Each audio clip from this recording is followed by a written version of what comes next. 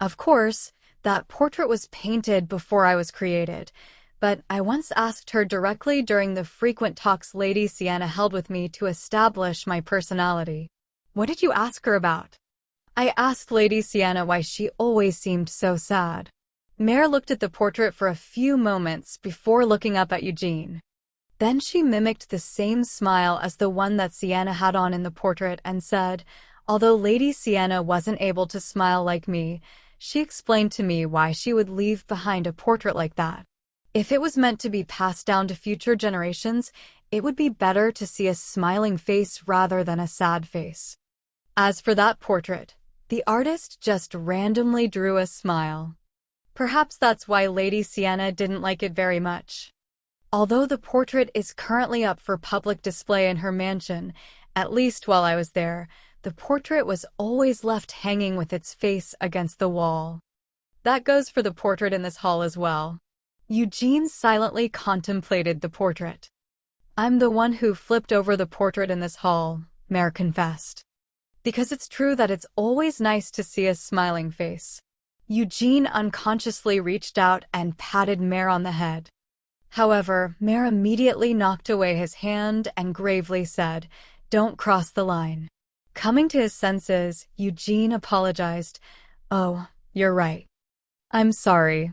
Although I might have a smaller body than you, Sir Eugene, I've been here for over 200 years, you know."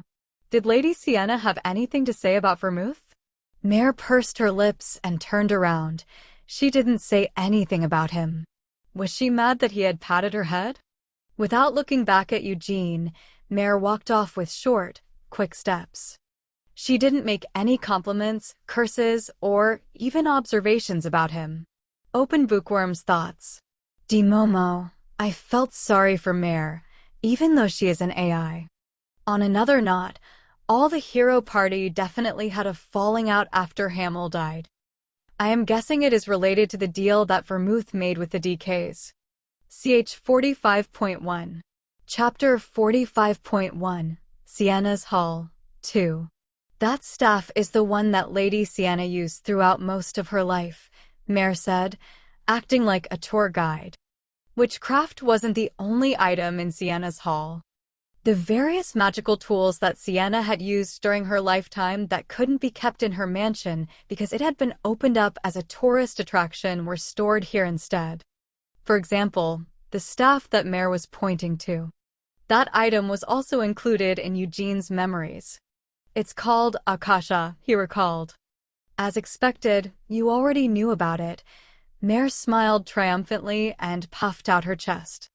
There's a type of tree known as the fairy tree, which only grows in Samar Forest, the sanctuary of the elves.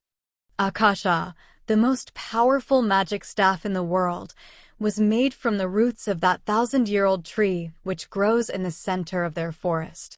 Her voice, which was trembling with excitement, really made Eugene feel like he was listening to Sienna. Sienna had personally explained the staff's origins to him a long time ago, and like a parrot, she had kept repeating those boasts about it whenever she got drunk. Mare continued her tale. The elves believe that the ancient tree holds the spirits of their ancestors, and that its roots support the entire world. This world tree is the center of the elves' religion. You know what that means, right? Those arrogant elves actually cut off a root of that ancient and sacred tree in order to make the staff as a gift for Lady Sienna. Sienna wasn't an elf or even a half-elf. Although she was a human, Sienna was often associated with the elves. Among the many rumors about where she might have gone into seclusion, a few speculated that she may have taken refuge in Samar Forest, the sanctuary of the elves. Sienna didn't know who her parents were. When she was just a baby, she was abandoned in the great jungle at the southern tip of the continent, the Samar Forest. Usually, she would have been eaten by a monster or a wild beast, but Sienna's luck was good that day. An elf who just so happened to be passing by was drawn to the baby's cries and saved Sienna. That was how Sienna was taken to the elves' sacred grove, which lay somewhere in the heart of that jungle. The elves there were not too welcoming of Sienna. However, after discovering that she had tremendous magical talent, they recognized her as one of their own and taught her the magic of the elves. As Eugene stared at Akasha with blank eyes, Mare continued the lecture in her high-pitched voice. Lady Sienna is the first person to ever own a staff made from the roots of the World Tree. Even among the elves, this was an unprecedented honor. Not only that, do you see that thing over there? The red jewel at the end of the staff. If you're curious to know what that is, it's a dragon heart, Eugene interrupted. Mare took this interjection in her stride. Yes, that's right. Among all the magic staffs that exist in the world, there are only 2 staffs that have incorporated a dragon heart. One is Lady Sienna's Akasha, and the other is Vladimir. Eugene answered the unspoken question in a calm tone. That terrible staff had still been around 300 years ago. At that time, Vladimir's owner was a lich named Belial, a servant of the Demon King of Incarceration. Eugene had an ill-fated relationship with that staff. Eugene needlessly glanced down at his own stomach. In his previous life, the one who had killed him was that lich, Belial. That guy was responsible for the powerful traps installed all over the Demon King's castle, and their party had been constantly harassed by those traps without getting any time to rest.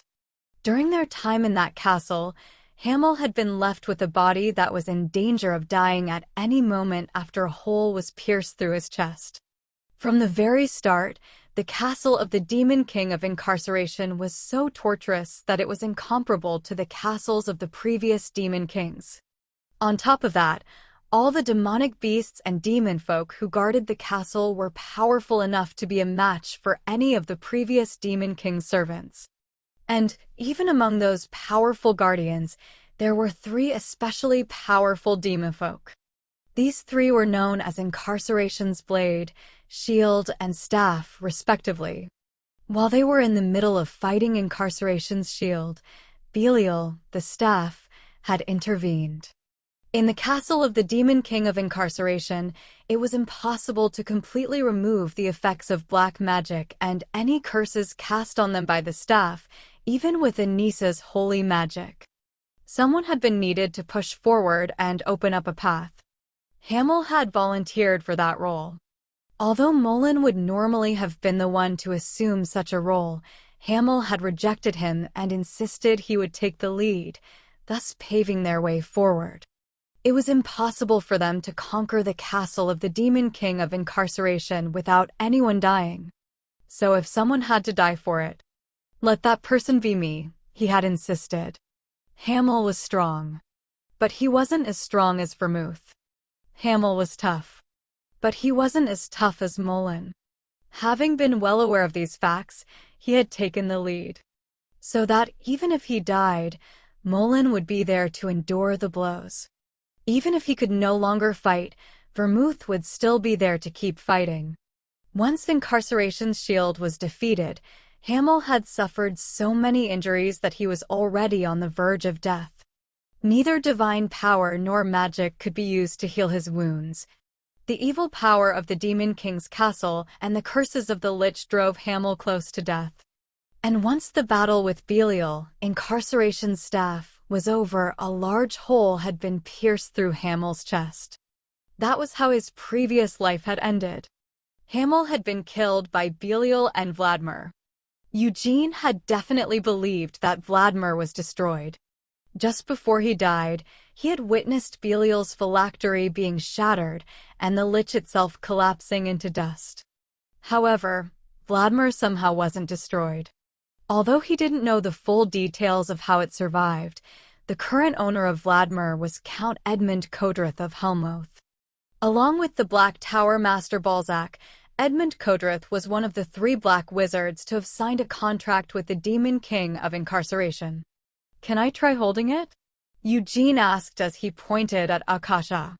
At this question, Mare put on a mischievous smile and nodded. "Of course, it's okay, but just so you know, it's impossible for you to cast any magic with that staff." "Why's that?" Eugene asked. "Akasha will only recognize Lady Sienna as its master. After Lady Sienna went into seclusion, several wizards tried to become Akasha's new owner, but none of them were able to receive Akasha's approval. If they couldn't use it, why just leave it here? They should have broken the staff and at least taken the dragon heart. Please don't spout such nonsense. Akasha is a treasure gifted to Lady Sienna by the elves and the dragons. Although it's not possible to be used just on its own, it holds a tremendous value. As Mare pointed this out with a tsk of her tongue, Eugene gave a faint smile. He felt some nostalgia from her answer. A long time ago, he had also heard the same sort of thing from Sienna. You should already know this as well, right, Sir Eugene? A dragon heart is literally a dragon's heart. Because the heart of one of their deceased comrades was sacrificed to make a staff for Lady Sienna, if someone were to break Akasha for it, while I'm not sure about the elves, the dragons will definitely make an appearance and strafe Aroth with their breath attacks. He had also heard something along those lines from Sienna. When he had joked about breaking the staff and dividing the dragon heart's mana between them, Sienna had thrown a beer bottle at him with a loud shout. You ignorant bastard! You want to break what? Do you really want to doom us all? Of course, Mare didn't swear at him harshly like Sienna had. Even so, hearing her say the words that Sienna had said, with a face that resembled Sienna, caused Eugene to recall the memories of Sienna from his past life. After standing there stunned for a few seconds, Eugene came to his senses with a thought, not good. He was becoming too obsessed with the memories of his past life. Eugene shook his head vigorously and turned away from Mare. He hadn't come to Akron just to immerse himself in his recollections. For now, let's just try and hold it. Saying this, Eugene reached out his hand. The staff was as tall as Sienna was. Although he was holding it directly, nothing seemed to have happened. After shooting a glance at Mare, Eugene attempted to infuse some mana into Akasha. But once again, nothing happened. Akasha wouldn't accept the mana that he had offered it. Since he'd seen the illusion of Sienna, Eugene had held a slight hope that he might be able to obtain Akasha's approval. But it seemed that Sienna had left no such arrangements for him. If you were going to leave something behind for me, I'd rather you'd have left Akasha instead of my necklace. He still wasn't sure who had left behind the necklace in the Lionheart's main estate. However, Eugene was almost certain that Sienna had been the one responsible for dropping it there. Do you know what this is? Eugene asked. Having had a sudden thought, he pulled out the necklace and showed it to Mare. Mare examined it and said, It's just a worn-out necklace. So you don't recall having seen it before? There's no way that I could have.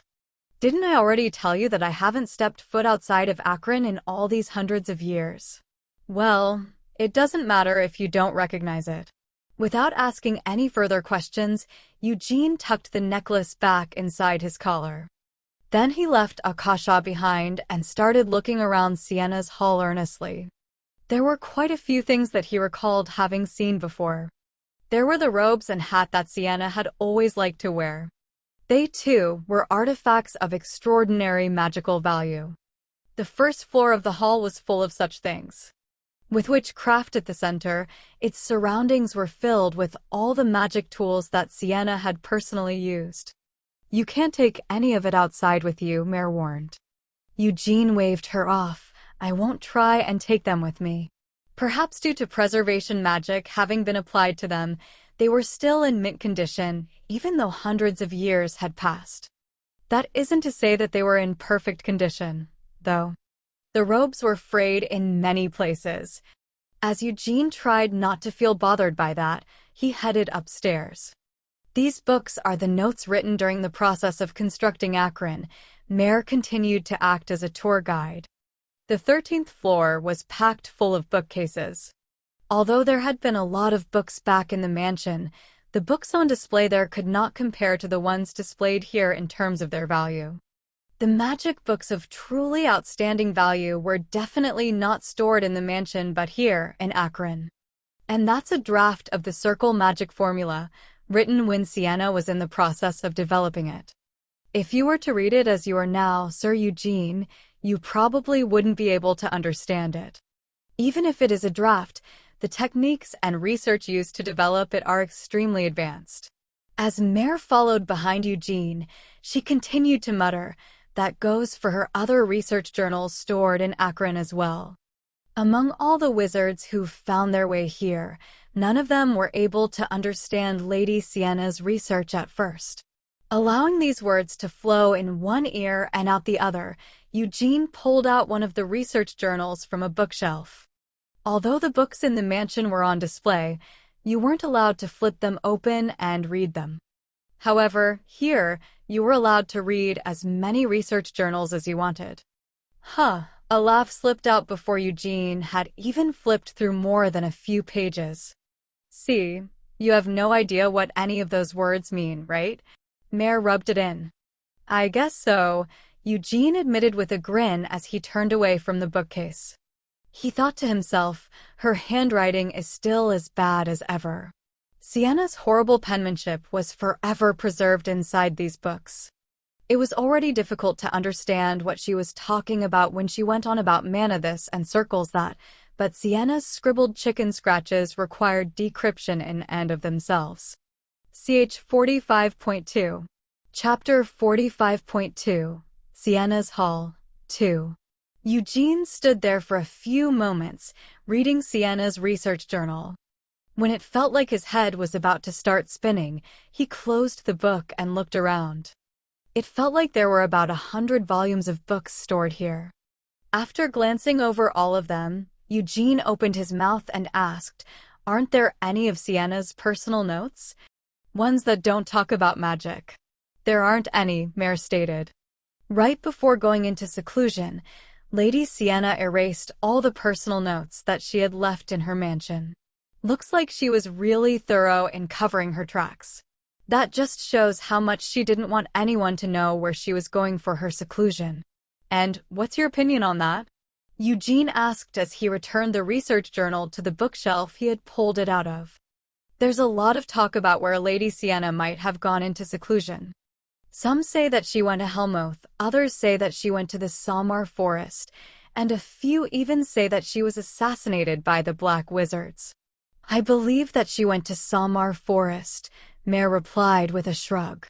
"Although many people think she might have gone to Helmouth, from what I recall, Lady Sienna wasn't the type who would dare to do something so reckless and impossible.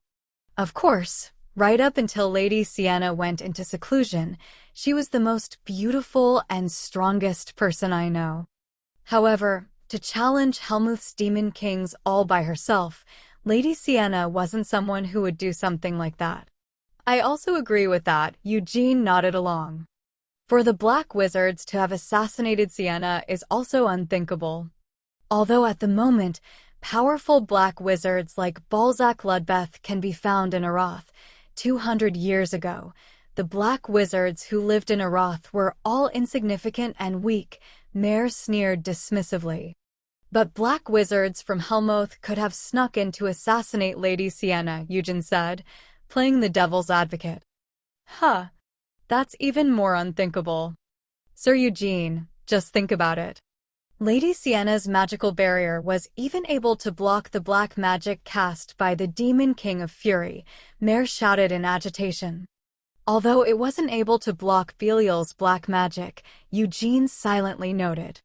In terms of their magic levels alone, Belial the Lich's level was actually greater than that of the Demon King of Fury. Though that didn't mean that Belial was stronger than the Demon King of Fury. Mare continued her tirade. Just if, the Black Wizards of Helmouth had really snuck in to assassinate Lady Sienna, there is no way they could have taken down Lady Sienna so quietly. There would have to have been enough surges of mana to shake the entire capital city of Pentagon to its foundations. However, no such disaster happened when Lady Sienna went into seclusion. That means that Lady Sienna must have gone into seclusion of her own will and could not have been murdered by anyone. Without calming down in the slightest, Mare continued to glare at Eugene. Mare refused to accept even the slightest possibility that her creator, whom she loved and respected, could be murdered by someone like a black wizard. Lady Sienna must definitely still be in Samar Forest, Mare insisted. Although I don't know where exactly the Elven Holy Glade is within that vast forest, Lady Sienna is definitely. Unable to finish her words, Mare drifted off into mumbles. 200 years was a really long time. If you were an ordinary human, you would definitely pass away during that time. Even Vermouth couldn't break free of the natural limits of his lifespan. She has to just be comfortably, resting her eyes somewhere. Although, I'm not sure if she's still alive, Mare reluctantly admitted. I believe that she's alive, Eugene suddenly declared. Mare's slumped shoulders were bothering him. Although he wanted to pat her on the back, remembering Mare's stern warning from earlier, Eugene kept himself from reaching out unwantedly. Unsure how to continue, Eugene hesitated. The brave Sir Molan was also still vigorously living it up just 100 years ago. So Lady Sienna should still be alive. She's probably just stopped her aging with magic or something like that. It looks like Sir Eugene really does like Lady Sienna a whole lot, accused Mare. You can't really call it liking her. Liar. You don't know what kind of expression you were making, do you, Sir Eugene? Mare lifted up her drooping shoulders and looked up at Eugene. Every time I tell a story about Lady Sienna, your eyes twinkle brightly, and whenever you see something that belonged to Lady Sienna, you become extremely immersed in its history. Mare listed the evidence. I've always had a liking for old stories, Eugene protested. Is that so? Then you should like that book as well. With a grin, Mare headed to a corner of a bookshelf. She took out a book whose cover had been faded by the traces of time. She read its title, The Great Adventures of the Hero Vermouth. Eugene's cheeks had started twitching from the moment he saw it. It's a famous fairy tale, isn't it? Mare proudly held it up. Since Lady Sienna and her other companions were always reluctant to talk about what happened in Helmuth, this fairy tale is actually the first book to tell the world about the legends of the Great Vermouth. It's a damned book, is what it is, Eugene grumbled. Huh? Why would you call it a damned book? Mare asked, looking puzzled. I mean, the truth is that I actually like Sir Hamill the most, and I respect and admire him. Eugene struggled to hide his embarrassment. But in that fairy tale, Sir Hamill is really made out to look like such an idiot. But Lady Sienna also called Hamill stupid, a son of a bitch, a fool, and a motherfucker? No, he wasn't really like that. Sir Hamill wasn't stupid, a son of a bitch, a fool, or a motherfucker either. Instead, he was pretty nice and brave and, in any case, he was a great person. Why did he have to be the one to say such things?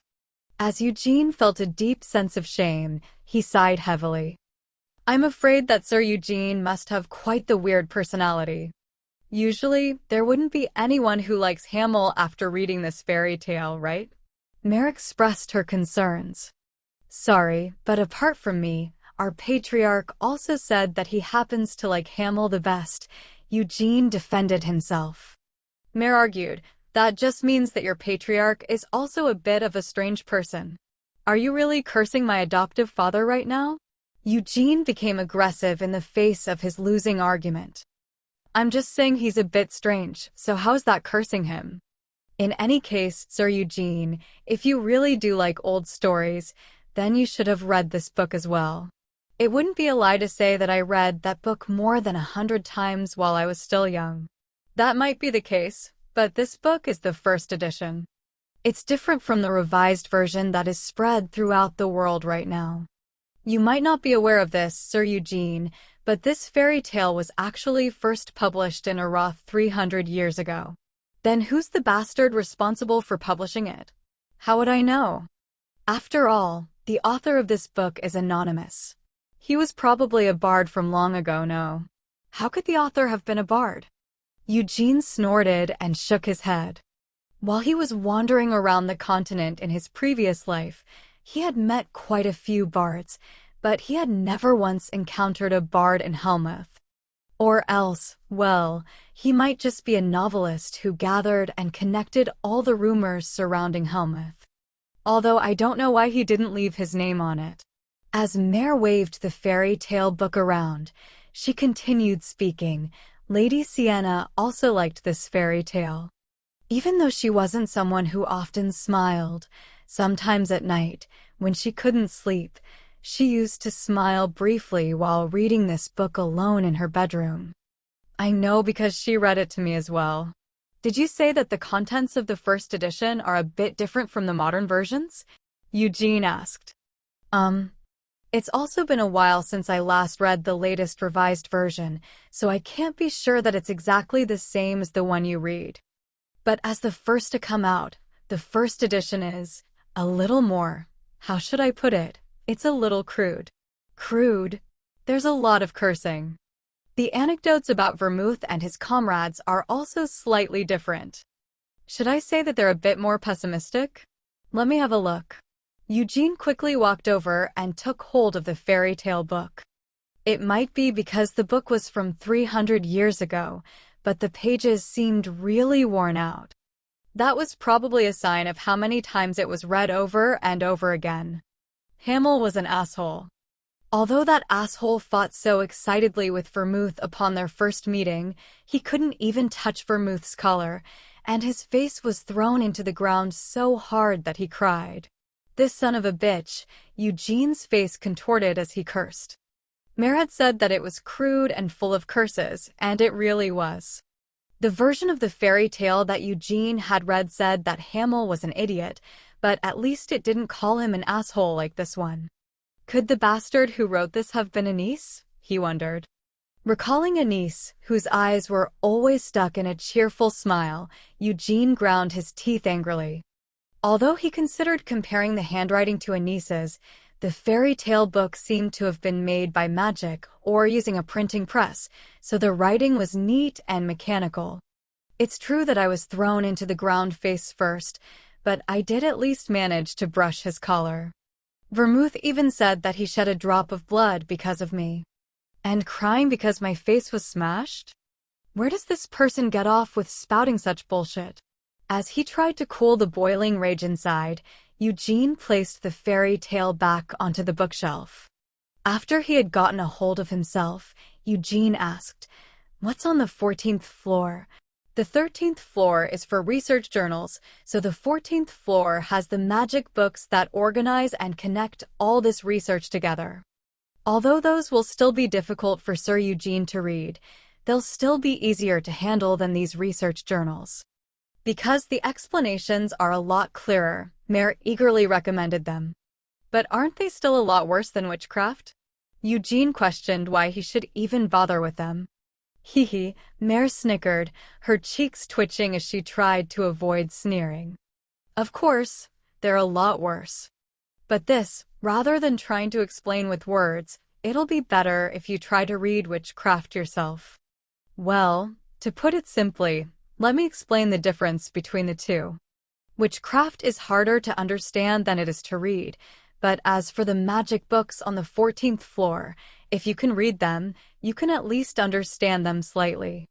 Although it might be unreasonable to expect that much from you, Sir Eugene. Turning around, Mare headed towards the elevator. For now, why don't we go up to the 14th floor? Mare suggested. You would probably prefer that floor to this one. Why so? Eugene asked cautiously. Because you said that you like old stories, right?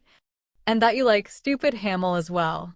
Although Eugene couldn't comprehend these words, when they arrived on the 14th floor, he immediately understood what Mare had meant by that. Take a look, Mare giggled as she waved her hand forward. Those are the personal memories that Lady Sienna extracted for her own recollections. Those aren't just simply portraits, but are the real versions of Lady Sienna's comrades as she remembered them. Within the walls of the 14th floor, the figures of 4 people were clearly reflected. Over there, the handsome man standing in the center is the great Vermouth. Mare eagerly pointed him out. Vermouth looked exactly as he did in Eugene's memories. Beside him, the blonde woman whose eyes are smiling so much that it's impossible to see her pupils. That's faithful Anise. The saintess, who carried around bottles of wine while calling them holy water. The macho causing you confusion about whether he's a troll or a human is the brave Mullen. Even though his body was already so big, he was always carrying around an axe that was even bigger than his own body, and he was a fool who kept causing problems in every fight. And over there, the man who looks like he has a bad personality, with a frown on his face, is Stupid Hamel. This is the one and only sole record of Hamel's appearance. You can only find his face here, in Lady Sienna's hall. At that moment, Eugene couldn't find any words. Hamel, who had died in Helmeth, hadn't left behind even a single portrait for the world to see. Pahaha, as he continued to look at this appearance from his previous life, Eugene eventually burst into laughter. If you were going to leave something like this behind, wouldn't it have been better with a smile on his face? As Eugene chuckled, he shook his head. Ch 46.1. Chapter 46.1. Sienna's Hall. 3. Although he wasn't sure from what moment these likenesses of their figures were taken, Eugene felt it was probably from just before they had departed for Helmeth. Vermouth, as he was pictured on the wall, didn't appear to have the moonlight sword on him. I also look like I have fewer scars. In his previous life, Hamel had ended up with a lot of scars. The many scars on his body had been covered up by his clothes and armor, and even his face had borne a lot of minor scarring. Around half of them had been obtained while he was working as a mercenary, and the remaining half were obtained in Helmeth. The Hamel in front of him had almost no scars on his exposed skin. Although he had a nasty expression, his eyes weren't all that offensive. From how neat and tidy his appearance was, this image had to be from before they had gone through all sorts of hardships in Helmeth. How handsome, Eugene eventually murmured. Right. Mare agreed. Although I've also seen this image a countless times, I still can't get over how handsome Sir Vermouth was. Eugene interrupted her praises. I was saying that Hamel was so handsome, not my ancestor. Mare's eyelashes fluttered. Her jaw dropped open as she alternated between looking at Hamel and Vermouth. Are you crazy? Mare demanded. Well, my ancestor, I admit that he's handsome, but Hamel also, he has his charms. With his, untamable countenance? And that bestial charm, Eugene's lips eventually fell shut as he felt an unbearable sense of shame.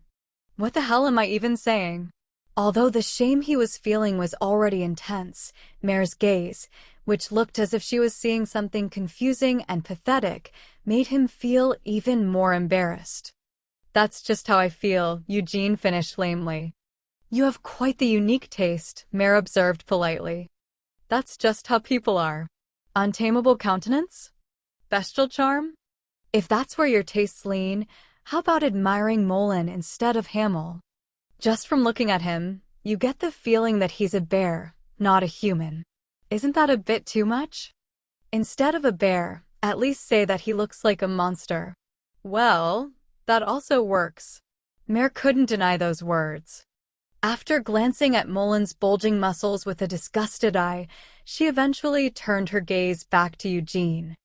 Apart from the portrait, don't you have any other recordings of Lady Sienna's appearance?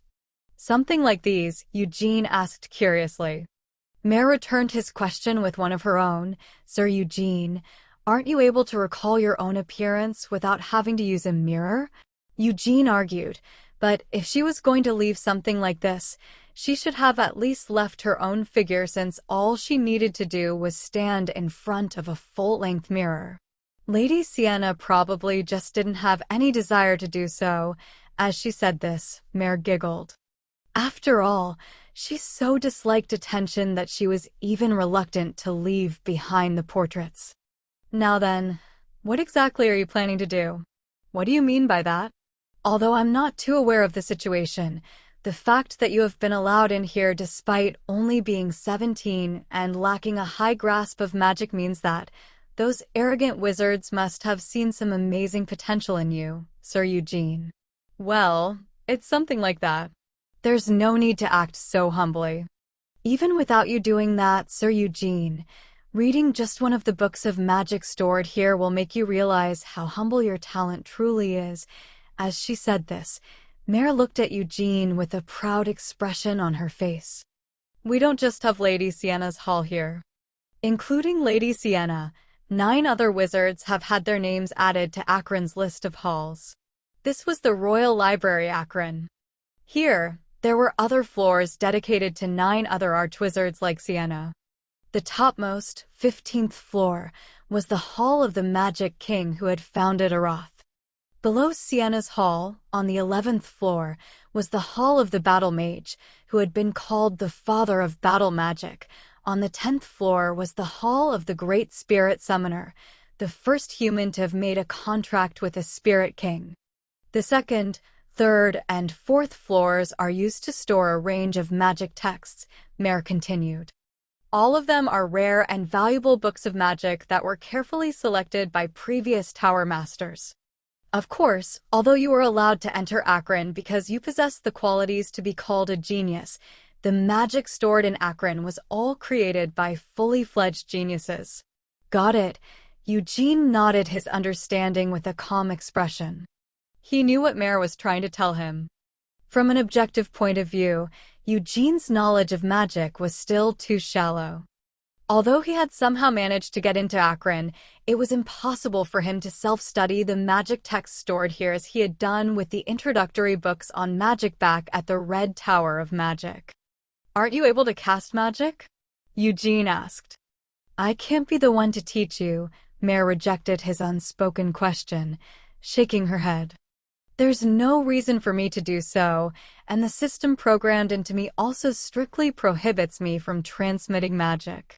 For hundreds of years, many wizards have attempted to try and extract witchcraft from me, but none have been able to change my settings. After she had finished, Mare fell silent for a few moments. She had a complicated expression on her face as she crossed her arms in front of her. The only type of spells I'm permitted to use are ones for removing any dust in this hall or picking up small pieces of trash, Mare explained. Do you still want to see my magic? Eugene wordlessly responded. If so, please try to break into Akron without an entry pass. If you really do so, then I will make sure to appear faster than any of the familiars from the other floors to execute you, Sir Eugene. Is that really necessary? If you dislike that method, you could try to attack either witchcraft or myself. If you have a preferred method of death, Sir Eugene, I will do my best to fulfill your desire. It didn't sound like a simple joke when she said it like that. In any case, it looked like it would be impossible to be personally taught magic by Mare. After taking a few moments to think, Eugene headed for the elevator. As he walked, he asked Mare, even if you can't teach me, can you give me any advice about magic? That is also restricted, Mare admitted. If it were so easy for me to gently guide you into learning magic, wouldn't all the archwizards of Aroth have already mastered witchcraft? Witchcraft was just as infamous as it was renowned. Even though you couldn't even touch it without being first qualified to enter Akron, among all the archwizards who had entered this library, not a single one had yet to fully master the magic of witchcraft. Mare hesitated. If you do need some advice, Sir Eugene, how many circles have you reached? If I had to say it, I might be at the 3rd circle, Eugene awkwardly admitted. Mare cringed. Ugh. Really? It's only been a bit over 2 months since I started learning magic, Eugene defended himself. Considering how long it's been since you started, I guess you can be called somewhat of a genius. But even with that, you're still far from qualified to enter Akron. Until just now, Mare had been smiling as she joked about this and that, but when it came to magic, her attitude became cold and scornful. Even the sort of look somehow reminded Eugene of Sienna, causing him to smirk in amusement. What did you mean by, if I had to say it, I might be at the 3rd circle? Mare demanded. I haven't actually created any circles, Eugene confessed. Don't lie to me. No, really. Without any circles, I've been using my cores as circles when casting magic. Is that the Lionheart clan's unique magic formula? It shouldn't be. I don't know how my ancestor used to cast magic, but the Lionheart's direct line doesn't have any record of such a magic formula. Although, I can't be sure about any of the collateral branches. There were countless collateral branches of the Lionheart clan. Although they didn't seem to interact much with the main family, there were also families among the collateral lines who specialized in magic. Mare hummed contemplatively. If that's the case, is the magic formula that you're currently using something that you came up with on your own, Sir Eugene?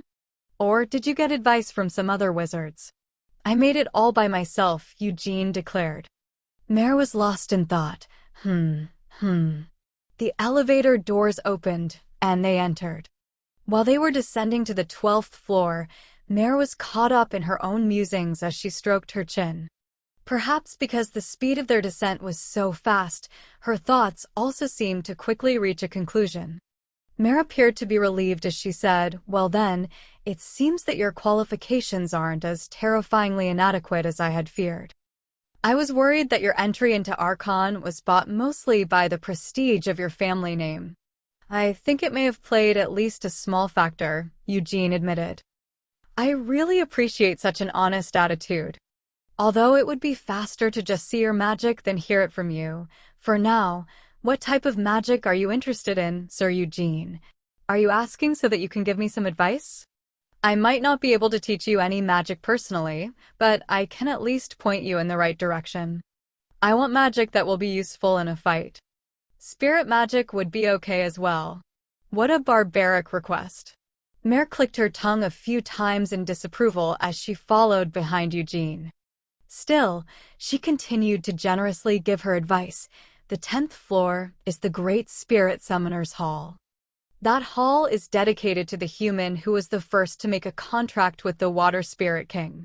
But it's not like you can be sure to make a contract with the Water Spirit King just because you've learned the magic stored in that hall, Eugene quibbled. Well, that may be the case. After all, the innate compatibility of the summoner is also important when making a contract with a spirit. As for the magic stored on the 10th floor, most of the spells there are meant to be applied together with the power of water spirits. If that's the case, they won't be of much use to me. I prefer wind spirits over water spirits. But something like compatibility isn't up to you to decide, Sir Eugene. Well, for now, I get your point. If you want magic that's useful in a fight, then the 11th floor is definitely perfect for you. Because that hall is dedicated to the Archwizard, who is called the Father of Battle Magic. Ch 46.2. Chapter 46.2. Sienna's Hall. 3. Is there anything else you would recommend? As Eugene asked this question, they came to a stop in front of Witchcraft. I'm not sure what type of fighting style you have in mind, Sir Eugene. Do you intend to solely use magic when you fight? Even though the Lionheart's main family is a famous martial family, Mare asked doubtfully. I'll use them both, magic and a weapon, Eugene clarified. How arrogant of you, Mare giggled. Even considering the potential Eugene had shown at such a young age, it still felt absurd that he was planning to use both magic and martial arts together when he fought. If that's the case, rather than the 10th floor, the floor below that will be of more use to you, Mare said, changing her recommendation. The magic texts on the 10th floor mainly deal with the proper application of battle magic and how to adapt the magic according to the situation. In other words, their difficulty level is extremely high. Although that's actually the case for all the magic in this place. But what's on the floor below? Eugene asked. It has some powerful and yet simple magic. The spells of the Fire Wizard and Ice Wizard, who were eternal rivals during their lifetimes. While the ice magic pairs well with water spirits, since you said that you prefer spirits of the wind, it would be better for you to learn the fire magic instead. Although Mare was sarcastic, her advice was clear and helpful. Sir Eugene, once you've become quite proficient in fire magic, you can also go to the 7th floor. Although the difficulty of the spells stored there is quite high, once you've mastered them, there is magic powerful enough to wipe out an army or even a nation in a single spell. Have you heard of the Meteora spell, Sir Eugene? Of course I have, Eugene answered cautiously. That's the spell that rains meteor showers from the sky. Was it around 500 years ago? It was during an era of constant conflict between nations.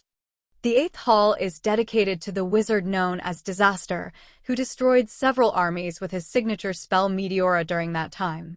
Akron is the only place on the continent that has a complete copy of the Meteora technique. Although Eugene didn't know if he would learn Meteora, he couldn't deny being interested in it.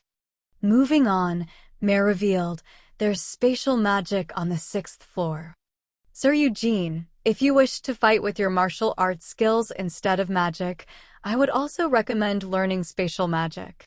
As long as you can completely master Blink, you will have an absolute advantage in any magical duel. Blink was a short-range teleportation spell. Although the distance that could be teleported differed on the level of the wizard casting it, Sienna used to be able to jump dozens of meters with a single blink. As he continued to listen to Mare's advice, Eugene slowly started to get an idea of what he could do with Blink. While teleporting here and there with Blink, he could either swing his weapon or cast a spell. As long as he was able to adapt to the style properly, he would be able to surpass his strength in his previous life. Since I wasn't able to cast even a single spark in my previous life, let alone Blink, to be able to do something that he couldn't do in his previous life, Eugene felt a fluttering sort of pleasure from that. Breaking out of his daydreams, Eugene asked, "And what about witchcraft?" Mare began a long-prepared lecture. Witchcraft contains an optimized mana application formula designed for circles. Through this, it can amplify the magical power created by a circle. It can also simplify any technique, increasing efficiency and removing the need for incantations. It can even allow multiple activations of the same spell through a single casting. Also, it can be used to imprint spells into your subconscious mind and store them there, allowing you to cast the spell immediately according to the situation, and you can even set a trigger so that the spell casts itself in response to external stimulation. Eugene was struck silent by this extensive list. Among all these benefits, the most impressive is that its circle provides the ideal application of force. Although most wizards nowadays already use circles, witchcraft's circle magic formula is far superior to ordinary circles. To put it simply, it allows you to exert maximum power with the minimum amount of mana. Sorry, but while I hear what you're saying, I don't understand it. Of course, that's the case. If you could understand it just by hearing it, there wouldn't be any reason for witchcraft to be called the greatest grimoire in the history of magic, would there? With a broad grin, Mare puffed out her chest. Okay then. Eugene shrugged off the boasting, and just how am I supposed to read it? Close your eyes and reach out your hand, instructed Mare. After that, transmit your mana into witchcraft, Sir Eugene. If you do that, you'll be able to read it. He just needed to reach out his hand? For a few moments, Eugene stared at the sphere of light that was covered by dozens of rings. Since he wouldn't be able to understand it if he just kept looking at it like this, Eugene stretched out his hand as Mare had instructed. Although his hand was drawing closer to the light-emitting sphere, he couldn't feel anything like heat from it. However, he did feel a tremendous amount of mana. Ignoring his uneasy goosebumps, Eugene drew out his mana using the white flame formula. Would it be alright if he just poured his mana in as it was? Or should he apply it through the pseudo-circle that he used whenever he cast a spell? As he hid these worries, for now, he just poured in his mana. Suddenly, he lost all sensation in his body. He couldn't hear anything, and he couldn't smell anything. Although his eyes shot open in alarm, he couldn't see anything either. He couldn't see Mare, who had been right next to him, nor could he feel her presence. He tried to voice the sound, but the noise failed to reach Eugene's ear. He couldn't even hear the sounds of his own body. It was only then that Eugene was somewhat able to grasp the situation he was in. This was a world formed within his own mind. Eugene's body didn't exist within the space. Once he had connected to witchcraft, only his consciousness was dragged into the depths of this place. It's similar to a dream, but also different. Things weren't changing according to his will, like in a lucid dream. And he wasn't seeing any unpleasant hallucinations like in the bullshit pulled by night demons. Instead, he just felt an overwhelming sense of powerlessness. Since his body did not exist, he couldn't move anything. Among all of his senses that had been blocked off, only one sense remained accessible: his sensitivity towards mana. This mental world was packed full to the brim with mana. Although this place was constructed in Eugene's own consciousness, witchcraft's mana had flooded his head, creating an infinite sea of mana. In the middle of the sea, Eugene's sense of self wasn't even as large as a grain of sand. He couldn't even wander around and explore as he wished. So all he could do was contemplate the situation and wait. The mana. I can move it a little. A little? Oh, that's right. So this is all the mana that I have currently. Eugene realized that the mana he could move was the mana that belonged to his own consciousness. But within the sea of mana, Eugene's mana was just as small and insignificant as his sense of self. If he gathered in all his mana, would he be able to get out of here? That was probably the case, but Eugene didn't want to test that just now. After all, he hadn't seen anything yet. Eventually, the sea began to move. A huge wave formed in front of Eugene, only to become a single ring. It was a circle. The single circle began rotating slowly, then at some point, it accelerated so fast that he couldn't even tell it was spinning. With each rotation of the circle, the mana that flooded this world was drawn into the circle's rotation, copying it. Through this, the circle multiplied one at a time. Of the levels of magical aptitude that was divided into circles, the highest level was the 9th circle. However, the copied circles did not stop at 9. The moment the 10th circle was created, the mana that had been drawn into the circle's rotation stopped, leaving an immense line of circles. These 10 circles separated, but after pulling apart, they joined together once more to form a single giant circle, and the center of the circle was filled with an infinite amount of mana. That alone would have been alarming enough, but the phenomenon wasn't done yet. Countless circles began to be created within the larger circle. 1, 2, 3, 4. At this point, Eugene gave up on counting. Having drawn out an infinite amount of mana, the greater circle was creating an endless amount of circles within it. These circles kept multiplying, dividing, intertwining, multiplying once again, dividing, and although he was simply looking at it, just the sight of it alone was shaking Eugene's consciousness. It felt like an optical illusion that exhausted the mind and caused motion sickness, but no, it wasn't an optical illusion. Within that circle, an infinite amount of circles truly were repeatedly multiplying, dividing, and intertwining. Even if I can see it, I don't think I can understand it.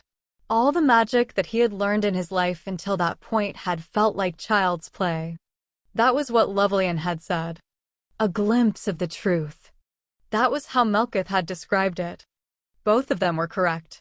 His consciousness wavered. The transformations taking place with those infinite circles and all the possibilities that they contained, Eugene definitely couldn't fully comprehend all of them. However, he knew this much for sure. The wise Sienna, she was the most astounding and powerful wizard in human history. Hold on. His consciousness began to collapse. Eugene sensed what was currently happening to him. An unstoppable shudder was about to close in his mind and cause him to fall unconscious. I don't want to faint, but... Hold on, no way. It might be better for you if you wear a diaper? Why? You might just wet your pants a little. Melkitha's earlier words weren't just a joke. Just when did he last go to the bathroom? Eugene desperately attempted to keep a hold of his consciousness, but in this world that was connected to witchcraft, Eugene's consciousness was pitifully weak. Resistance was impossible. No way. Please, my excellent body, you can't let me down. Don't let me piss myself. With this earnest prayer, Eugene lost consciousness. Ch 47.1. Chapter 47.1, Sienna's Hall, 4. When Eugene opened his eyes, the very first thing he did was check his underwear. He was worried that he might have wet himself, just like Melkith had warned. Fortunately, his underwear was soft and dry. However, Eugene couldn't feel reassured by this fact alone. Mare's gaze, who was standing nearby and looking in his direction, felt somewhat unusual. Did I do something shameful while I was out? Eugene asked as he desperately tried to remain calm. Well, it was a bit shameful for you to faint like that, teased Mare. Eugene bit out. Apart from that, were you worried that you might have peed your pants? Mare asked with a mischievous grin. As Eugene felt his heart sinking, he shook his head desperately and said, "There's no way I could have done something like that. Haven't you heard that the truth almost always hurts?" Mare sighed. Please, don't feed me such bullshit. Because, as I said, there's no way I could have done something like that. Eugene's tone grew even more desperate.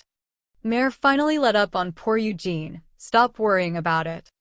At the very least, you didn't pee your pants, Sir Eugene. Although you did froth at the mouth a bit. So just froth. You also had a bit of a nosebleed. But anyway, haven't I already told you that you didn't wet yourself? Sir Eugene, if you had peed your pants, there's no way I would be standing this close to you. From the way you say that, it seems that there are people who have wet their pants. Of course, there've been quite a lot.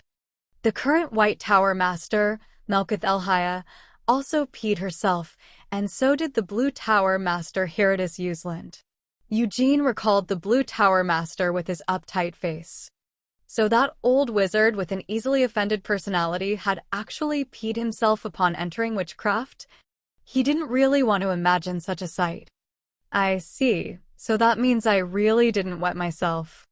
If that's the case, then it's fine, Eugene said in a relieved tone as he got to his feet. How much time had passed? As he was looking around for a clock with this question in mind, Mare suddenly spoke up. Sir Eugene was passed out for around 2 hours, Mare said, answering his unspoken question. That means I was out for quite a while, Eugene murmured in surprise. So, how was it? Mare asked, her eyes lighting up as she waited for his impressions. However, Eugene found it almost impossible to describe his reaction to all that he had just seen and felt. Difficult, Eugene eventually chose to begin with this word. And arduous. I don't even know what I was looking. No, I think I can vaguely understand what I saw. However, I'm finding it difficult to accept it as the truth, or as even just a theory. Of course, that's the case, Mare declared in approval. Mare truly appreciated Eugene's heartfelt impression. Archwizards, who held an overflowing pride in their skills and knowledge, rarely gave their honest impression after experiencing the contents of witchcraft. That's exactly why witchcraft and the one who made it, Lady Sienna, are so amazing, Mare proudly affirmed. That's right, Eugene admitted, not denying such a fact. Or rather, he couldn't deny it. Even though he had wholeheartedly believed that Sienna was the greatest wizard, he had still been curious about what had made her so amazing that even the other wizards were forced to rate her so highly. Such thoughts couldn't be helped. Eugene, no. Hamel knew Sienna extremely well. Not as the Archwizard, the wise Sienna, but as Sienna Meridian, the person who had once been his comrade.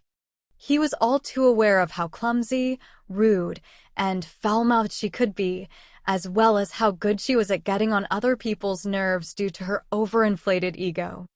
Though I guess she deserves to have such an ego. Eugene turned his head back to look at witchcraft.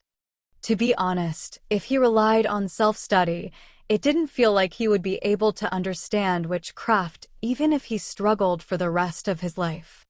The movements of the circles were truly mesmerizing, Eugene mumbled to himself. As she heard Eugene's mutters, Mare's eyes lit up. Ho?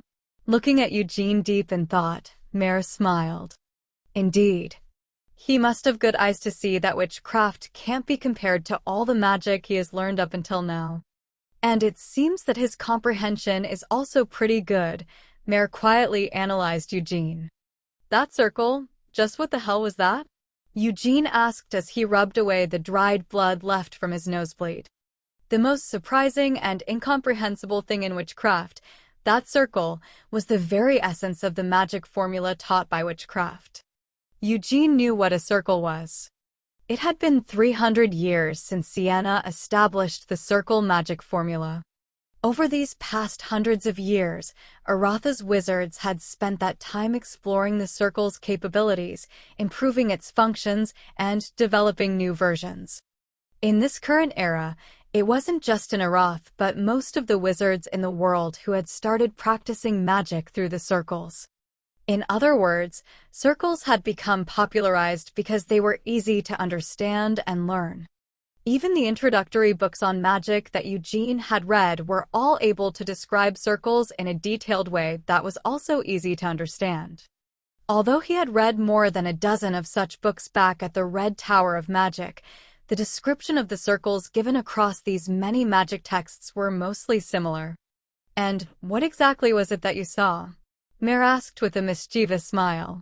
It seemed that she really wanted to hear more of Eugene's evaluation, or, more precisely, his amazement at Sienna's accomplishments.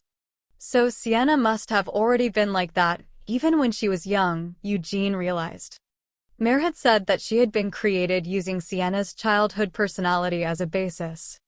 The Sienna, whom Eugene knew, had also enjoyed listening to other people's gobsmacked impressions as a way of fluffing her own ego. That circle, it just kept multiplying, Eugene said as he rubbed his aching head.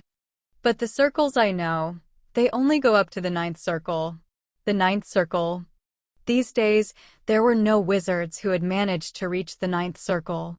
Even the Tower Masters, who were seen as the forefront of magic, were limited to the 8th circle, and even Helmuth's Black Wizards, who had signed a personal contract with the Demon King, could not cross the wall into the 9th circle. The 9th circle was the final step of the circle's magic formula.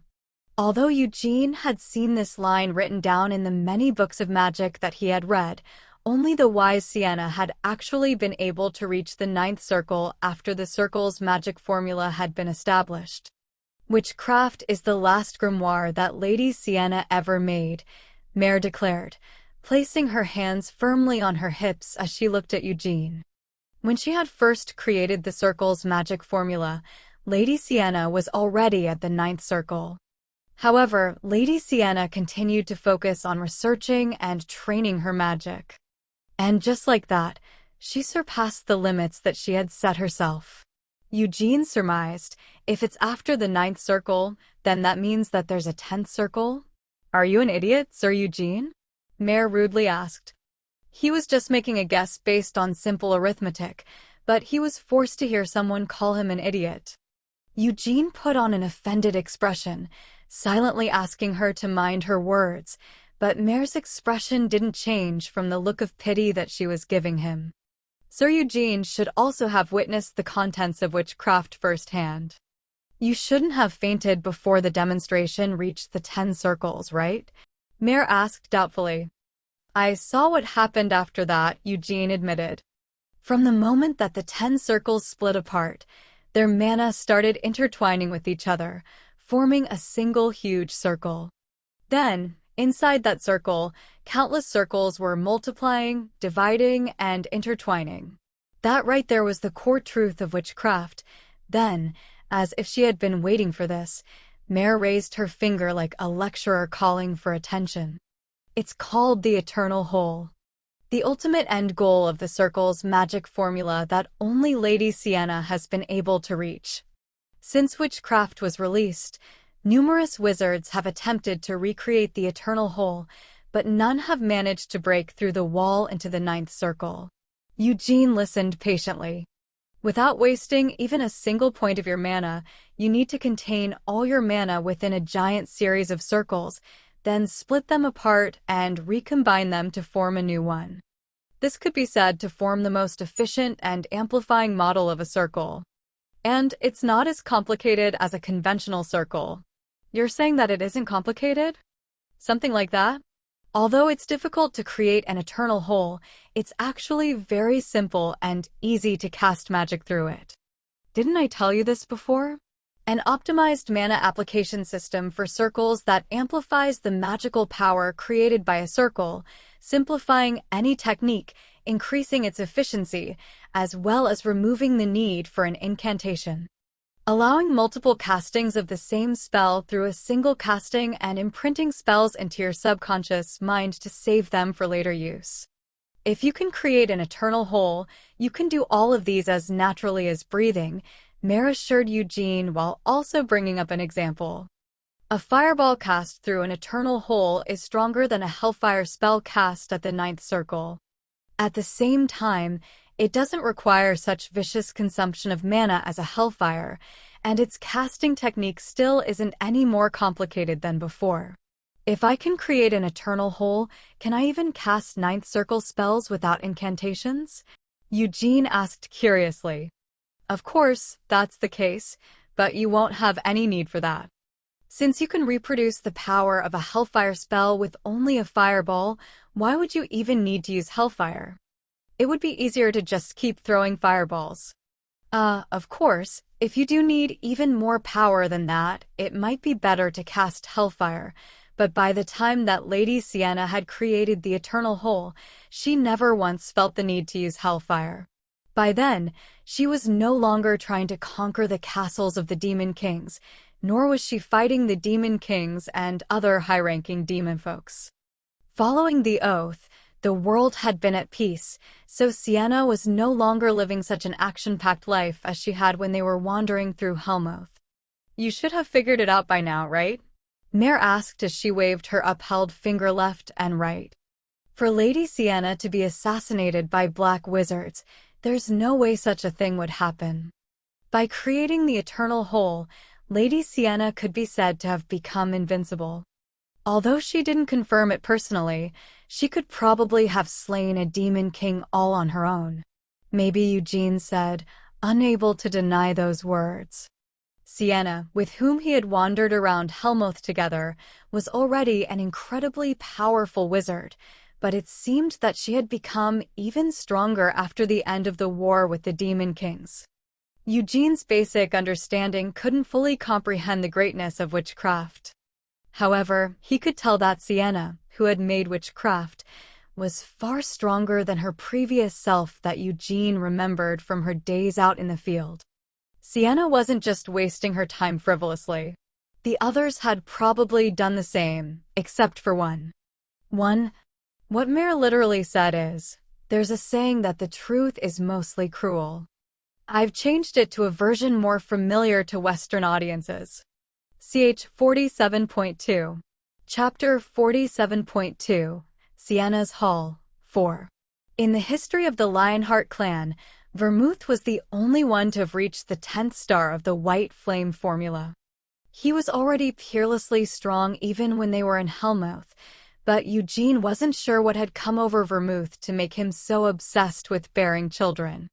Vermouth, from Eugene's memories, wasn't such an idle person.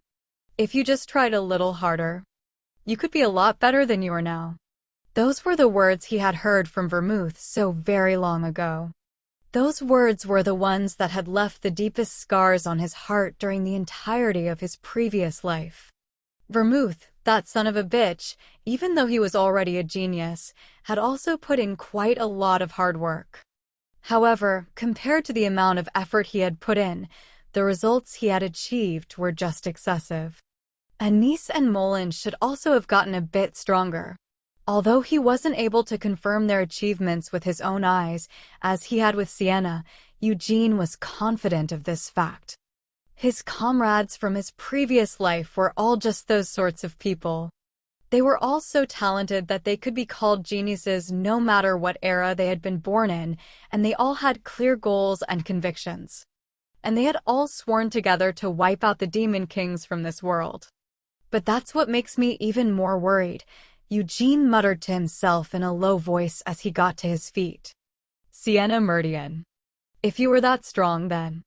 Sienna, who I knew would definitely have found some way to challenge the Demon Kings once more. The Demon King of Incarceration and the Demon King of Destruction. These two Demon Kings were so powerful that the Demon Kings of lower ranks couldn't even be compared to them. But even if they were defeated because of that, the companions that Eugene was familiar with weren't the type to fall into despair. On the contrary, after increasing their strength and regaining their confidence, even if victory wasn't certain, they were definitely the type to once again risk their lives for their convictions before they died. So for those guys to have not gone to challenge the Demon Kings once more until the very end. And for Sienna and Anise to have gone into hiding at around the same time. And for them to have no interactions with the Lionheart clan before Vermouth's funeral. Vermouth, Eugene let out a long sigh as he shook his head. Just what on earth were you planning? Asterisk, asterisk, asterisk.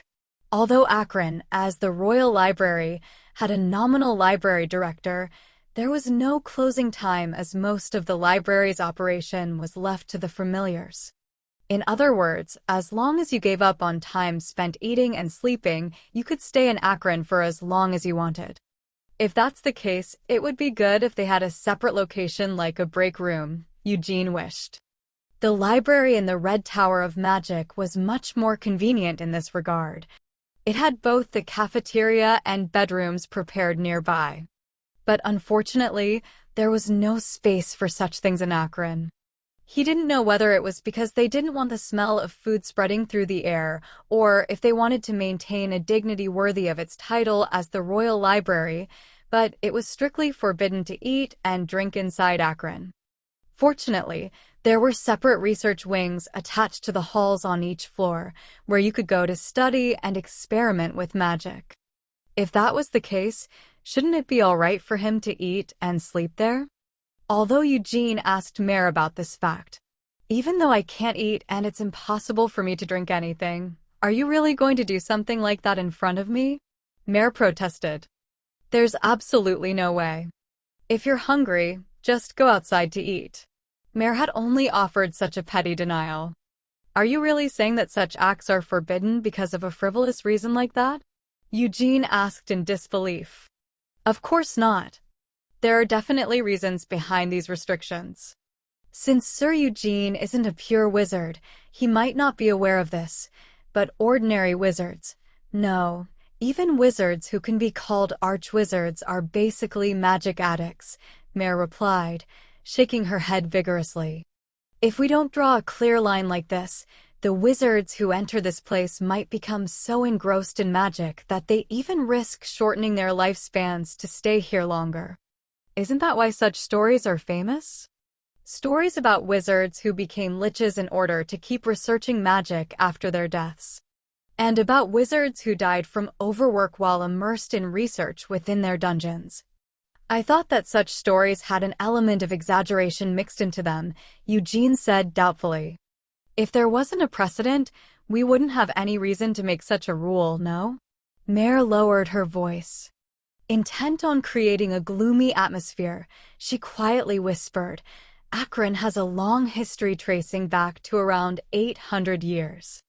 A long, long time ago, a certain wizard managed to obtain Akron's entry pass, which he had longed for all his life. He truly loved magic and was fascinated by the truths found in the research of his great and respected seniors. And just like that, he indulged in magic while forgetting to eat, drink, and sleep, until eventually. So what, does he come out at night as a ghost? Eugene asked, his tone skeptical. He could appear, Mare insisted. Though I've never actually seen him myself. Wow, so scary. Faced with Eugene's dry reaction, Mare pouted her lips.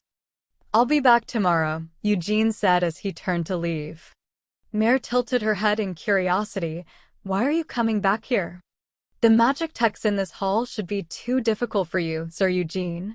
If they're hard, then I just need to keep learning, Eugene declared confidently. I'm not going to teach you anything, Mare warned him. That's fine because other than you, there is someone who can teach me. If that's the case, it's fine, but if you make too much noise, I'm still kicking you out. Mare said this with a tone of setting down an ultimatum. Eugene smirked and nodded in agreement. I'll do my best to be quiet, he promised. Honestly speaking, Eugene was experiencing some internal conflict. He wanted to keep getting to know her and even become friends with Mare, who exceedingly resembled Sienna. However, he didn't think it would be right to transfer that kind of affection to her. It wouldn't be correct, and it wouldn't be fair to Mare either. After all, Mare was a familiar. She wasn't Sienna herself. Mare's existence was also causing Eugene to become overly conscious of his past life. So Eugene didn't want to get any closer to Mare than was absolutely needed. However, things weren't going as he had planned. Just taking today as an example, there were several times when Eugene had seen glimpses of Sienna in Mare's behavior. But I can't just act like I don't know her either. If he really wanted to keep his distance, the best and simplest thing to do was not go to Sienna's hall any longer. But Eugene didn't want to go that far. Because aside from the existence of Mare, he also wanted to indulge himself in witchcraft and the other magical texts stored inside. Before going down to the first floor, taking Mare's advice, Eugene looked around the lower floors. Although there were also familiars on these floors, they didn't have a personality or an artificial intelligence guiding them, so they could only answer a few simple questions and maintain their assigned halls. There were no familiars as human-like as Mare, though the difficulty is the same. Following the mechanical guidance of the familiars, Eugene had looked at the magic books on display. Even if it wasn't as much as witchcraft, which was impossible for Eugene to understand currently, the difficulty of these books was the same as the other magic texts that he had seen in Sienna's hall. When he arrived on Akron's first floor, a voice called out to Eugene, "You sure were late to come back down." It was Melkith, who still hadn't returned to her own affairs and was just waiting there for him. "So, how is it?" another voice asked. Lovelian was there as well. Up until just now, he'd had a frown on his face, but from the moment he saw Eugene, he was walking over with a bright smile as he asked this question. "Truthfully speaking, I'm not really sure what I saw," Eugene replied as he shook his head. "Based on the magic theory that I've learned so far, I think it will take me several years just to properly understand a single one of those magic books." Of course, that's the case. Because the magic books stored here are the distillation of Aratha's hundreds of years of magic, Melkith responded with a smirk. While glancing at Wynyd, which was hanging from Eugene's waist, she continued speaking. "Kid, no matter how smart you might be, there's a limit to the amount of magic you can learn without a proper teacher." Lovelian interjected from the side, "White Tower Master." Like I said, you don't need to worry," Melkith assured him. "I have no intention of taking that kid as my disciple.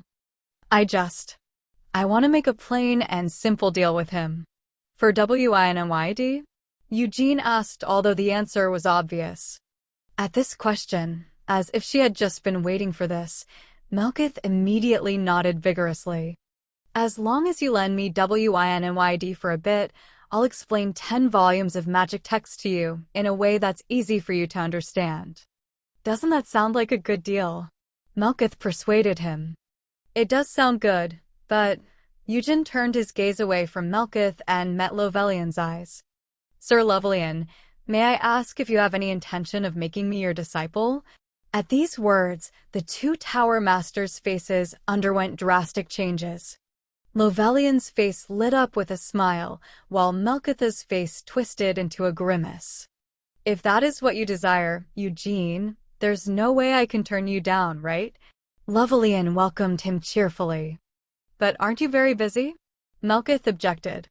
Lovelian insisted, if it's for Eugene, no matter how long it lasts, I can make the time for him. Melkith turned towards Eugene, and as for you, kiddo, no matter how desperate you are, you shouldn't bow your head so easily. Besides, aren't you a Lionheart? Is it really okay for you to enter a master-disciple relationship of your own volition? Any more objections? Eugene just sighed. There's also me, Melkith quickly added. Since I'm here, you don't need to enter a master-disciple relationship so carelessly. You might encounter some pointless annoyances later. What will you do if the Red Tower Master does something bad to you after you've already taken him as your teacher? Don't say such nonsense, Lovelian huffed. Eugene expressed his faith in the man, the head wizard Lovelian that I know isn't that type of person. Melkith narrowed her eyes in frustration. You annoying brat, you're only 17 years old. Do you really think you know the Red Tower Master better than I do? Why do you keep spouting such ridiculous nonsense? Lovelian asked with narrowed eyes. Unable to come up with another answer, Melkith chewed her lips for a moment before finally letting out a deep sigh. Fine then. If you do become the Red Tower Master's disciple, you won't need me to explain those magic texts in exchange for lending me WINMYD. Although admitting this really hurts my self-esteem, the Red Tower Master's magic skills are better than mine, all right. Melkith reluctantly confessed. We don't necessarily need to trade for guidance on those magic books, Eugene said with an amused shrug. Don't you have anything else that's worth trading for? Items can work just as well. Melkith's jaw fell halfway in shock at this bold statement. After staring at Eugene for a few moments, she burst into laughter as she shook her head. This kid really knows how to cut a deal, Melkith commented sarcastically. If you don't want to, that's fine with me, Eugene casually replied. Who says that I don't want to? Melkith responded immediately as she rubbed her chin. Just let me think for a moment. CH 48.1. Chapter 48.1. The Black Lions 1. Even in his previous life, Eugene had never disliked accepting freebies. No matter how much he hated someone, as long as they were offering him something useful, he would still accept it. Besides, Eugene didn't really have any hard feelings towards Melkith. Anyways, I shouldn't have any need to use WINNYD for the time being. Of course, Eugene couldn't just decide to loan WINNYD all on his own accord. The Storm Sword was a treasure that belonged to the Lionheart's direct line. Eugene was currently only borrowing it for a while. Though I don't think the Patriarch will say that it's not allowed. Although he felt that he still needed to first ask for permission, Eugene wasn't really afraid that Gilead would turn down this proposal. Despite being the patriarch of the Lionheart clan, which heavily valued tradition, Gilead Lionheart had shown several times that he was more invested in being realistic and pursuing the clan's best interests than in protecting such outdated traditions. And it wasn't like they were just handing WINNYD over to Melkith. Gilead shouldn't have any reason to refuse if they could get something of value in return for lending it out for a few days, if they could get that promise recorded in clear writing. And this works out for me as well. Even as Eugene considered all this, Melkith was also lost in thought. She was busy recalling all the various artifacts she had collected for herself, as well as any magic books which were exclusively kept by the White Tower of Magic. The magic books aren't valuable enough, Melkith judged. Since Eugene was allowed entrance into Akron, the magic books belonging exclusively to the White Tower of Magic were no longer of great value to him. How about a staff? Melkith suddenly spoke up.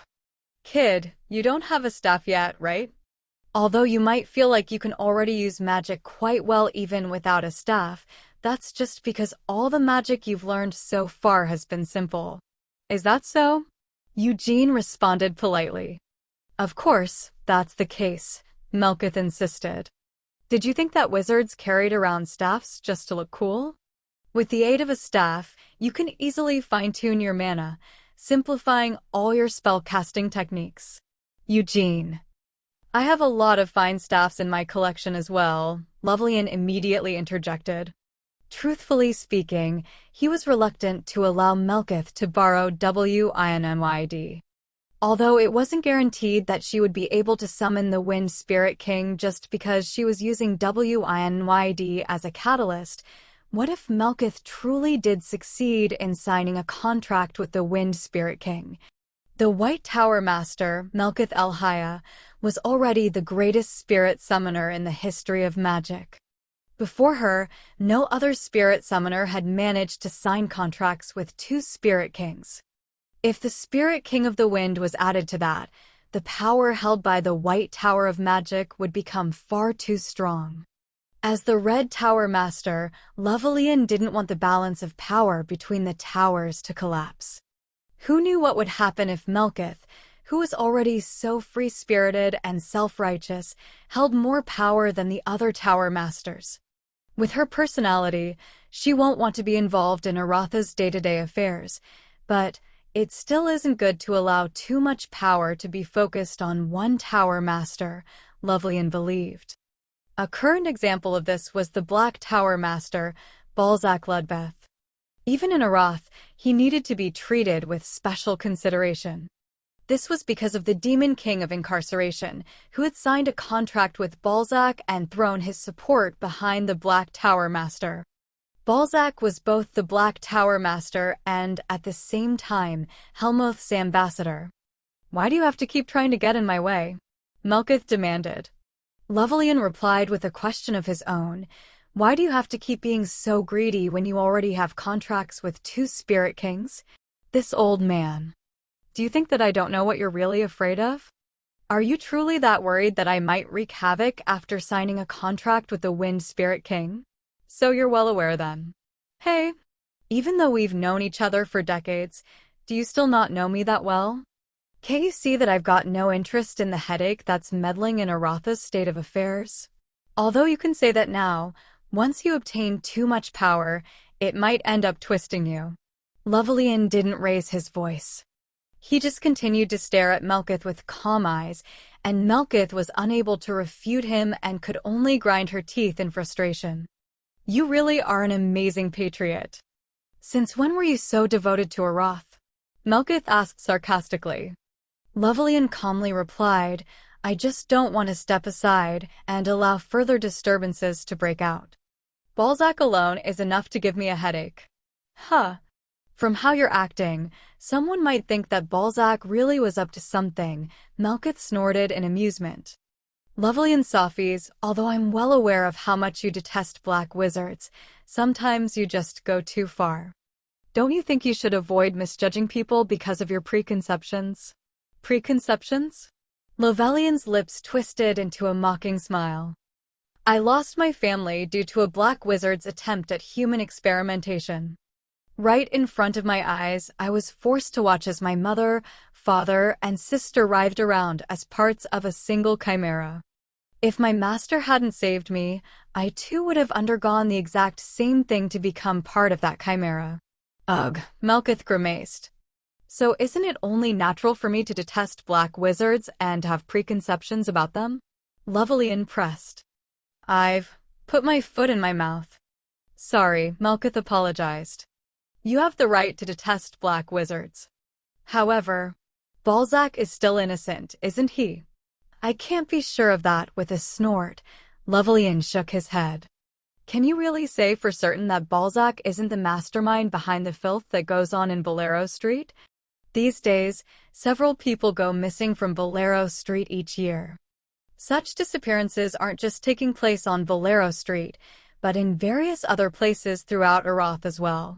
There's no evidence that the black wizards are behind those," Melkith weakly argued. "Of course, there isn't. That's why I haven't attempted to interrogate Balzac either. But there's one fact that we just can't ignore. As far as I know, the only ones who enjoy kidnapping strangers are the black wizards. It's none of my concern whether you hate black wizards or are suspicious of Balzac," Melkith spat out as she rallied her anger. I know what you're trying to guard against.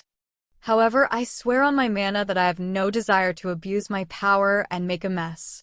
Even if I do manage to sign a contract with the Wind Spirit King, I won't do anything that disgraces my position as the White Tower Master. All right then, Lovelian easily accepted. What? Melkith struggled to respond. If you've sworn on your mana, then I guess I'll just have to trust you. Isn't that right? Lovelian smiled warmly as if his cold attitude from earlier was merely for show. Seeing this, Melkith couldn't help but click her tongue, tch, this fox-like old man. 1. Don't be too offended. If I had just plainly asked you to swear an oath, would you really have agreed to do so? Lovelian asked her. Melkith found herself unable to come up with any denials and could only raise her clenched fists in anger. If she had her way, she really wanted to go up to Lovelian, grab him by his collar, and squeeze his throat until his tonsils popped out, too. But of course, Lovelian recalled. The choice is still up to Eugene. My apologies for going off topic. It's fine, Eugene said politely. He didn't feel particularly offended by Lovelian's cautious attitude. Instead, he was more concerned about the head wizard's suspicions regarding Balzac.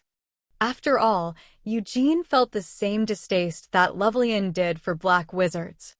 When he first met with Balzac due to the previous incident with Uid, Balzac had drawn a line between himself and other black wizards, saying he had never committed any crimes. Eugene definitely couldn't believe these words. All the black wizards he had ever known turned out to be right sons of bitches. I've been thinking about it, but I don't really want a staff, Eugene admitted. If anyone heard you say that, they'd think I was just giving it to you. Kid, I'm just lending it to you. You got that? Melkith insisted. Allow me to say this in advance, but I will only be able to lend WYNNYD to you for a few days, Eugene clarified. But if that means I will only be able to borrow one of the artifacts that head wizard Melkith owns for a few days at most, then we might as well not go through. Web audio channel announcement. Thank you for listening. If you want to listen to the full series and hundreds of audiobooks similar to this, please join our Discord or join our Patreon on patreon.com/webaudio. The link will be in the description and also pinned in the comment section. Thank you. Through with it. You. Just as I thought, you really are an annoying brat, Melkith growled, her shoulders heaving in anger as she turned to look at Lovelian and then Eugene. Now that she looked back on it, it appeared that the two of them had already worked out what to say in order to take advantage of her. Let's trade 1 year per day, Melkith spat out. And that's the best offer you're going to get. If you lend me WYNNYD for 1 day, I will lend you one of my artifacts for a whole year. So if I lend you WYNNYD for a week, you'll let me borrow whatever it is for 7 years? Eugene confirmed. Melkith grudgingly acknowledged, that's right. With some surprise, Eugene asked, do you really have to go that far just because you want to borrow WYNNYD? Don't make me repeat myself over and over again. I have to make a contract with the Wind Spirit King no matter what. Melkith shouted with a growl of frustration. Having already confessed her desire, Melkith didn't restrain herself any longer and continued, what I'm saying is that ever since I became a spirit summoner, all I've ever wanted was to sign a contract with the Wind Spirit King. The Lightning Spirit King and the Earth Spirit King are great, but I have to make a contract with the Wind Spirit King. Why? Eugene asked bluntly. Why else? Because the Great Vermouth was the last one to have made a contract with the Wind Spirit King. Melkith shouted once more. None of the great spirit summoners who managed to contract Spirit Kings before me were able to make a contract with the Wind Spirit King. Although you might not be aware of this, among the spirit summoners like me, the Wind Spirit King is, he's like a dream for us. This might not register with you because you were born to the Lionheart clan, but like how some wizards revere the wise Sienna, some spirit summoners greatly respect the Great Vermouth. 1. Rather than fox, the Korean version of this insult uses a species of snake. 2. The original Korean version of the idiom describes it as squeezing out the thrush in his throat. Ch 48.2. Chapter 48.2. The Black Lions 1. And what about Hamel? Why would you bring up stupid Hamel here? No, well, I just feel like he's also a great person worthy of respect. Why should I hold any respect for him? Just grab any passers-by and ask them. Between the great Vermouth, the wise Sienna, and the stupid Hamel, if you asked them to pick the one they most respected, as long as they're not some lying attention seeker, there's no way they'd say they respect Hamel. Cough. Levelian let out a low cough at Melkitha's outburst. As Gilead's words about how he most liked Hamel ran through his mind, the Red Tower Master hesitantly spoke up. Ahem. Eugene, if you don't have any desire for a staff, then. Melkith interrupted him. Hey you, don't say anything pointless and just keep quiet. Ignoring her, Levelian continued. Among the artifacts collected by the White Tower Master, there's one that's extremely rare and precious. I told you to shut up, Melkith screeched. As if something was responding to her cry, her curly hair started to rise upwards as an electric current surged through it. It is strictly forbidden to commit any acts of violence within Akron, Levelian reminded her. Melkith threatened him, as long as you don't spout any nonsense, I won't need to do anything violent. What nonsense? Levelian defended himself. I'm just going to give Eugene some advice so that he can make an informed choice. I'm also quite curious about what he has to say, Eugene spoke up with a grin. Eugene also wanted to see Melkith summon the Wind Spirit King, Tempest. But if he could also get a rare treasure on top of that, he'd be bursting with happiness. Levelian began, well, there's this artifact called the Cloak of Darkness. I said shut up. Melkith repeated once more. Why do you sound so upset? When, as far I know, you haven't even used the Cloak of Darkness once in these last 10 years. Do you know how much I went through to get my hands on that cloak? Isn't it better to lend it to someone who needs it and get what you want in return instead of just leaving it lying around unused except for ornamental purposes? Once again, Melkith was left speechless.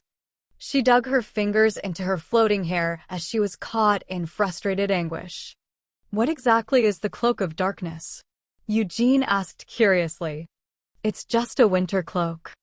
Since it's got fur all over it, it's quite warm. That's all there is to it. Melkith stammered as she avoided giving a real explanation, but Levelian was kind enough to explain in detail. You know about Geddon's shield stored in the Lionheart treasure vault, right? Levelian confirmed. Although it's not really on the same level, the cloak can do something similar. If you direct a frontal attack into the inside of the cloak, you can redirect it back in any direction you want. It's not that versatile, Melkith desperately tried to downplay it. Strictly speaking, it relies on a rebound instead of a reflection. If you don't calculate the spatial coordinates correctly and guide the path of the attack with mana, you won't really be able to send the attack back in the direction you want it to go. In any case, it has some of the highest levels of spatial magic.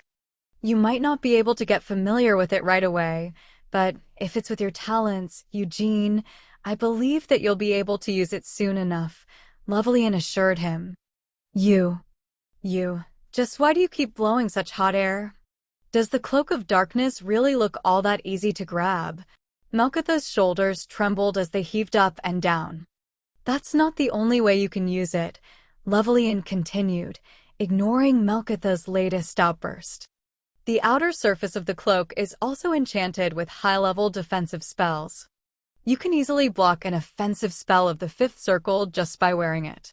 But that also depends on your own mana, Melkith sulkily added. All in all, it's a very convenient artifact. Also, Eugene, do you still enjoy using various different weapons? Levelian asked, showing no signs of having heard Melkith. The head wizard recalled the bloodline continuation ceremony he had spectated a few years ago.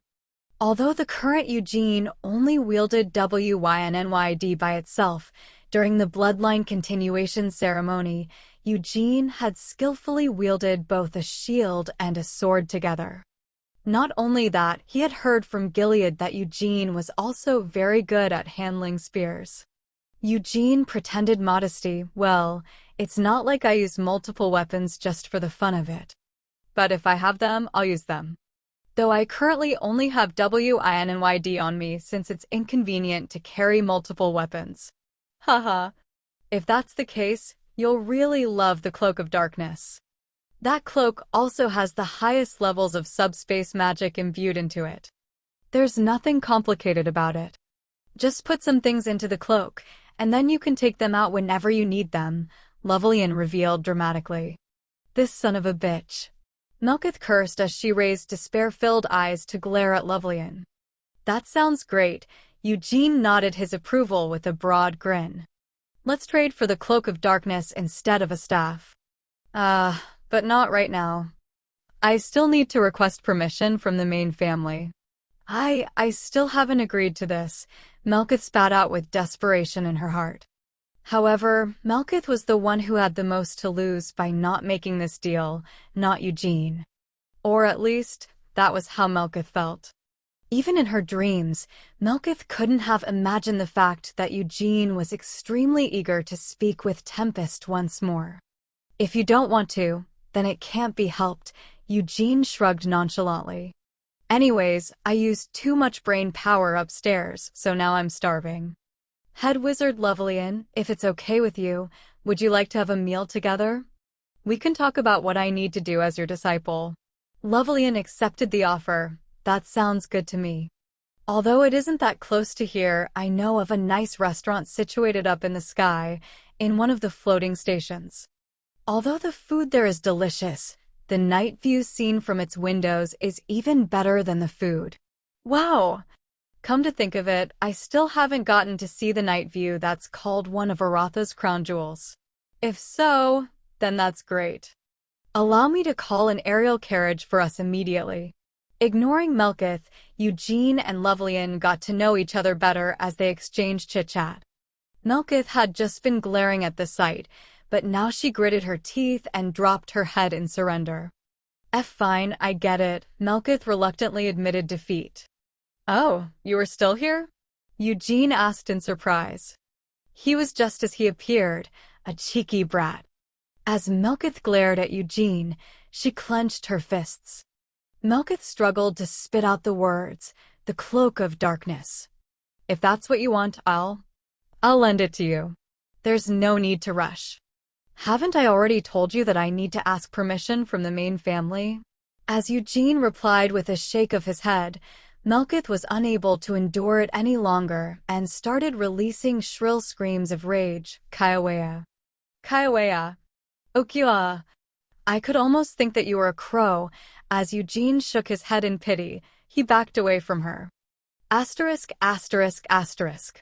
Just as Eugene had expected, Gilead made no objections to loaning WINNYD. However, he did attach conditions. They absolutely could not risk destroying WINNYD during that time, and an observer from the Lionheart clan would be attached to Melkith for the duration she was borrowing WINNYD. An observer? Melkith asked. Having visited him in the early morning hours, a few days after they had last talked, Melkith's face didn't look all that good. Perhaps because she'd been under a lot of stress for the past few days, the dark circles under her eyes were very deep. Melkith continued, Will the Patriarch be coming personally?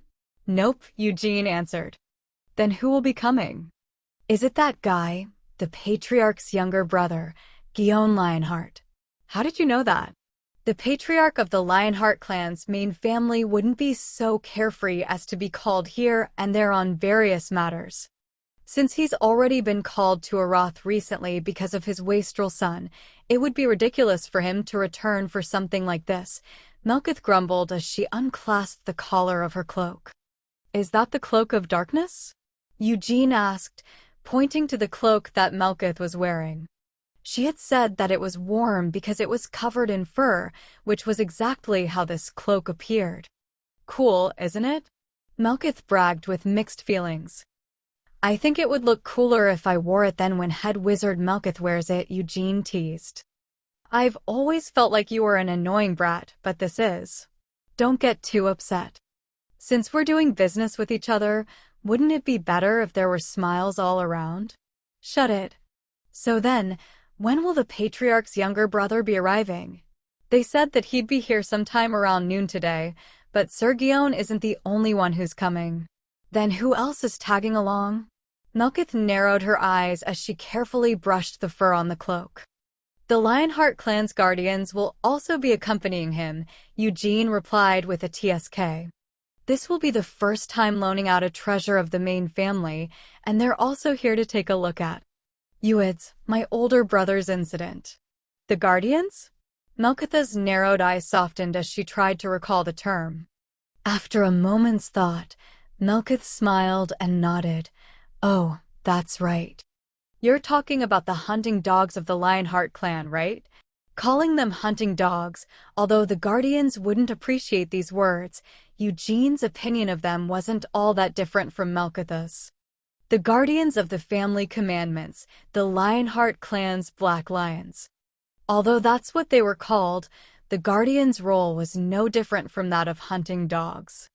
If a child from the collateral lines who had not attended a bloodline continuation ceremony were to train their mana or pick up a real sword, or if the white flame formula, which was meant to be learned exclusively by the main family, was taught to a collateral descendant, the guardians would appear to deliver the judgment for their crimes.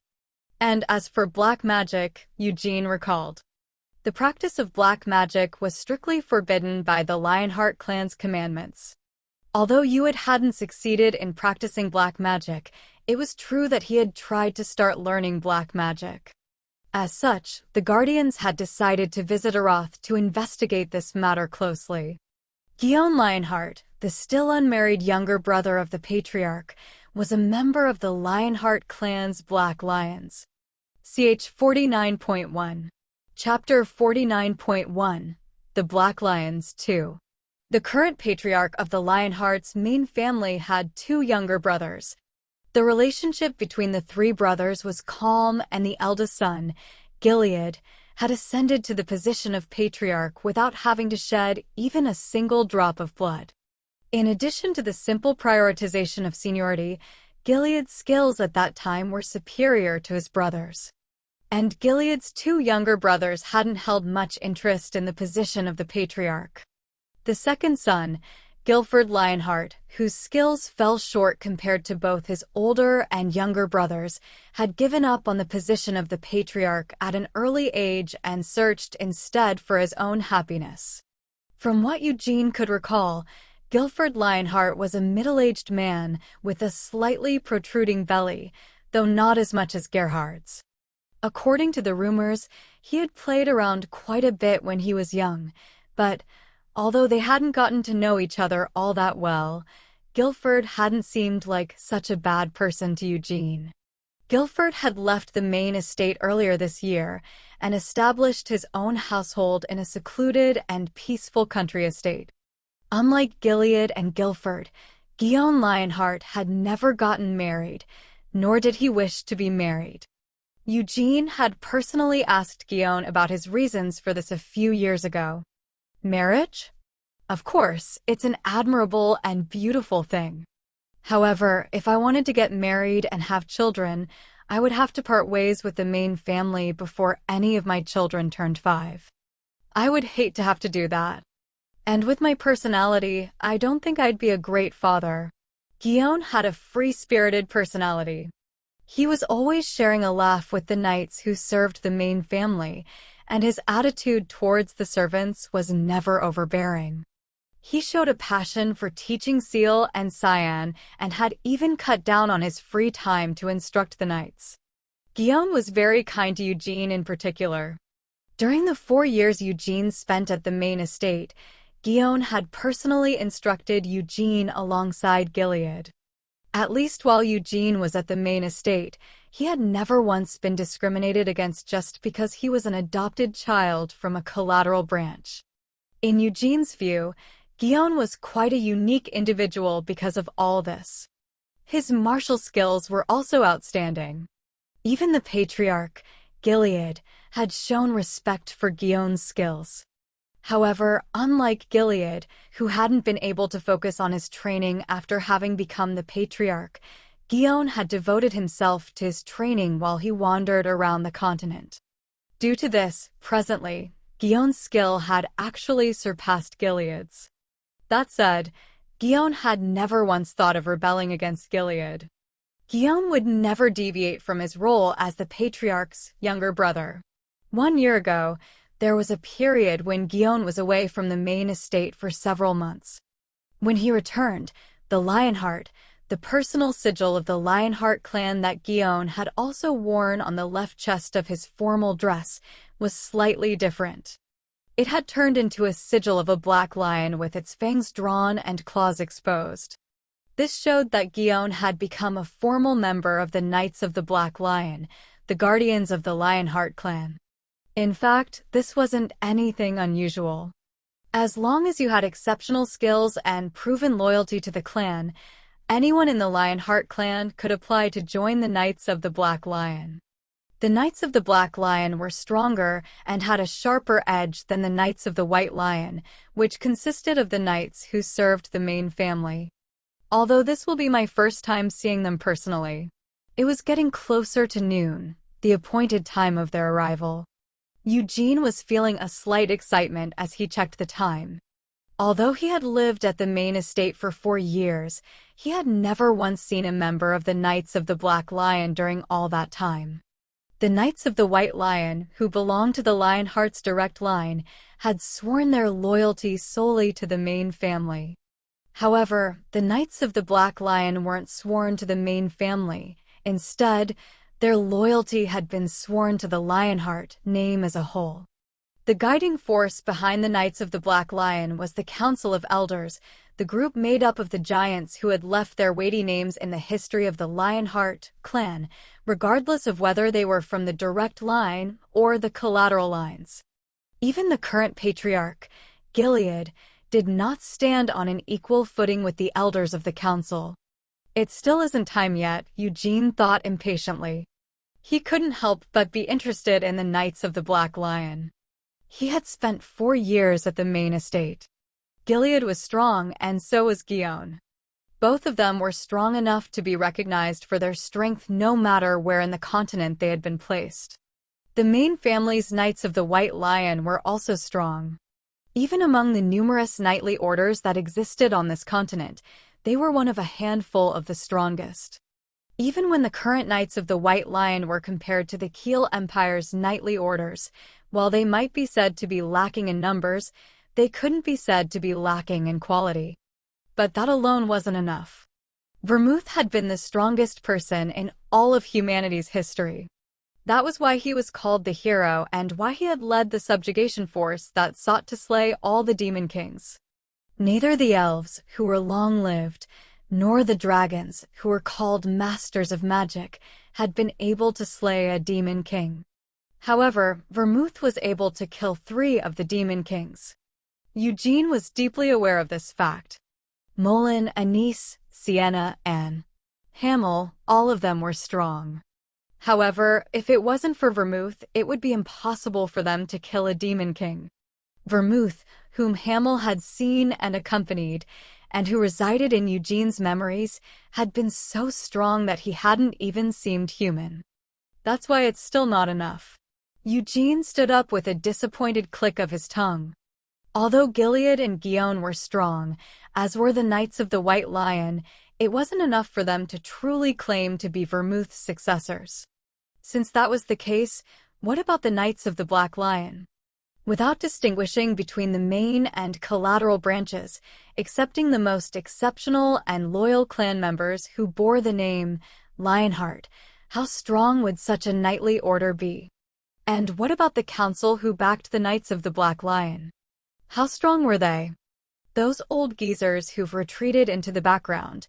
It can't just be for the sake of making room for others, right? Gilead didn't like the traditions of the direct line. Of course, there was the bloodline continuation ceremony, but other traditions meant to absolutely suppress the collateral lines also existed. However, the patriarch's strength alone wasn't enough to change these traditions that had been passed down for over 300 years.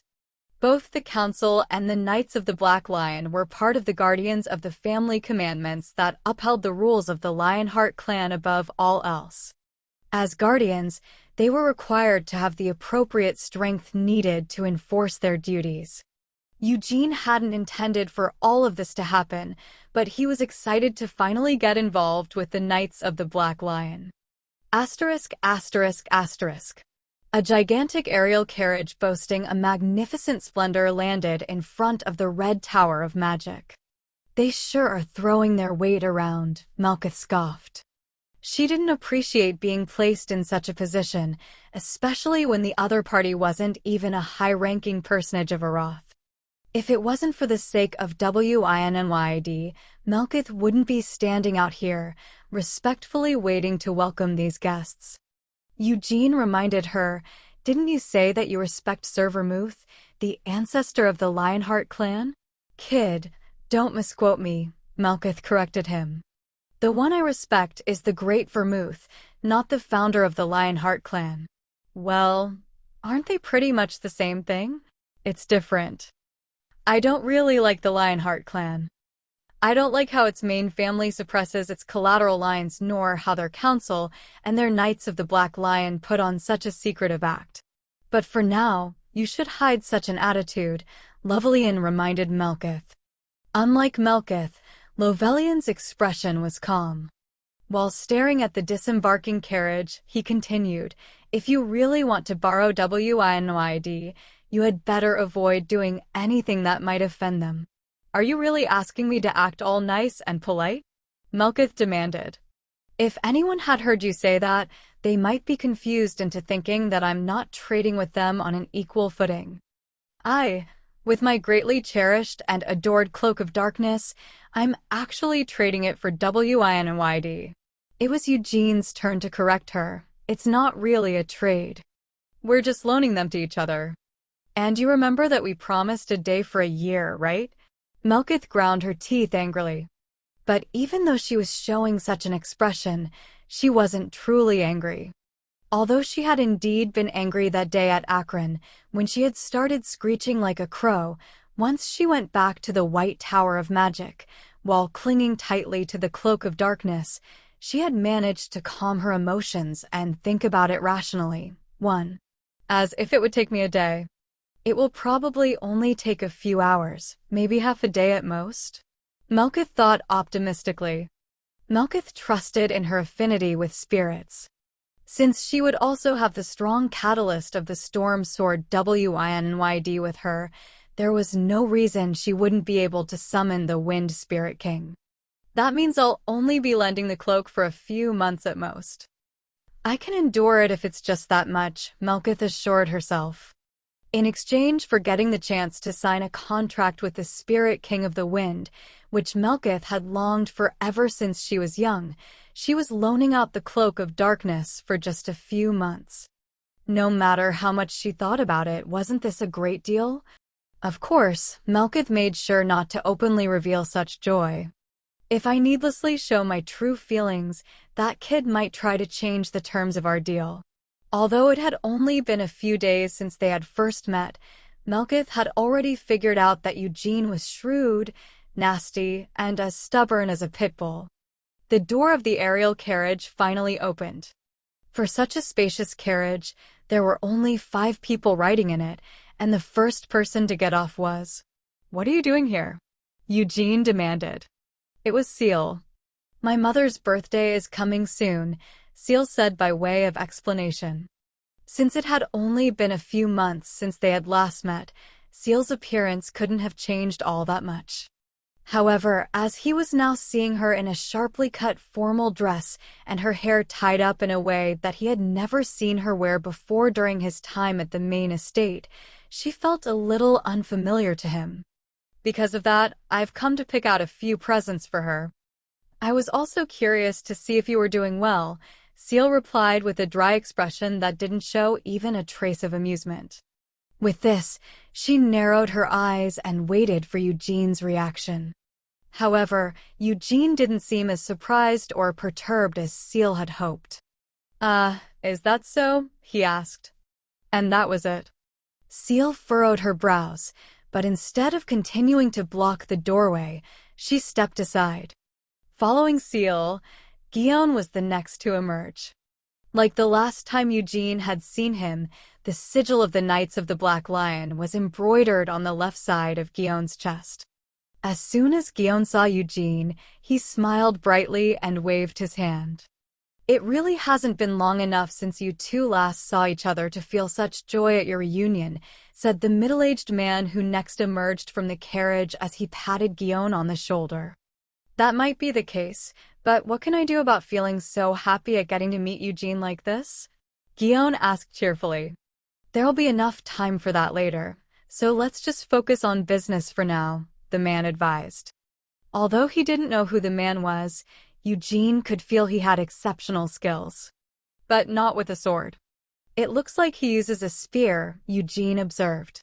The man wasn't carrying a weapon.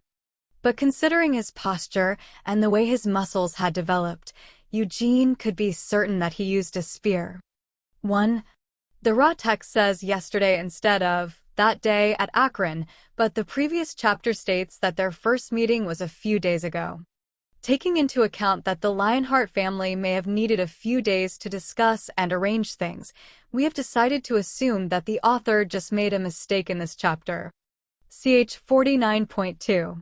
Chapter 49.2. The Black Lions 2.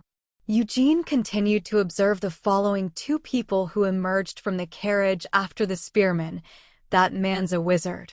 Though the Lionheart clan had made a name for itself as a martial clan, it still had a few wizards. Since they were coming here to check on both WINNYD's loan and Uid's issue, it was only natural for them to have included a wizard in their group. And behind him. Oh my! The last to emerge from the carriage was a woman with her dress uniform's black jacket draped over her shoulders. Seeing as how she was the only one whose dress uniform was unbuttoned and draped over her shoulders while the others were wearing their dress uniforms all neatly buttoned up, it appeared as though she had the highest rank among them. "She's strong." But what Eugene noticed before all that was the woman's hands. Although they were covered up by leather gloves, due to the long period of time that had been spent training them as weapons, it was possible to estimate the strength of the woman's hands through their outlines alone. So she doesn't use a sword or a spear. She's a fist fighter. "Has it been 20 years? The woman spoke up as she looked straight at Lovelian with a cheerful smile. "To be more precise, it's been 23 years, Lovelian corrected her. "Has that much time really gone by already?" I've heard the news. You're the current Red Tower Master, right? When we last met, I had already told you I would soon become the next Red Tower Master. Did you really? Since so much time has passed, I can't clearly recall it. And I probably wasn't all that interested in the first place." Having said this, the woman turned to look at Eugene. "So you're Eugene Lionheart?" "Yes, ma'am." For now, Eugene decided to just bow his head. "My name is Carmen Lionheart. By all accounts, you could consider me your great-aunt, but don't call me that, got it?" Yes." Eugene hesitantly responded after a few moments of trying to comprehend Carmen's words. Did she say that she was his great-aunt? But that would mean that this woman was Gilead's aunt. Appearance really isn't everything, Eugene sighed to himself. Among those here, Melkith alone was over 60 years old, and Lovelian was the closest to her age. But even so, these two were able to maintain unbelievably youthful looks at their respective ages, so it was no surprise for Carmen to look so young. However, aside from her youthful appearance, it was her seniority that caused Eugene to feel so surprised that someone like her had come all the way here. "The wind is picking up, so why don't we head inside and talk?" Lovelian said with a grin. They started making their way to the drawing room located on the top floor of the Red Tower of Magic. On the way there, Eugene was able to pick up a bit more about the members of the Knights of the Black Lion who had made their way here today. Carmen Lionheart, like Guion, was the younger sibling of a previous generation's patriarch and again, like Guion, she hadn't gotten married. After staying at the main estate for quite some time, she transferred to the Knights of the Black Lion. Currently, she was the captain of the 3rd Division of the Knights of the Black Lion. Nashon Lionheart was the man who patted Guion on the shoulder. He was one of the commanders in the 3rd Division led by Carmen, and instead of the direct line, he came from one of the collateral lines. Falgo Lionheart was the wizard. He likewise belonged to the 3rd Division. He was from a magic-focused branch, which was rare even among the collateral lines, and today he was the one in charge of formalizing the deal with Melkith. Although we've already negotiated the contents of this deal, allow me to confirm them once more, Falgo said as he laid his staff on top of the table. This deal involves the Storm Sword WINNYD, which belongs to the Lionheart's main family, and the Cloak of Darkness, which belongs to the White Tower Master. For every day that WINNYD is borrowed, the Cloak of Darkness will be loaned out for 1 year. Although the condition has been laid out like this, a day isn't exactly the best unit to measure this by, don't you think? So, what do you propose? Melkith asked grudgingly. Falgo offered, a fortnight for an hour, a month for 2 hours, a year for 24 hours. How does that sound? Melkith sarcastically replied, what about the minutes? Although that's possible, I'm afraid it might be a bit cumbersome to do so, Falgo politely admitted. So if I borrow it for 10 minutes, you'll still get to play with my Cloak of Darkness for an hour, Melkith snorted in exasperation. Right away, it was obvious that such a condition wasn't favorable to her. Please understand our position, Falgo requested. The Storm Sword WINNYD is a sword that was personally used by our ancestor, and it's one of a handful of the rarest treasures in the Lionheart clan's possession. Is that the only condition you're insisting on? Melkith finally asked. Yes, we've already prepared a contract, Falgo said with a sly smile as he pulled out a contract from his pocket. The contract then needed to be checked over, not just by Melkith but by Eugene as well. What was emphasized in bolded characters was that Melkith was not allowed to risk destroying WINNYD. If that occurs, you must pay the corresponding price. Isn't that rather vague wording? Melkith complained. Falgo explained, we just hope to show our desire for there to be no incidents. Well then, just in case, I would like to hear what would happen if I did destroy WINNYD. Melkith insisted on asking. Then you would have to pay for it with your life. The one who replied to Melkith's question was Carmen. Instead of sitting in the seat offered to her, Carmen was sitting on the windowsill as she looked out the window. It was impossible to associate that crooked and rakish appearance with someone who should, by all rights, be Gilead's elderly aunt. Carmen continued, the Storm Sword WINNYD is a treasure of priceless value. If you really want to borrow it, then, of course, you should be prepared to risk your life. Even though my life also has incalculable value? Melkith asked challengingly. Although that might be the case for Aroth, that doesn't apply to the Lionheart clan, Carmen said in a cold voice as she pulled out a rolled-up cigar. After looking at Carmen, staring out the window as she chewed on a cigar, Eugene shook his head. Even though she isn't a teenager anymore. Looking at this pretentious rascal, Eugene was reminded of Cyan from a few years ago. His twin, Seal, had only started showing symptoms of going through puberty this year, but Cyan had begun showing the signs of going through puberty 2 years ago when he was 15. Cyan had started to enjoy wearing the black clothes that he had somehow gotten his hands on, and when he had tried to get into alcohol and cigarettes by stealing them from the footmen, he had been harshly scolded by Ancilla. And what will you do if I say that I won't pay with my life? Melkith challenged her. Now, there's really no need to offer up your life, Falgo intervened while trying to maintain a wavering smile. I have faith in the White Tower Master. I also have respect for you as a fellow wizard. I don't truly believe that the White Tower Master will make such a clumsy mistake of destroying the catalyst while trying to make a contract with the spirit. Humph. Melkith snorted, still displeased. Fargo tried to smooth things over. In any case, should WINNYD be destroyed, we will discuss the matter again at that time. Melkith remained unmoved, but what you're saying is that it will still be up to the Lionheart clan to decide first, right? If you don't like it, then give up on borrowing WINNYD, Carmen said as she continued to look out the window while chewing on her cigar. Despite having had it in her mouth for a while, she had yet to light it. The truth is, no one on the Lionheart side is desperate to make this deal. If the Patriarch hadn't personally requested it, I wouldn't even have come here. If someone heard you say that, they'd think you came all the way here because of me, Melkith implied slyly. Of course, I've come here for the truly important issue, not this trivial matter. Mumbling this, Carmen took out a pocket watch from her vest.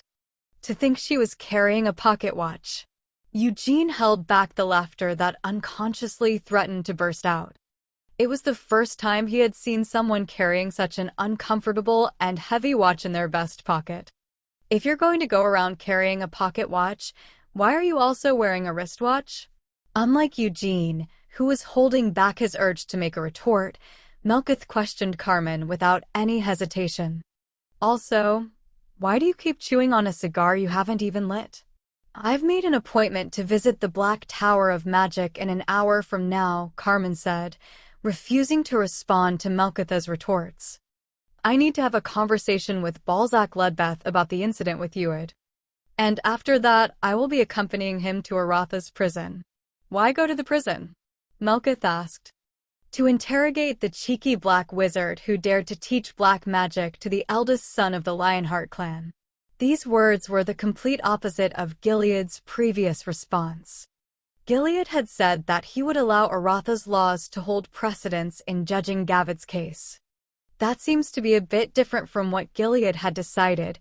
Even Lovelian couldn't allow such behavior to go unchallenged after hearing these words. He was a longtime friend of Gilead, and his sympathies laid with the Lionheart clan. But even so, Lovelian was Aratha's Red Tower Master.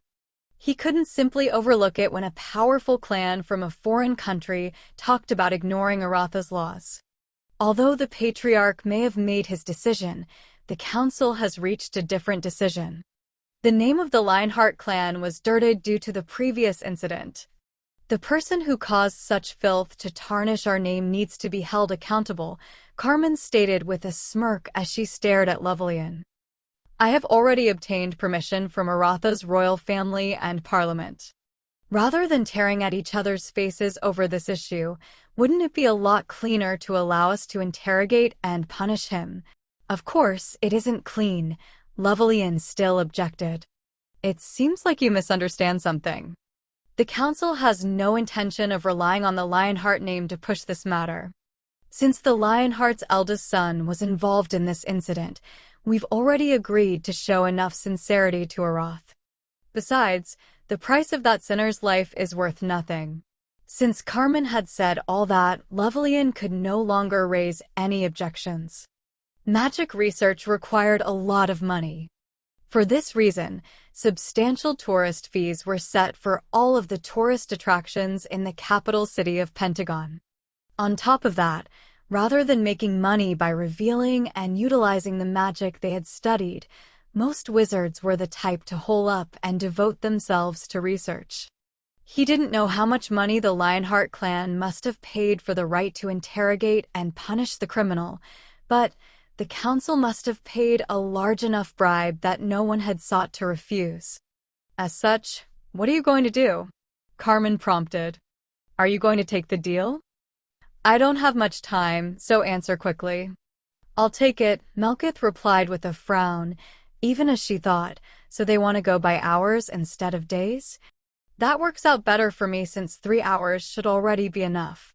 Thanks to this condition, no matter how long it might feel, she would be able to get her cloak of darkness back within 2 months.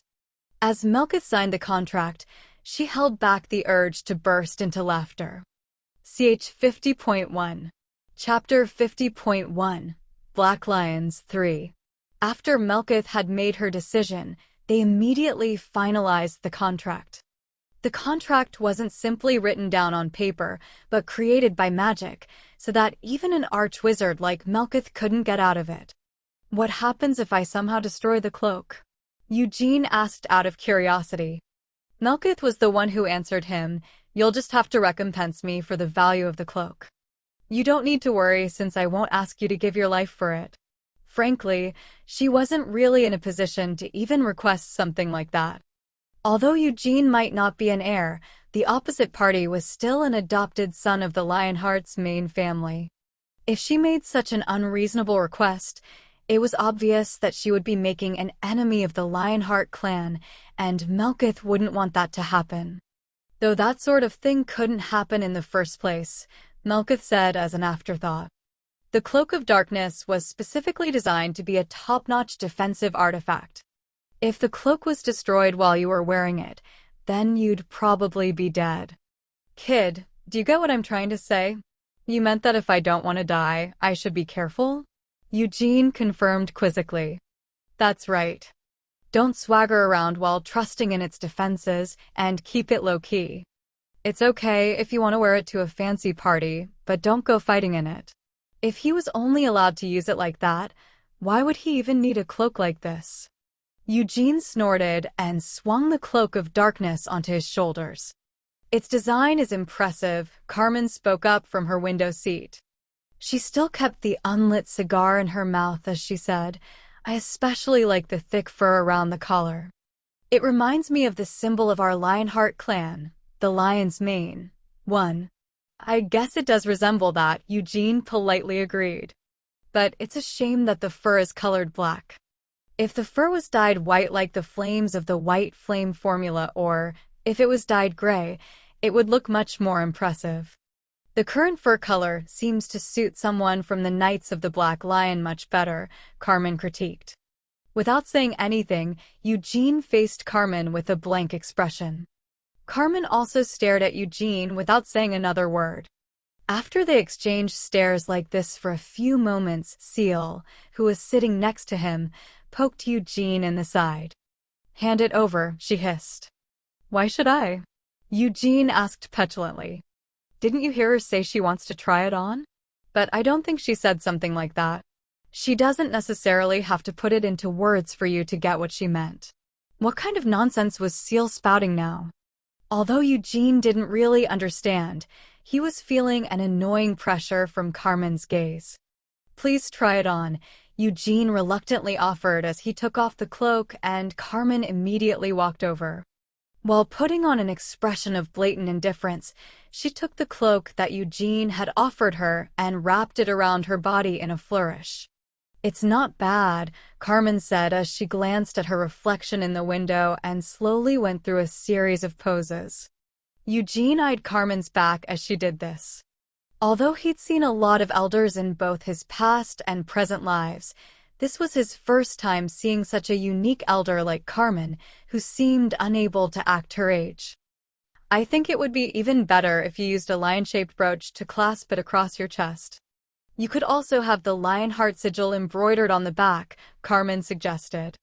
"From the way you're talking, it's like I'm giving it to you. Don't get the wrong idea. I'm only lending it to you, remember? Don't mess around with my cloak," Melkith, who had been gazing down at Winyd with greedy eyes, shouted in protest. However, Carmen didn't show any reaction to Melkith's cry. After continuing to be absorbed with her reflection in the window for a few more moments, she finally took off the cloak after Nashon pointedly coughed several times. "It's about time. Let's go," Carmen declared. "Yes, sir," Nashon said with a sigh of relief as he rose from his seat. He had been worried that Carmen might head off without first taking off the cloak, but fortunately, it seemed like Carmen wasn't about to do something so shameless and embarrassing. "Seal." Before leaving the drawing room, Guillaume called out Seal's name. Yes, I'll make sure to wait with Eugene, Seal readily replied with a grin, as if she had been waiting for this. Unlike Seal's smile, Guillaume had a somewhat reluctant expression. However, Eugene wasn't able to ask him his reason for this because Carmen immediately exited the drawing room without giving them a chance to chat. After Carmen and the other Knights of the Black Lion had left, Melkith leaped to her feet and said, "I'm also heading off." She was hugging WINNYD to her chest and smiling so widely that her cheeks were twitching. "It definitely won't take as long as you expect," Melkith gloated. "Maybe half a day at the most?" "Then I'll also go with you," Eugene proposed. Melkith refused, "No way." "Who said that you could do that?" "Kid, this is about a contract with the spirit."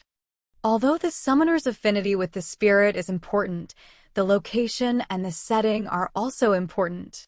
Therefore, if you had to compare it, you could see it as a meeting with a prospective spouse, too. Huh? Eugene grunted in confusion.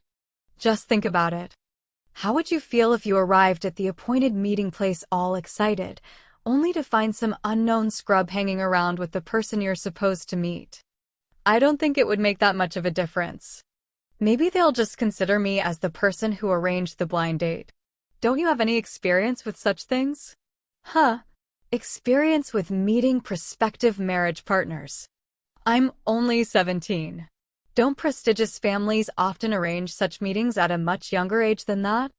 That's what I've read in romance novels. Please don't confuse fiction with reality. You really haven't? As always, reality fails to live up to fiction. Melkith stopped mumbling and turned to face him. "In any case, there's no way you can come with me.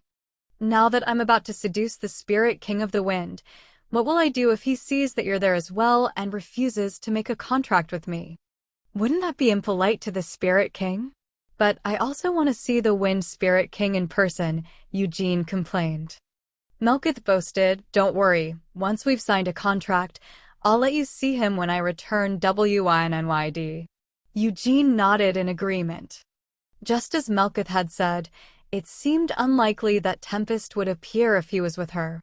To be honest, it was hard to understand her simile about it being like meeting with a prospective marriage partner and whatnot, but Tempest was already aware that Eugene was Hamel yet refused to answer his summons. That son of a bitch, he's definitely hiding something from me. When they had met 4 years ago, Tempest had claimed that he didn't know anything, but Eugene definitely couldn't trust those words. Although he might not know anything about the Oath of Peace, he should be aware of what happened before the fight with the Demon King of Incarceration. Eugene decided that he at least needed to ask Tempest about that. After Melkith left, the only ones left in the drawing room were Eugene, Lovelian, and Seal. Lovelian belatedly realized, apologies for my late greeting, Miss Seal. Hasn't it been 4 years since we last met? Seal smiled politely, "Yes, sir." When Eugene had seen her a few months ago, she had definitely been caught in the throes of puberty, leading her to self-isolate in her room. But she seemed to have gotten over that phase as Seal nodded at Lovelian with a bright smile. While looking at the 17-year-old Seal, Lovelian keenly felt the passing of time. Although he had also felt this when he reunited with Eugene, children seemed to grow up very quickly these days. Seal showed hardly any traces of the childishness he had felt from her 4 years ago. "Did you say you've come here to pick something out for Lady Ancilla's birthday?" Lovelian asked. "Yes, sir." "Oh, and every single one of the gifts you have sent me over the years, Sir Lovelian, is decorating my room beautifully," Seal reported as she smiled charmingly. "Haha, I've always enjoyed reading the letters of thanks you sent me, Miss Seal. I had just been thinking that it was strange you haven't sent me one this year. Perhaps you didn't like the gift I sent you." "No, it's nothing like that." Though it had been an awkward question, Seal just shook her head while maintaining a smile. "Although it's embarrassing for me to admit this myself, since the beginning of this year, my personality has become sensitive in various ways. The gift you sent me was beautiful, but strangely, I just didn't want to pick up a pen and write you a letter," Seal explained. Ah, I understand. At your age, young lady, the days for those things can come quite suddenly. Lovelian readily accepted her excuse without feeling offended. Lovelian had never had any children of his own, so he couldn't understand a father's grievances, but there had been several times when he was forced to listen to Gilead's sorrows of having to watch his only daughter go through puberty. And by this point, I felt it would be rude of me to write a letter and send it to you, Seal continued. But even so, I would feel sorry to have taken your gift for granted, especially since it feels like you won't be sending me any more gifts from next year onwards. Seal smiled mischievously as she reached into her pocket. She pulled out what seemed to be a neatly wrapped gift box and said, "So I've picked out a gift that I thought would suit you, Sir Lovelian. It isn't much, but I bought it after saving my allowance." Lovelian sucked in a breath of surprise. "Oh, please open it up quickly," Seal urged with a soft smile. Lovelian felt an unfamiliar yet warm feeling deep in his heart. Was this why people got married and had children? He hadn't thought anything of the idea when he was listening to Gilead gush over how proud he was of his children, but now that he was receiving a gift like this, Lovelian felt like he was becoming overwhelmed with emotions. "This is..." Lovelian's voice and eyes trembled when he opened the gift box. Inside the box was a tie pin with a neat design. As Seal had said, it couldn't really be called anything amazing. It seemed well-crafted enough that it might be a bit expensive, but an item like this could easily be bought as long as you had the money. However, Lovelian sensed a sentiment that far exceeded the price of this gift. He had never received a gift like this before in his life. Seal commented, "At first, I thought I should give you a gift that has something to do with magic since you are a wizard. However, after thinking about it some more, I felt that you would already have a lot of stuff like that." Lovelian remained silent.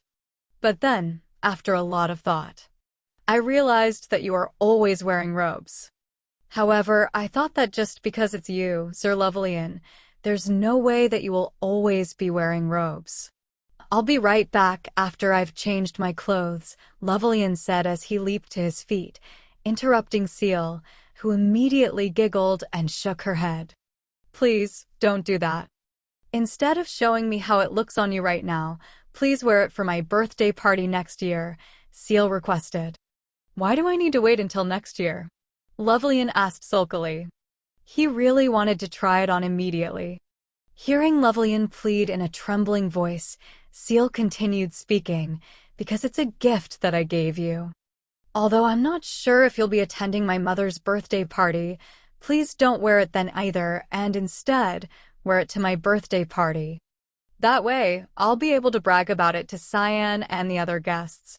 "Even after going through puberty, you're still as wicked as ever," Eugene thought with a grin as he glanced over at the smiling Seal. Although Eugene was also quite confident in dealing with adults, he was absolutely sure he couldn't compete with Seal in this. Lovelian gave in, "All right, I understand. Miss Seal, by any chance, are there any gifts that you would like to receive next year?" "I'll be happy with anything you give me, Sir Lovelian." But please don't be too generous with any present you give me. My brother gets jealous." "So what if he gets jealous?"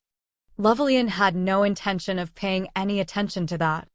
Following the bloodline continuation ceremony, he had sent a gift to the twins at the main estate every year, and like Seal, Cyan had also sent him thank you notes. However, Cyan's letters had always been so formulaic that, even now, Lovelian couldn't recall their contents if he tried. Lovelian came to his senses with a grunt after staring at the tie pin with a fascination for a bit. He looked up at the clock hanging on the drawing room's wall and smiled disappointedly. "It looks like I've been holding you two up for far too long," he apologized. "Please don't say such a thing," Seal begged. "Really, saying that you're the one holding us up. Instead, we should be the ones apologizing for stealing your precious time." How was she able to speak in such a charming manner? Lovelian shook his head in amazement as he stood up. Lovelian waved off her apology. No, not at all. I would much prefer to continue enjoying our chat a bit longer, Miss Seal, but since you have affairs to see to, let's end our talk here. But I'm fine with staying a bit longer. Seal trailed off hesitantly. I'm afraid not. I, too, must return to work, Lovelian admitted. In order to confirm the Knights of the Black Lion's claims, it looked like he would need to show his face at the council for once. Since Lovelian had said this, Seal could no longer refuse him. Eugene slowly began. If that's the case, then I'm also head. Where do you think you're going? You need to come with me, Seal demanded. Why should I do that? Eugene protested. Because this is my first time in Arath. As such, don't you think that you should show me around? Seal pointed out. I'd also appreciate it if you could do so, Eugene, Lovelian added. Having gotten his hands on the Cloak of Darkness, Eugene had hoped to go down to the laboratories to test its performance, but Lovelian had already added his support to Seal's words. Eugene smoothed out his furrowed brows and helplessly nodded in agreement. CH 50.2 Chapter 50.2 Black Lions 3 You really were lying through your teeth. Eugene turned to Seal and accused her as soon as they had left the Red Tower of Magic. After all, I know for a fact that you've shoved all the gifts that head wizard Lovelian has sent you into a corner of your room. And how is that a lie? Seal challenged him. Didn't you say that they were decorating your room? You just feel that way because you've got quite the poor sense of interior design. In your eyes, it might look like I just tossed them into a corner, but in my eyes, all of them are in their proper places as decorations. Was that really the case? Eugene felt her claims were absurd, but he couldn't figure out how to refute Seal's words. No matter how he looked at it, it seemed like she had just crammed them out of sight, but could they really have been arranged as part of her decoration? But I think they were covered in dust the last time I saw them, Eugene recalled hesitantly. Seal insisted, that's just because you weren't looking properly. Do you really think I'd let my room get dusty? Something like that is impossible. If that really was the case, I'll immediately call my attendants and scold them as soon as I get back to the main estate. Now that I give it a second thought, it seems like there wasn't any dust. I guess it must have been a pretty memorable experience, Seal smirked as she casually drew closer to Eugene. What was? He asked. I'm talking about you coming into my room, Seal clarified suggestively. It seems like it was so memorable that you can clearly remember every single thing that you saw there. Eugene interrupted her, sorry, but I've always had a good memory. I even remember everything I saw when I last visited Cyan's room. Now that it's been brought up, when you see Cyan, tell him to get rid of the strange books that he's been hiding under his bed. Caught off guard, Seal belatedly responded, what? Cyan still seems to believe that he's done such a great job hiding them so that no one else can find them. But it's not just me. Even Nina knows that he's been collecting some pornography about women wearing strange bunny-eared headbands ever since he was 15 years old. That's disgusting, right? Nina was distraught that someday, when Cyan becomes the patriarch, he might change the maids' uniforms to include bunny-eared headbands and stockings of different colors. I'll pass your words on to my mother. But that's a little. Eugene's reply trailed off with a troubled expression. If the strict Ancilla got wind of it, it was clear that she would soon grab Cyan by the ear and scold him silly. But if that really happened, Cyan might just commit suicide out of shame. You should just try and insinuate it to him, Eugene recommended. What should I say? Seal asked, puzzled. Just say that you don't particularly like bunny ears. Eugene started striding off, having successfully changed the subject. After blinking her eyes in surprise at Eugene, Seal quickly caught up with a hurried pace. If that's the case, what type of ears do you like? Seal probed. Eugene eyed her warily. Why would you ask something like that? You've said that you don't particularly like bunny ears. If that's the case, what kind of ears do you like? Sorry, but I just prefer ordinary ears. If you really think about it, Don't you find it a bit weird and disturbing? If they have rabbit ears growing out from the tops of their heads, what on earth could there be in the places where ears usually go? Couldn't it just be featureless? If you saw something like that in real life, wouldn't you find it creepy? If that's the case, what if they just have ordinary ears in the usual spots? That means they would have both a pair of human ears and a pair of rabbit ears? Isn't that kind of disturbing as well? Ahem, Seal hadn't expected such a reply. With a sour look, she cleared her throat and said, "Let's stop with the useless talk and go pick out a present for my mother." "But I don't even know what Lady Ancilla likes," Eugene complained. "But I do, so why should that matter? You just need to follow me.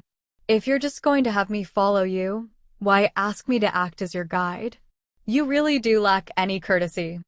Then do you want me to just wander around all on my own? You're going to abandon me in the capital of a foreign country, which I've never been to in my life, a place I know nothing about. What do you mean by abandon? After all, it's not like you can't take care of yourself. Even if you say that, everyone knows you're supposed to be following me," Seal warned him. "Then I guess it can't be helped. I'm sure that if I needlessly blow you off, I'll be hearing about this for ages," Eugene grumbled as he unclasped the cloak of darkness. Although it was still too early in the season to wear a cloak like this that was bristling with fur, thanks to the various spells imbued into the cape, he could avoid feeling the heat even if he was in a desert. "Come to think of it, it was your birthday last month," Seal suddenly said. "That's right," Eugene confirmed. "Did you do anything for your birthday? How about a party?" "I didn't do anything. I was just reading books." "Books? Inside the library of the Red Tower of Magic. You really didn't have a party? And you didn't get any presents from anyone?" "I didn't get any. Although Head Wizard Lovelian and Miss Hera offered to get me some, I begged them not to because I would feel embarrassed." "Who's Hera?" "A wizard of the Red Tower of Magic." "Is Hera a woman?" "Her name is Hera. So did you really think she would be a man? What does she look like?" "Like a wizard." "And what do you mean when you say she looks like a wizard?" "I meant it literally. She's always wearing robes, donning a tall hat, and holding a staff." "What about her looks?" Just as Eugene was feeling bothered about how to answer her question, he saw Hera walking down the other side of the street. She was hugging a large bag full of bread while breathing in the scent of the baguettes. "That's Hera over there," he pointed out. "Oh my, Sir Eugene," came an answering cry. Having just spotted Eugene, Hera smiled widely and waved her hand at him. In that brief moment, Seal scanned Hera's appearance from head to toe. Then she smiled innocently as if what had just happened was an illusion and bowed deeply to Hera. "I am Seal of the Lionheart clan," she introduced herself. Hera exclaimed, "Wah! I am Hera Strilla from the Red Tower of Magic." Hera was unable to immediately process the situation and glanced at Eugene for help. "She came along with the Knights of the Black Lion," Eugene explained. "Oh, for the Cloak of Darkness. It seems that the deal went through swiftly." "Yep. Originally, I was planning to head down to the laboratories, but she kept begging me to go with her." Hera felt Seal's subtle gaze rest on her. Ahem, she cleared her throat with a low cough and nodded in understanding. "I hope you two have a good time." "Huh?" Eugene made a confused noise. Hera didn't see any need to say anything further. With quick steps, she ducked around Eugene. After looking at Hera's back for a few moments, Seal nodded and said, "She seems like a nice person." Still confused, Eugene hesitated. You're right. She is a good person. It might be because of the smell of her bread, but I'm feeling hungry. Then why don't we get something to eat first?" As Eugene resumed his paused stride, he glanced at Seal and said, "But did you really come all the way to Arath just to buy presents? Didn't I say I was here to see you as well?" Seal reminded him. "But apart from that, I've known you for 4 years. Did you really think that I couldn't read your reactions?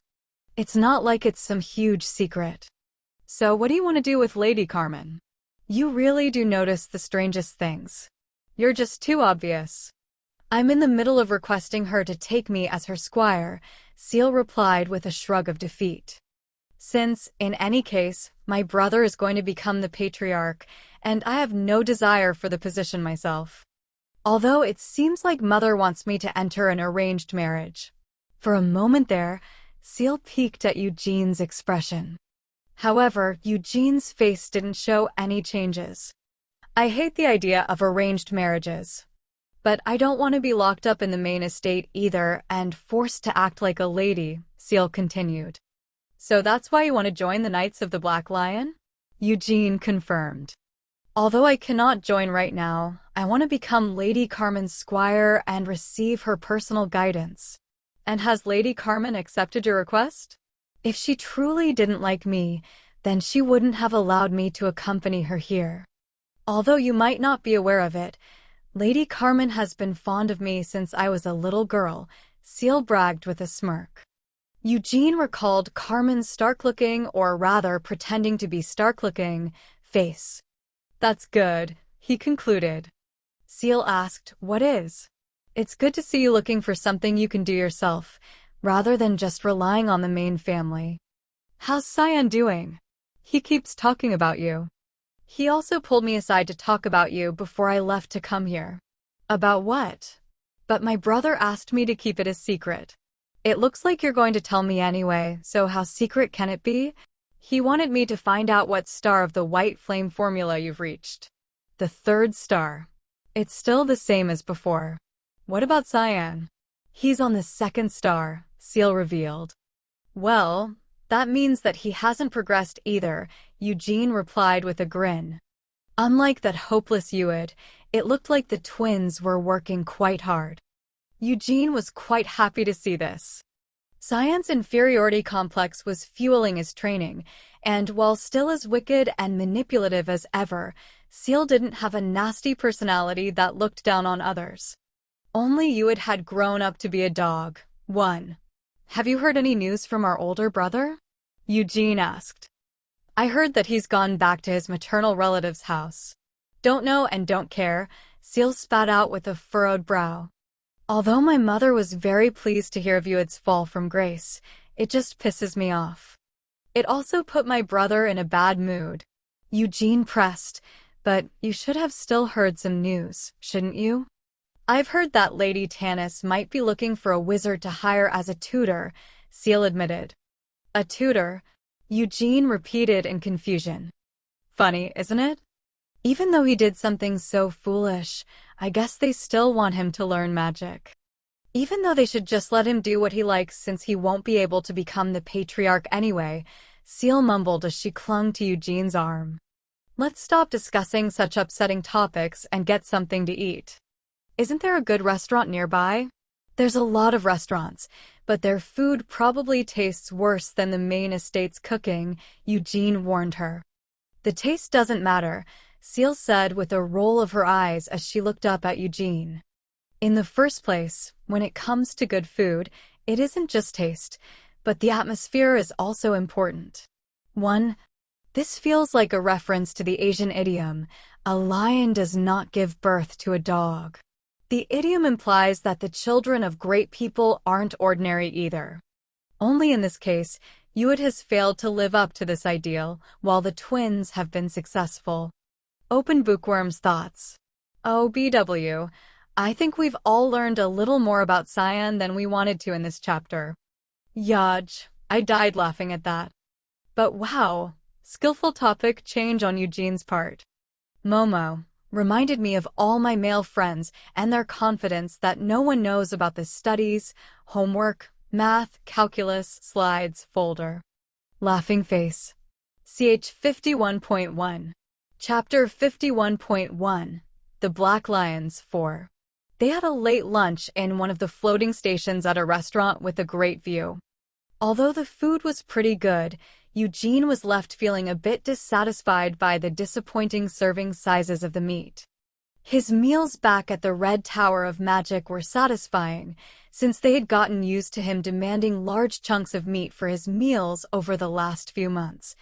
But a restaurant like this that prided itself on its atmosphere wouldn't serve the hunks of roasted meat that Eugene really desired.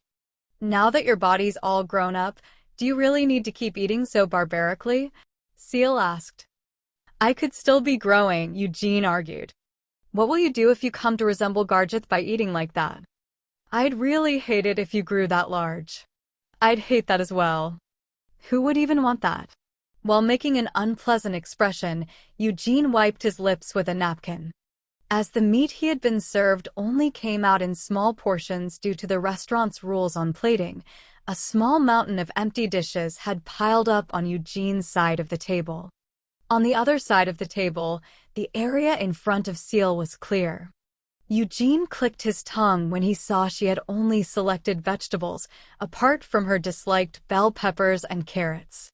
Eugene lectured her, if you're that picky, of course, you won't grow up. We can't be too sure about you, but I'm already fully grown, Seal refuted. As long as you stop being so picky, I think you can grow a little more, advised Eugene. It wouldn't be attractive for me to grow up too tall, Seal said, getting up from her seat. Eugene glanced down at Seal's slender forearms and shook his head in disapproval. Although it's always good to train your mana, physical workouts are equally as important. If you run out of mana in the middle of a fight, you'll be forced to rely solely on your body to. Seal interrupted him. It might be because you were hanging out with Garjith a while ago, but even the way you talk is starting to resemble him. Take that back, Eugene demanded. As Eugene expressed his instinctive disgust, Seal stuck her tongue out and laughed. So I heard something from Father. Seal changed the subject. Did you really use 300 million sals just to purchase giant testicles as a favor for Garjith? So what? Eugene asked defensively. Did you really eat them together with him? I asked Hazard about it, but apparently, it's not just the giants. All beast testicles have a nourishing effect on the body. But no matter how healthy it is, how could you eat something like that? Seal asked with a mix of curiosity and disgust. I didn't eat any, Eugene insisted. Really? Then Sir Gerhard will be happy. Why would my father be happy? He was pouting because you kept such a good thing all to yourself. Father, please, Eugene groaned internally. Thankfully, Seal changed the subject. It's been over 3 months since you've arrived in Arath. So what have you been doing? Reading books, learning magic, Eugene explained simply. Apart from such obvious things, Seal dismissed. Haven't you had any new and exciting experiences? Eugene argued. Learning magic is a new and exciting experience.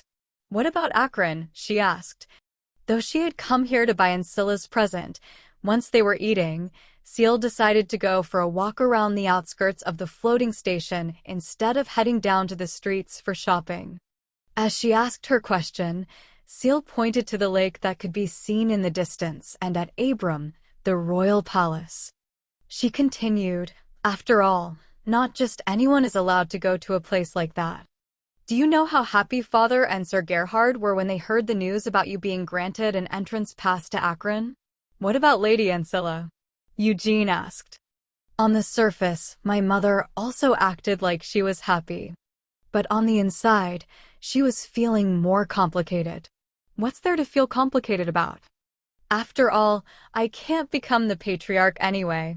That's just it. Seal turned to look at Eugene with a grin. You might not be able to become the patriarch, but you're more suited to becoming the patriarch than any of us siblings. That's just because I'm so talented, Eugene retorted shamelessly. Being too talented is also a flaw. Wouldn't it be better for you to show something of a weak point somewhere? Seal suggested.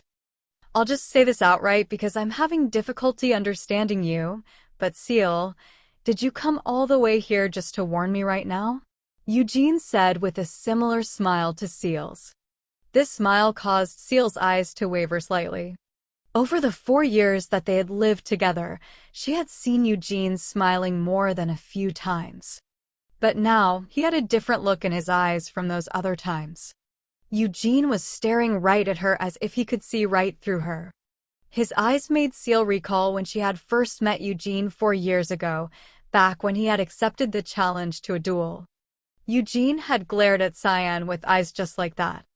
A warning, as if. Seal lightly shrugged the accusation off and shook her head. It's just.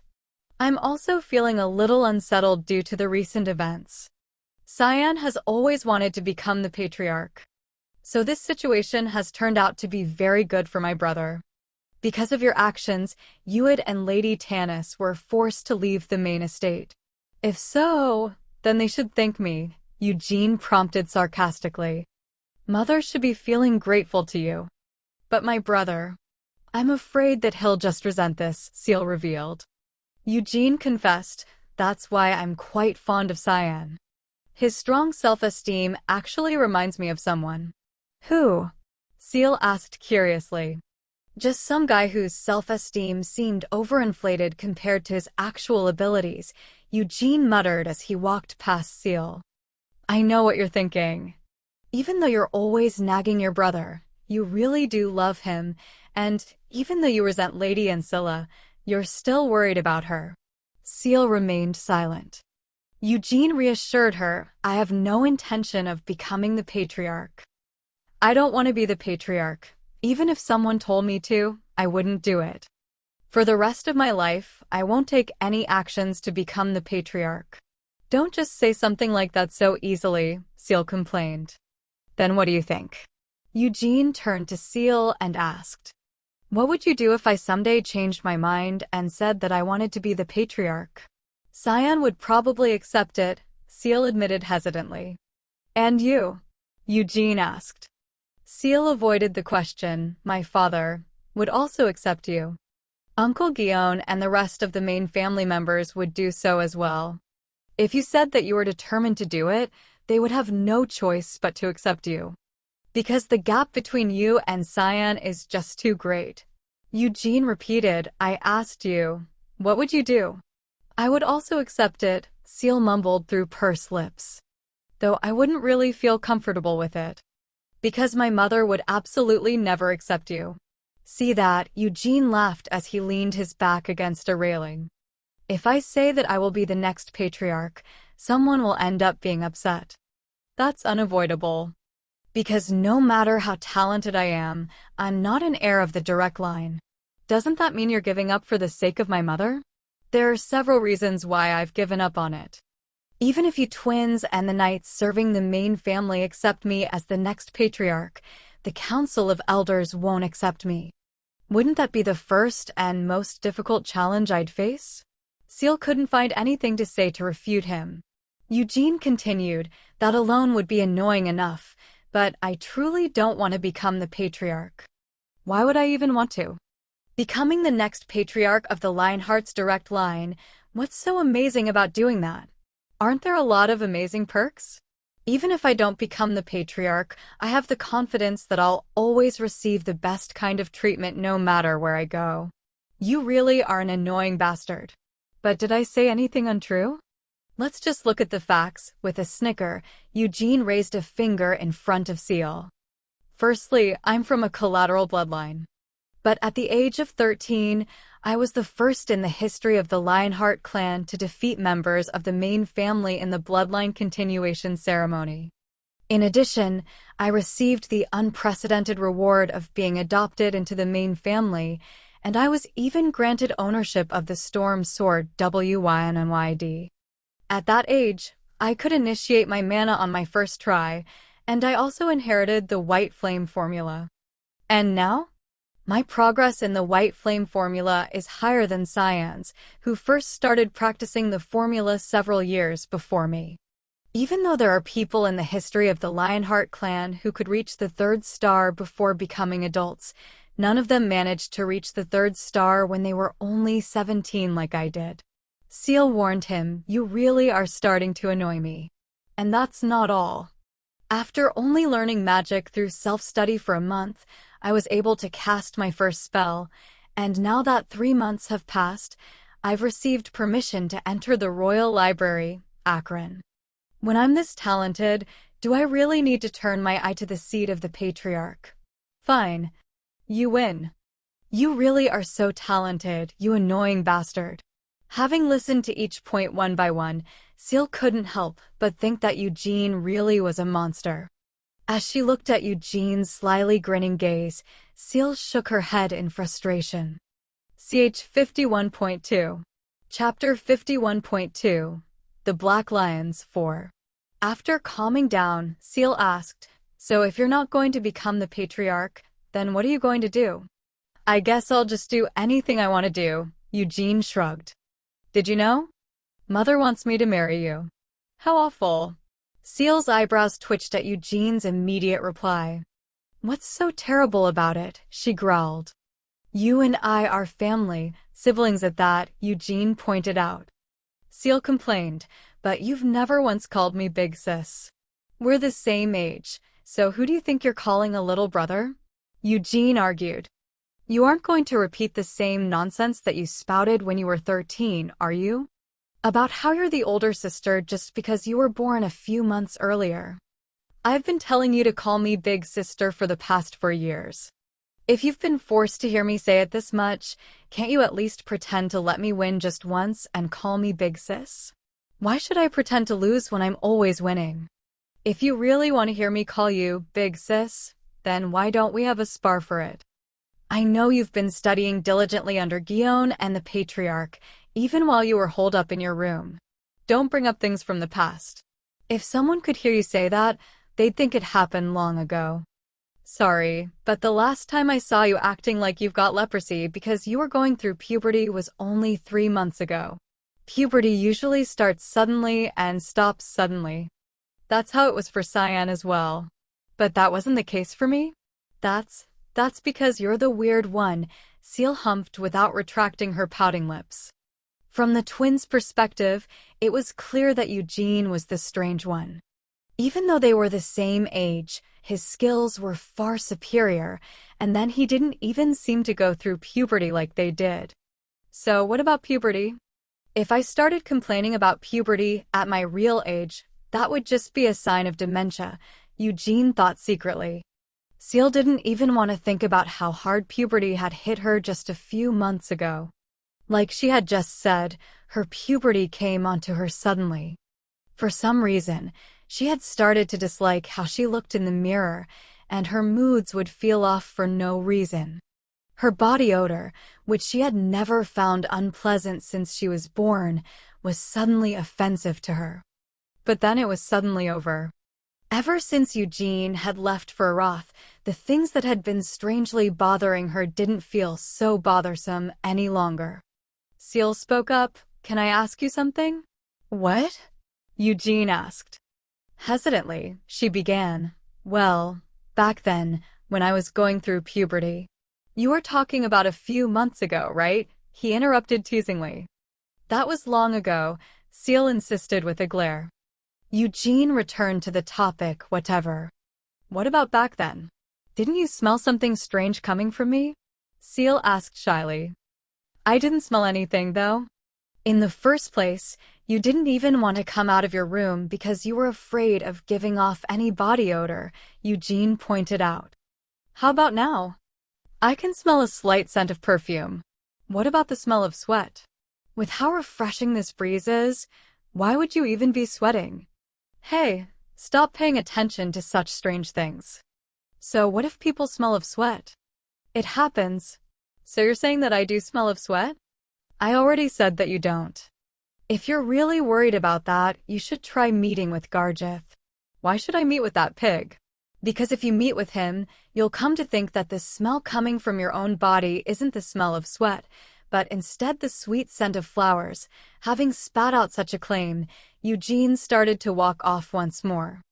After standing there silently for a few moments, Seal followed behind Eugene, the corners of her mouth twitching as she tried to hide a smile. "So now you're saying that I smell of flowers?" Seal asked, acting purposefully obtuse. "Even though your body has grown up, it looks like your brain hasn't," Eugene observed. "I did spray on some rose-scented perfume," Seal revealed. Eugene just said, "I prefer the smell of soap over the smell of flowers." "You sound like an old man." Seal's careless teasing pierced his heart deeply. Eugene coughed and, after recovering, gestured to the downtown area below the flying station. "So when are we going to buy the present?" he asked. I wanted to keep looking around, but Seal trailed off without finishing her sentence as she checked her wristwatch. "Our appointed meeting time is at 5 o'clock. Eugene asked, "Where are you meeting back up?" "In front of the warp gate." "Are you really heading back today?" "We've already finished signing the contract for WINMID. And because the issue with the Black Wizard was dealt with before we even arrived, it was decided that we would return right away after picking up some new recruits." "Weren't you returning to the main estate?" "Nope. We're going to Ukla's Mountain." "Do you know where that is?" "I know it's in the southern portion of the Keel Empire. That's where the Knights of the Black Lion are based." "But you haven't entered the Knights of the Black Lion just yet, have you?" "It was decided that I would take a simple test from Lady Carmen. Do you want to go there together?" Her trying to hook him into doing something without giving him any warning reminded Eugene of back when they were both 13. Eugene questioned, "Why would I want to go there?" "Lady Carmen is actually more interested in you than she is in me," Seal explained. "Interested? In me? Why? Why ask when you already gave the explanation with your own mouth earlier?" "Because you're so talented." "But even though you're that talented, you can't become the patriarch. Isn't it obvious that the Knights of the Black Lion would be interested in someone like you?" It certainly was obvious. To be honest, Eugene couldn't help but feel interested in Seal's offer. After all, the Knights of the Black Lion were the Lionheart clan's strongest force.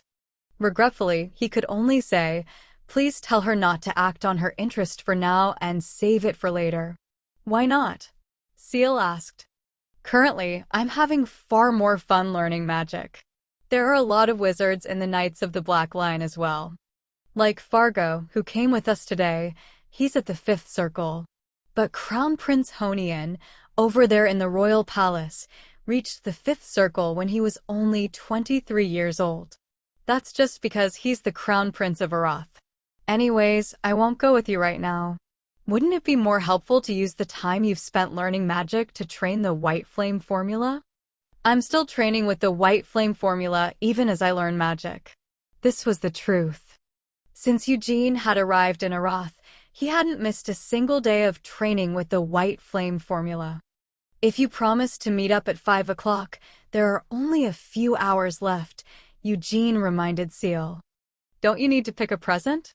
Seal dismissed his concerns. "If it's something that I've personally chosen, Mother will be happy with whatever it is, so it's fine if we take our time."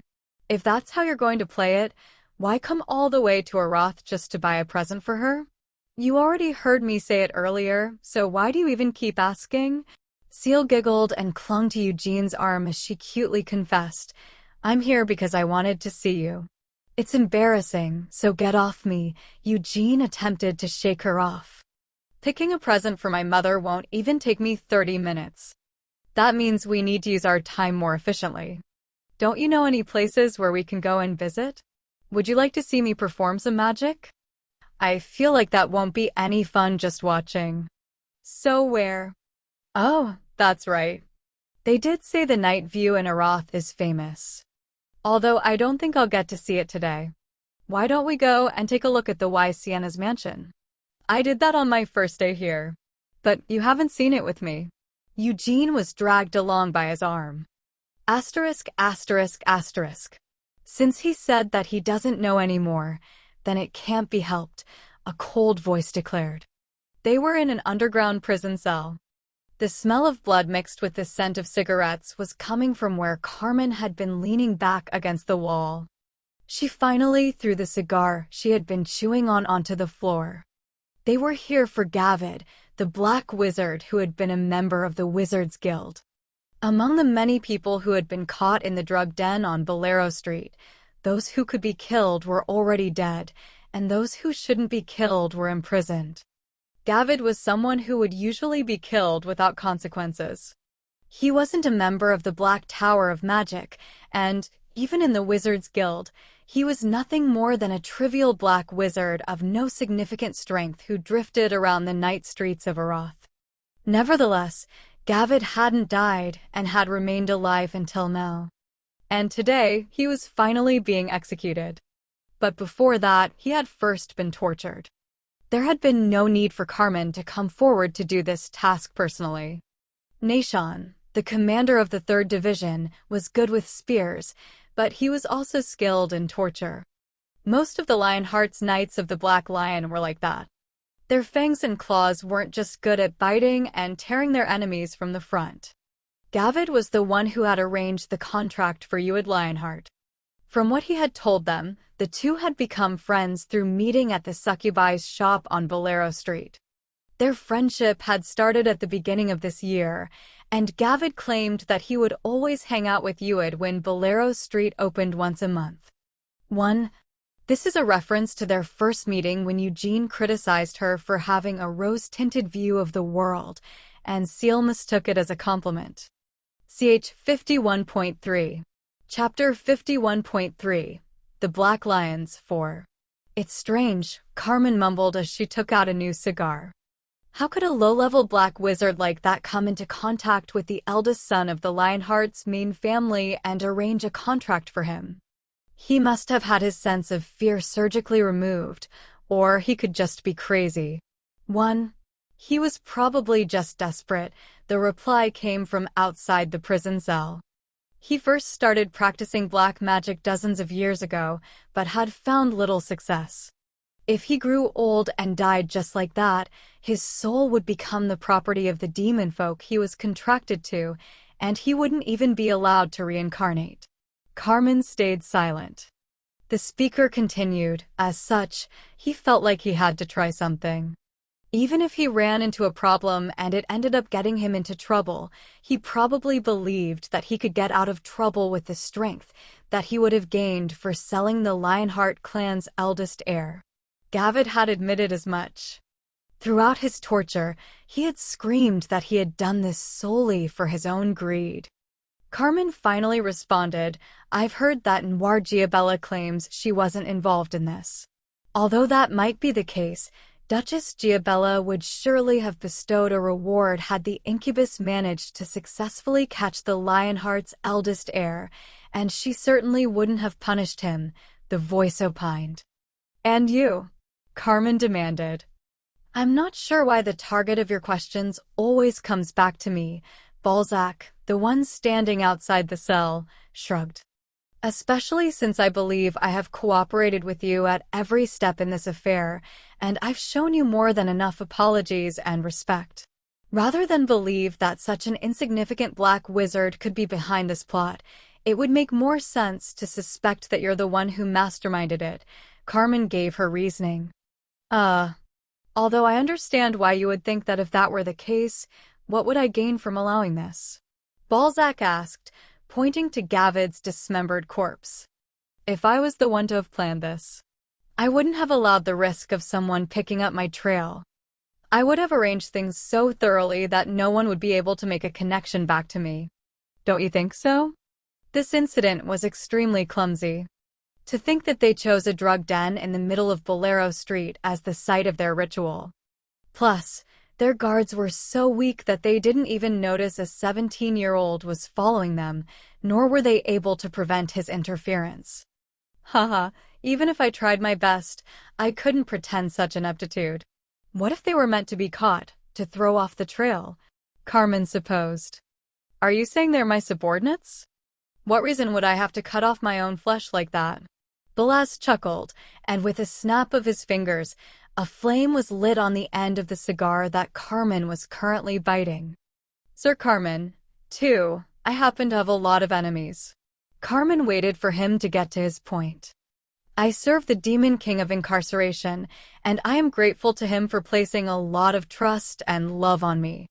But thanks to that, many people in Helmuth don't like how much of his favor I receive. Like Edmund Codrith? Of course, he must also think of me as a hindrance. Amelia Merwin shouldn't like me very much either.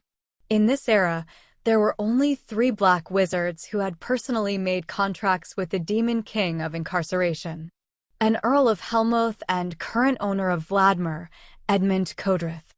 Aratha's Black Tower Master, Balzac Ludbeth. the dungeon master of Nahama Desert, Amelia Merwin. Of course, apart from those two, there are a lot of demon folk who dislike me. In my opinion, one of them may have sought to disgrace me by using this as a pretense. Balzac conveyed his suspicions. But you don't have any evidence, Carmen pointed out. There's also no evidence for me being responsible for this incident.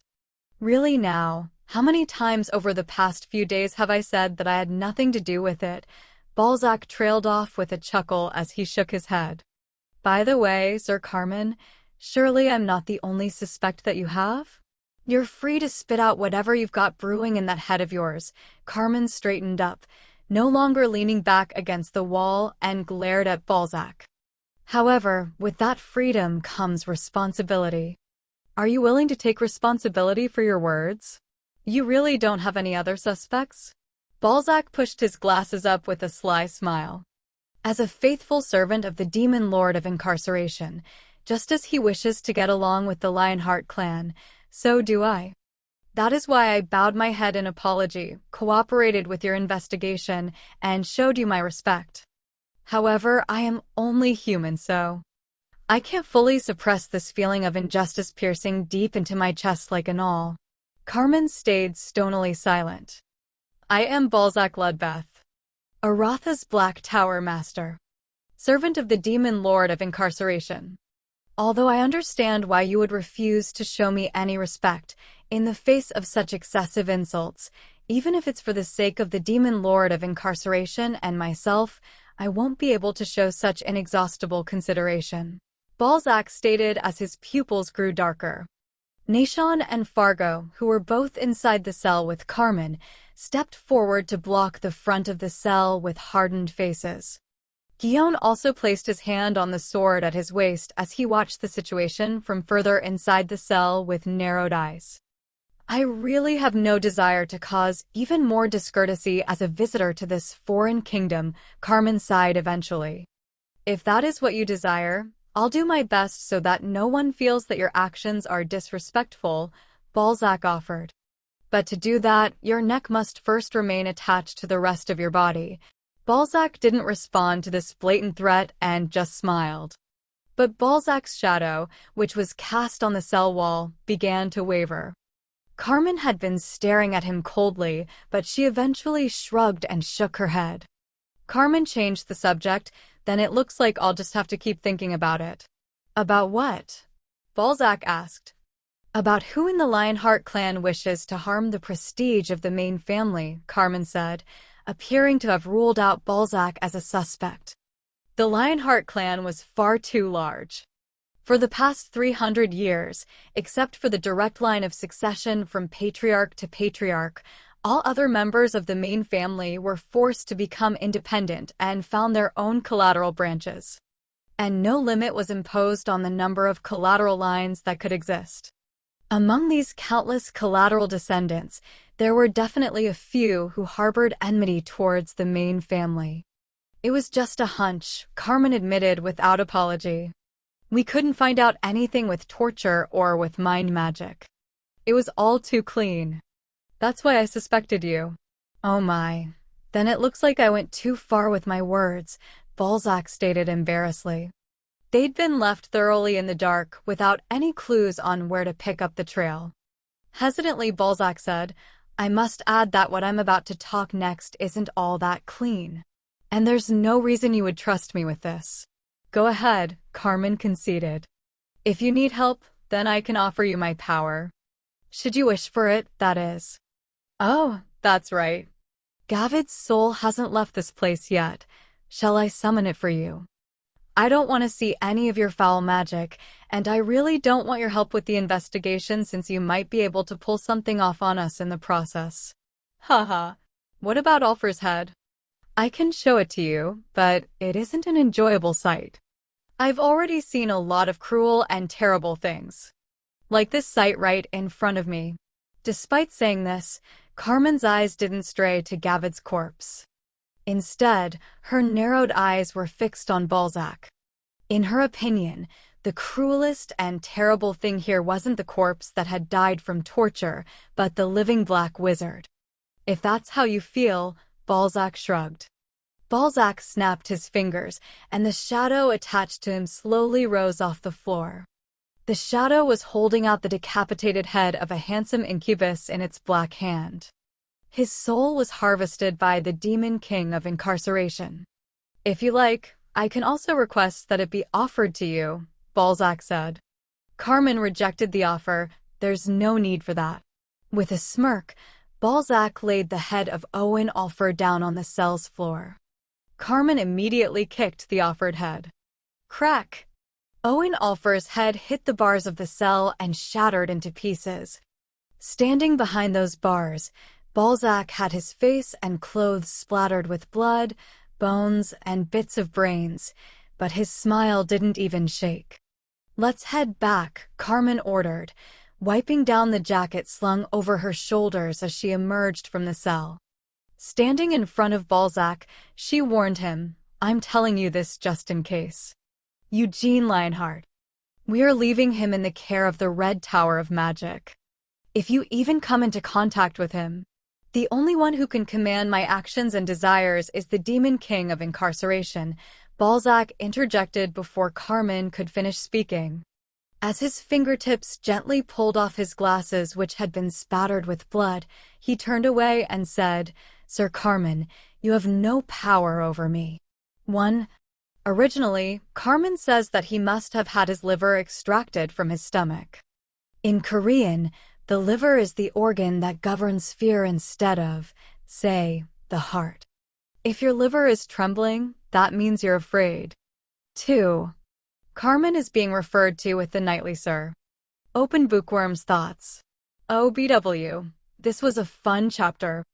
Poor Gargith kept getting wrecked on and the conversation between Balzac and Carmen was chilling. CH 52.1. Chapter 52.1. The Fairy Tale 1.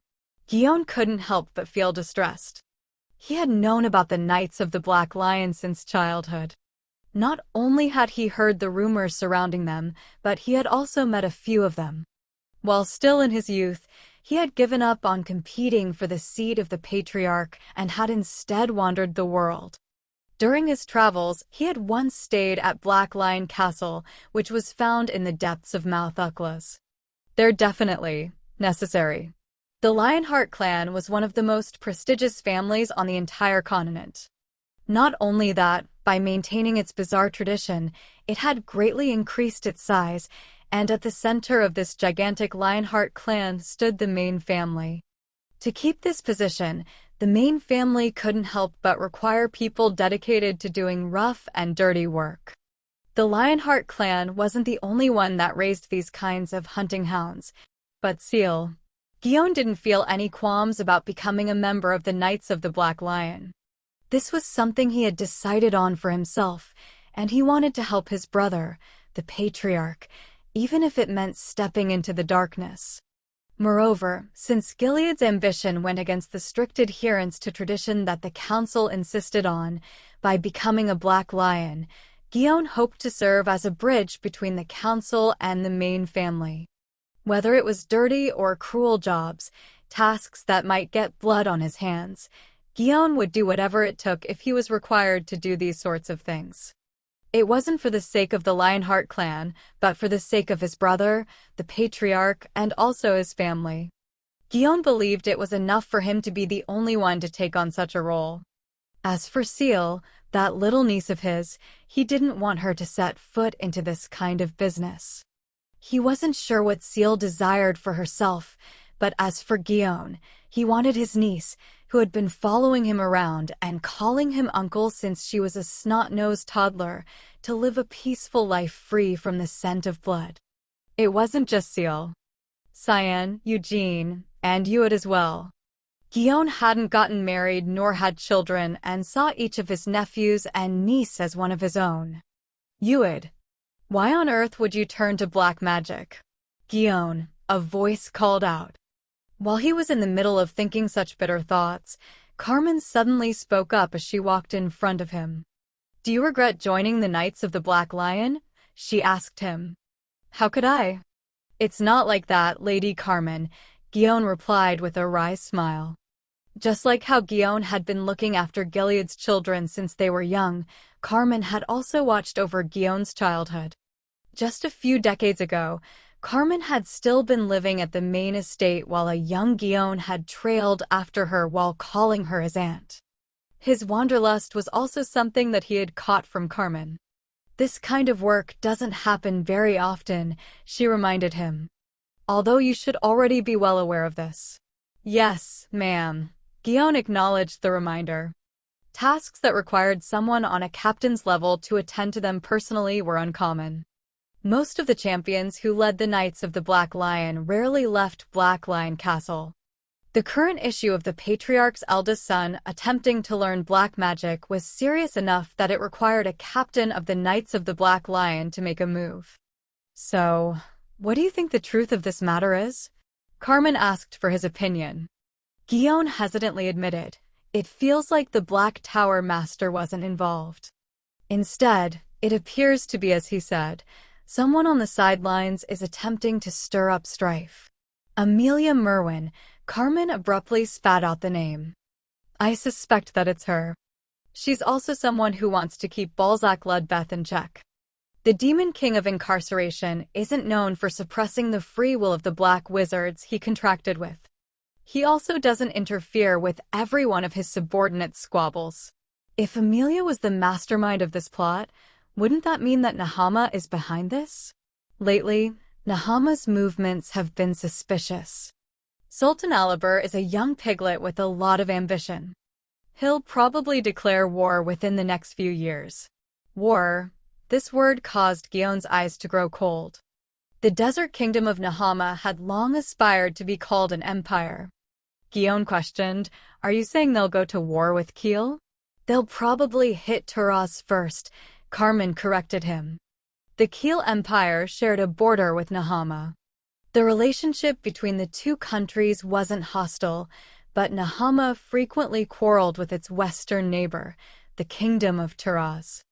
"Even though they probably don't have a casus belli?" Guion asked curiously.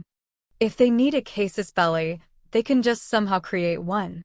But if Nahama attacks Taraz, Kiel will also need to prepare for war.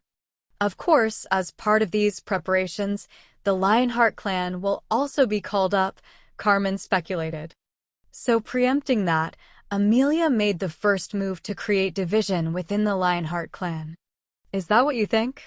"Even if this doesn't lead to any division, it's planted a seed for it. In any case, like what the late Gavid confessed, it might just be a crime of impulse without any conspiracy behind it. However, we can't be sure of that. That's why we need to be suspicious." Carmen narrowed her eyes and continued, "I heard that Uid doesn't even know anything about Gavid. When I saw him in his childhood, I thought Uid seemed pretty smart. Could it be that the Patriarch doesn't have the qualifications to teach his own children?" Guion sighed. He just wanted to believe in his children. A whip for the horse, a bridle for a donkey, and a rod for the back of fools. Though it's pointless to say such things now that it's come to this. Instead of the eldest heir, Uid, it looks like the next patriarch will be Cyan. Having said this, Carmen turned to look at the prison they had just left. Guion. "Hypothetically, what would have happened if we hadn't overlooked Balzac's provocation back there? It would have caused quite the crisis," Guion dutifully concluded. "Don't point out something so obvious." "I'm asking if we could have killed him. I don't think what he said was an insult deserving of death. From the perspective of the Black Tower Master, he also had reason to feel upset. But if we had to fight him, apart from you, the rest of us would have died in there. You're being too modest." "I'm not that good at fighting with wizards," Guion replied with an awkward smile. "Just like you, I also lacked enough confidence. That's why I didn't get into a fight," Carmen admitted with a click of her tongue as she pulled out her pocket watch. It was slowly getting closer to the time when they had arranged to meet. Guion recalled Seal, whom he had told to meet with them back in front of the warp gate. "Are we really going to take Seal back with us to Black Lion Castle?" Guion asked reluctantly. Carmen simply pointed out, "Isn't that what the child wants?" Guion couldn't argue with that. Don't overly smother a child who has already grown up so much. There was a short silence. Then Guillaume shook his head to cast off these complicated feelings. About Eugene Lionheart, what do you think of him? Carmen suddenly brought up this question. However, Guillaume immediately replied without any surprise, I'm sure that you've already heard all about him. Of course, I've heard about him. For years ago, when the patriarch said he would take in that child as an adopted son, and when Gilead said he would open the main family's treasure vault to him, do you know just how noisy the council got? Carmen demanded. It certainly must have been a headache, Guillaume sympathized. Carmen complained. The council had already been in an uproar due to the bloodline continuation ceremony. Because the outcome was unprecedented. But it was worth it, Guillaume stated with satisfaction. In Guillaume's view, Eugene was an outrageous monster. For the past 4 years, Guillaume had taught him various combat techniques based on his swordsmanship, but, to be honest, Guillaume couldn't be sure if he had really taught Eugene anything. It was like he already knew how to do everything. According to Guillaume's intuition, what made Eugene truly great wasn't his mana sensitivity or his quick progress in the white flame formula. His true talent was that no matter what weapon he held in his hand, Eugene could wield it skillfully. Not just at the level of being a proficient wielder, but with the skill of a true master. His techniques did not resemble those passed down by a prestigious family and instead pursued practicality above all else. Eugene couldn't have learned such a style from anyone else. No masters of such skill existed in Jidal, Eugene's hometown. Could it be that Gerhard was really hiding his power? But something like that was absurd. Everything that Eugene had was something he had honed by himself. He had an instinct for battle that was unbelievable for someone of his age. Guillaume had also sparred with Eugene several times. Without drawing on their mana, they had contested purely in terms of skill. Yet Guillaume had never once felt like he could overwhelm Eugene. No, instead, there were several times when he felt like he was being carried along by Eugene's rhythm. But that was something he couldn't accept, nor did he want to accept. To be carried along by Eugene's rhythm? That meant that instead of Guillaume, it was the much younger Eugene who was overwhelming him in terms of technique. If only that child wasn't from a collateral line, everyone would have supported him becoming the next patriarch. Carmen's words weren't simply meant to evaluate Eugene. Guillaume felt the blatant inquiry hidden in her gaze and responded, that child has no desire to become the patriarch. In a way, he resembles both myself and you, Lady Carmen. Ch 52.2. Chapter 52.2. The Fairy Tale 1. He resembles us? If that's the case, shall I invite him to join the Knights of the Black Lion? Hadn't you already decided to do that? I intended to respect that child's resolve. It also feels a little too early to invite him right now. After all, isn't he still in the middle of growing up? In my personal opinion, he really doesn't need to learn magic, but it's not like he's wasting his time by learning magic, right? Guillaume asked optimistically. Carmen gave a cold reminder, that's as long as it doesn't cause him to drift from his path. Guillaume recalled Ued. Could that child really have attempted to learn black magic? Guillaume had yet to accept such a fact. Carmen glanced over at Guillaume's troubled face. Ued will be placed under surveillance, she said eventually. Guillaume remained silent. We've already dispatched one of our black lions to Tanis' relatives. Since he's the eldest son of the main family, Ued will be spared having his throat cut, but there will be no next time. Ued will live under surveillance for the rest of his life. And of course, his right of succession will be stripped from him. He wanted to live freely. Guillaume heard that was what Ued had said.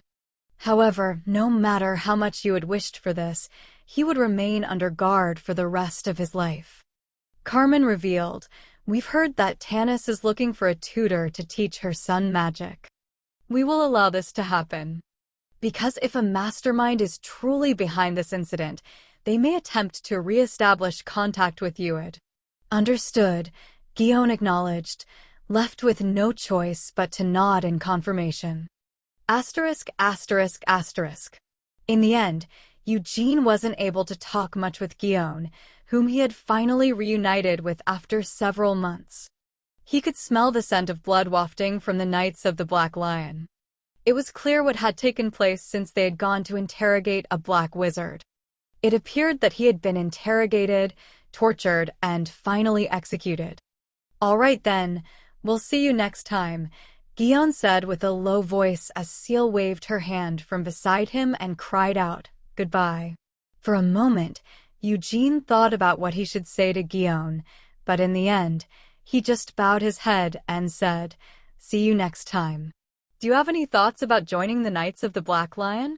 The one who had suddenly spoken up was Carmen. Confused, Eugene turned his head only to see Carmen standing there with her arms crossed. "Huh," he grunted. "They say that you have great talents. If you have no interest in becoming the Patriarch, you should just join the Knights of the Black Lion as soon as possible. Thank you for the offer. Currently, the position of the 2nd Division Captain's Squire is vacant. If you want, I can recommend you for it immediately." "Thanks, but if you become a Captain's Squire, you can learn a lot. The apprenticeship period is about 5 years, but if it's you, you should be able to become a full member of the Black Lions when you become an adult, 3 years later. I hope you have a safe journey." She should allow people to finish what they were saying. Why did she have to keep cutting him off like that? Eugene bowed his head deeply as he said farewell to Carmen. "That's a shame," Carmen said as she turned around. Before they entered the warp gate, Seal waved at Eugene once more. "Has there been any word from the White Tower Master?" Eugene asked Lovelian once the visitors were gone. "Nope. If she had successfully managed to sign a contract, she would have come here right away to brag. But seeing that there is no news, it seems that this contract won't be so easy," Lovelian speculated. "That son of a bitch Tempest."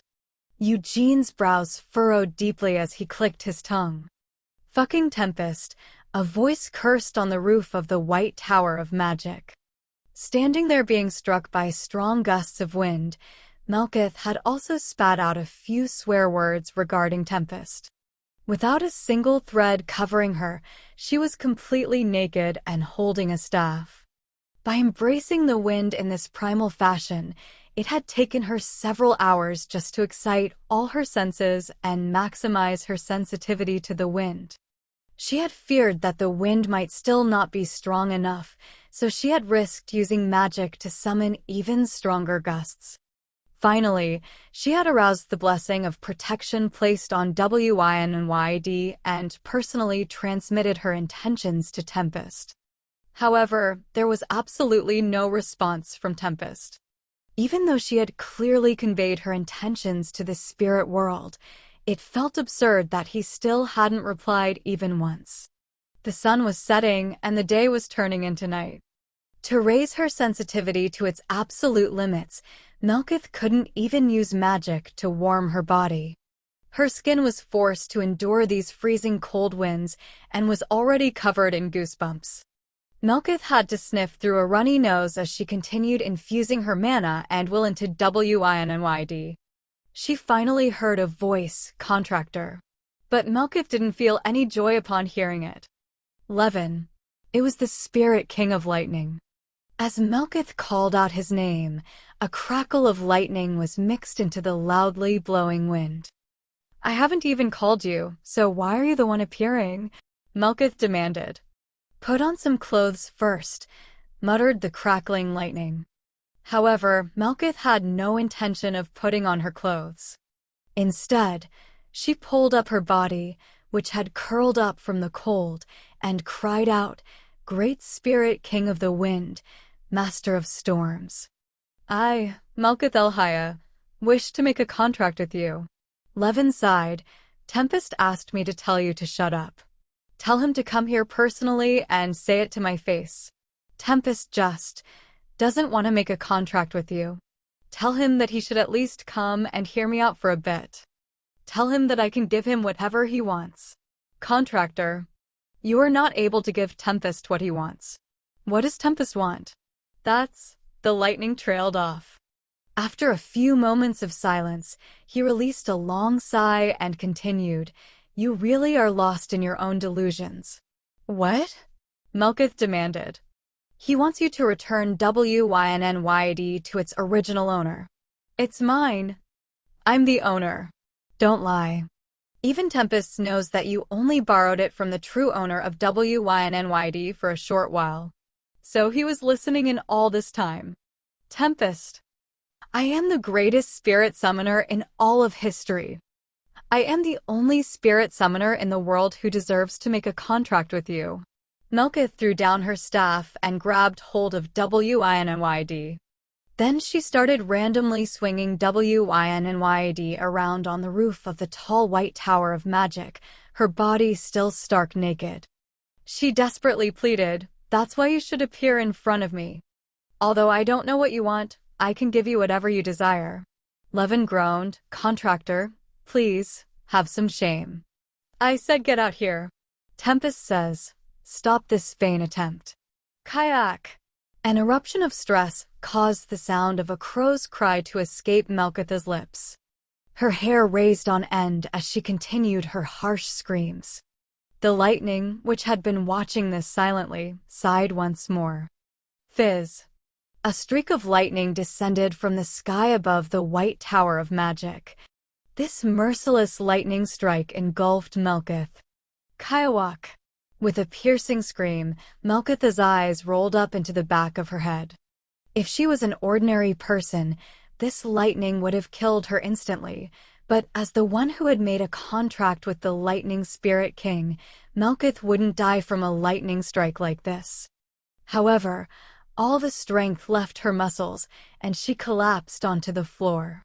The storm wishes to go northward, to defeat the Devildom in the north that no one has been able to conquer, to deal with the regrets that have yet to be forgotten after hundreds of years. Although Melkith was already unconscious, the lightning continued to mutter to her with a sorrowful tone. Asterisk, asterisk, asterisk. Melkith came to find Eugene after 10 days had passed. Eugene, who had been staying in Sienna's hall with Thin Akron, couldn't stop his jaw from partially dropping when he saw Melkitha's appearance as she stepped out of the elevator. How could a person become so exhausted in just 10 days? Eventually, he remembered to ask, So, the contract? Why even ask when you can clearly tell, you motherfucker? Melkith cursed. Caught off guard, Eugene asked, What's with the cursing? That son of a bitch Tempest. Melkith burst out. Mare narrowed her eyes at Melkitha's sudden cry. She slid off of a chair that was about as tall as she was and turned to glare at Melkith. Miss Pantsweater, this is a place where you're supposed to keep quiet, Mare reminded her. Kayag! Melkith squawked in anger.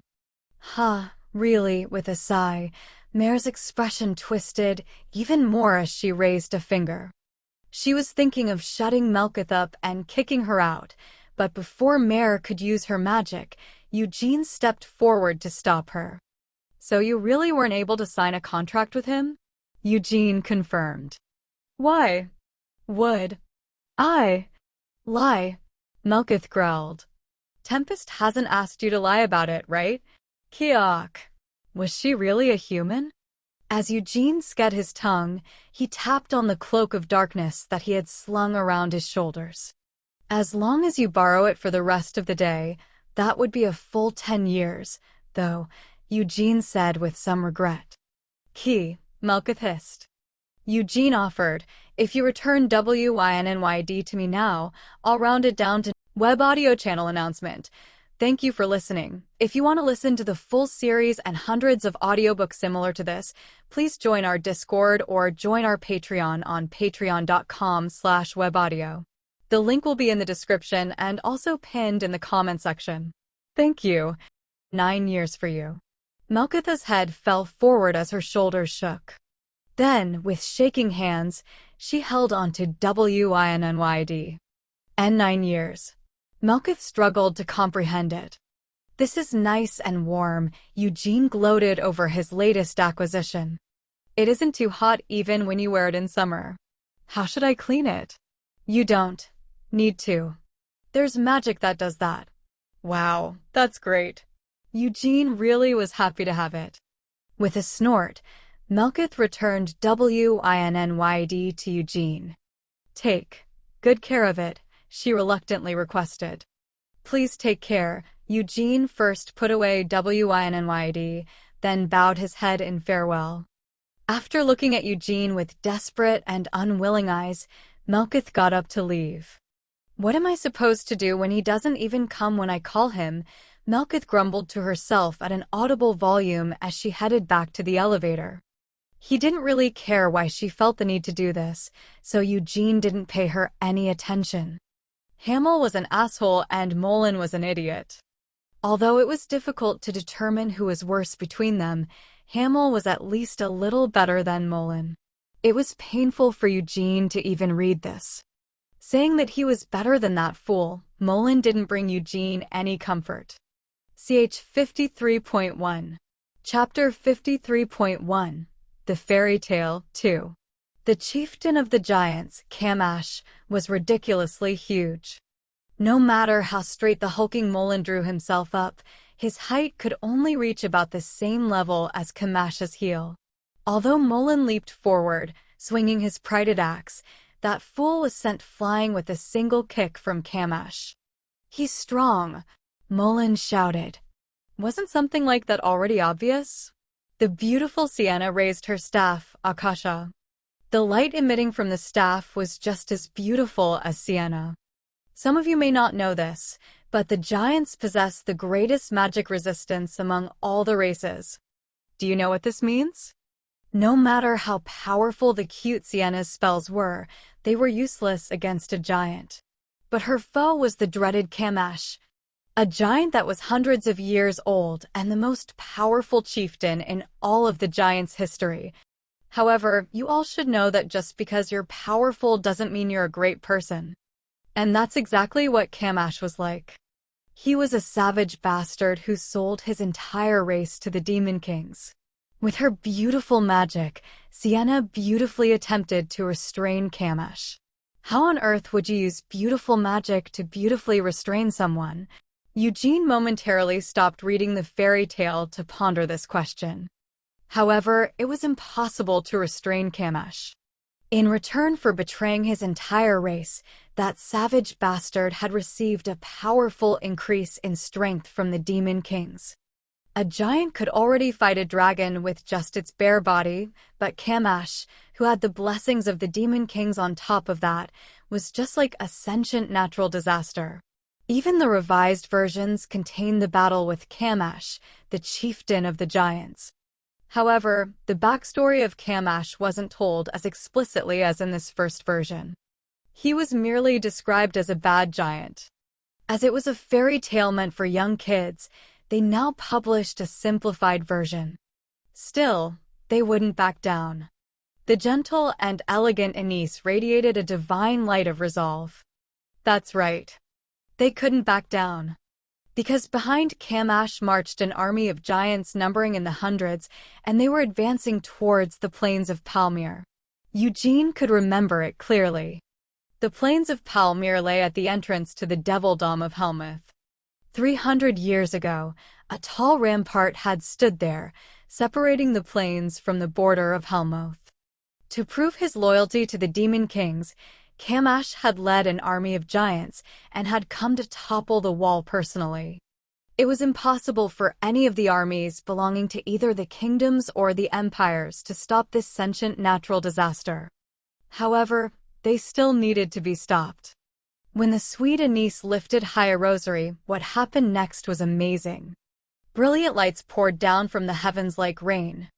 Although the human armies prepared to stop the giants appeared insignificantly small, Anisa's blessing gave courage and strength to them all. 1,000 men were gathered to face hundreds of giants. Do you think that was too few? But it couldn't be helped. To you who are currently reading this book, are you truly confident that you wouldn't run away in the face of these giants' advance? The shaking from the footsteps of these enormously tall monsters could be felt on the plains of Palmyra a few days before they even arrived. Also, the truth was that the number of allies didn't really matter. That's just how it was. Eugene recalled his past life from hundreds of years ago. Because Vermouth was there. The great Vermouth, the master of all and the god of war. He raised his dazzling holy sword high and marched forward. The rain of light called down by Anis increased the holy sword's strength. Any emotions detrimental to the battle, such as fear or despair, were erased from everybody's minds. At that moment, all the humans gathered there weren't afraid of death, pain, the giants, or even the demon kings. Anis's blessing didn't stop at just erasing any useless emotions. Any wounds would heal immediately, and no matter how long you fought, it made it so that you wouldn't get tired. In addition, it released the physical limits of what your body could handle, making your body more suitable for battle. Giants possess strong magical resistance. But that didn't mean that Sienna's spells were useless. She shook the earth even more fiercely than the giant's footsteps and tore it apart. Lava rose from the ground, and lightning fell from the sky. Mullen, that idiot, wanted to test his strength against Camash in a frontal contest. Although everyone thought Mullen was an idiot, we all held back the urge to say it, and only that rude bastard Hamel actually socked Mullen in the jaw. You stupid bastard. A contest of strength? You're saying that you want to go up to that savage bastard and challenge him to an arm wrestling match? Don't spout such bullshit and just stay with the soldiers over there. Why do I need to do that? If you're not there to stop the giants, all those soldiers will be crushed into pancakes by the giants' feet. When Hamel had shouted that in a fit of perplexed frustration, Mullen's mouth had hung open for a few moments in a look of confusion before he had nodded with an exclamation. Oh, so that's the case. Hamel, you really don't want them to die. Why are you putting it like that? If we're going to fight together, it's just better if more survive than less. Okay, I've got it. I'll act as their shield. But what will you be doing? What I always do. It was better for more to survive than less. Of course, that was only the case when talking about his allies. As for enemies, it was definitely better if a lot of them were killed.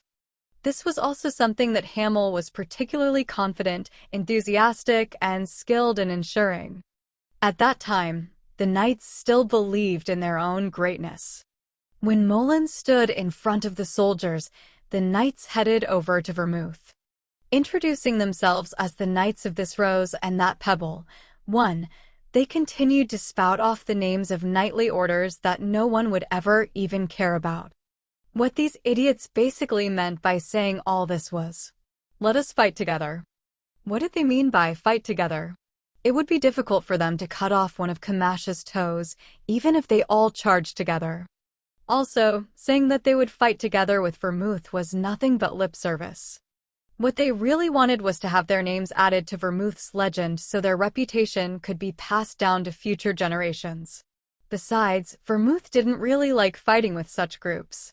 He very well knew that if he fought alongside these knights, they would only drag him down uselessly and serve as mere shields at most. This was the Great Vermouth. There was only one man who was able to fight alongside that inhuman monster, and he was the only one Vermouth could rely on this battlefield. Hamel. Yeah. What? The stupid Hamel. The left arm. Can you do it? I'd prefer the right arm. Isn't that bastard, Camash, right-handed? If that's the case, you can take the right arm. Why do we even need to divide up the left arm and the right arm? I'll just figure it out as I go along. That's, it's hard to put it into words. Although you readers might not be aware of it, it's taken me a lot of tries to somehow write this down, you know? However, if you've read up to this point, I'm sure you've already noticed it. I'm not very good at writing stories. I just write whatever comes to mind. In any case, it was an unbelievable fight. Camash was as tall as a mountain. As for Vermouth and Hamel, well, although they weren't as hulking as Mullen, They were still tall and with good physiques, but there was no way that they could be compared with Kamash. However, Kamash wasn't able to advance any further. When Kamash attempted to take another step, Hamel slashed at his ankle with an axe. When Kamash swung his arm at the pest, Hamel sliced his arm with a sword. When Kamash threw his fist at Hamel, Hamel's spear pierced Kamash's wrist. Then Vermouth sliced open Kamash's throat. It wasn't as simple as this book made it appear. Trusting in Anis's blessing, Hamel had headed out to meet Kamash. Whenever things got scary, Sienna's magic intervened, then Vermouth would parry the attack. Without the help of the light from the Holy Sword and Vermouth's assistance, Hamel couldn't have possibly blocked Kamash alone. Only the Holy Sword was able to put an end to Kamash, who was clad in the power of the Demon Kings. But, since the Holy Sword would only recognize Vermouth as its master, the only one who was finally able to kill Kamash was Vermouth. With his throat cleanly sliced open, the blood spewing from Kamash washed over the plains. It was like a riverbank somewhere had burst open. Although Kamash had died, the giants did not surrender. However, the situation was still more manageable than it was at first. The Demon King's blessing had faded with Kamash's death, so the beautiful Sienna's beautiful magic was able to exert its full force. This was what Eugene had felt having read this far. It was either Sienna or Anis who wrote this book. Of course, the author of this classic fairy tale was unknown, but having read this book, Eugene had figured something out. The wise Sienna and the faithful Anis. Those were their usual epithets. However, in this first edition of the fairy tale, all sorts of titles were attached to the front of Sienna and Anis's names. Beautiful Sienna, elegant Anis, cute Sienna, sweet Anis, charming Sienna, seductive Anis. Just what were those two bitches playing at? On the other hand, Mullen and Hamel were harassed terribly. Idiotic Mullen. Asshole Hamel. Stupid Mullen. Son of a bitch Hamel. Noisy Mullen. Foul-mouthed Hamel. Perhaps because they couldn't bear to attach any other title to Vermouth, from beginning to end, whenever he appeared, he was only described as the Great Vermouth. 1. The original text says, "The Knights of the Dogshit Roses and the Horseshit Rattail." Saying that two things are dogshit and horseshit is a Korean way of saying they're virtually identical, similar to potato and potato. As for the rat tail, it means something small or insignificant, like saying that the pay is peanuts. The rose might also mean something that looks pretty but is useless. Ch 53.2. Chapter 53.2. The Fairy Tale 2. But it wasn't just the titles. While this first edition was incomparably more savage in its depiction, the contents were extremely detailed. It wasn't just the battle with Kamash and the giants. The various events they went through in Helmuth were also described in considerable detail. The author of this fairy tale that was published 300 years ago was speculated to be a bard experienced in picking up various rumors and weaving them into a song. However, having read this first edition himself, Eugene was sure that the author of this book wasn't anything like a bard. The relationship between the characters was depicted in far too real a fashion for a book said to have been written by a bard. It's just like how I remember it.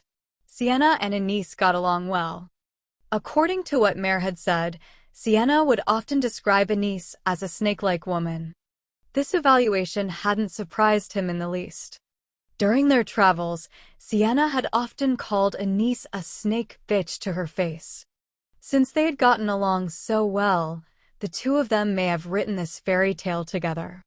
If that was the case, it would make sense for them to have used bullshit, such as beautiful or elegant, to describe each other. Or else, one of the two could have written it and then tried to obscure which of them it was by writing like this. Was it Sienna? Or could it be Anis? Eugene was lost in thought for a few moments.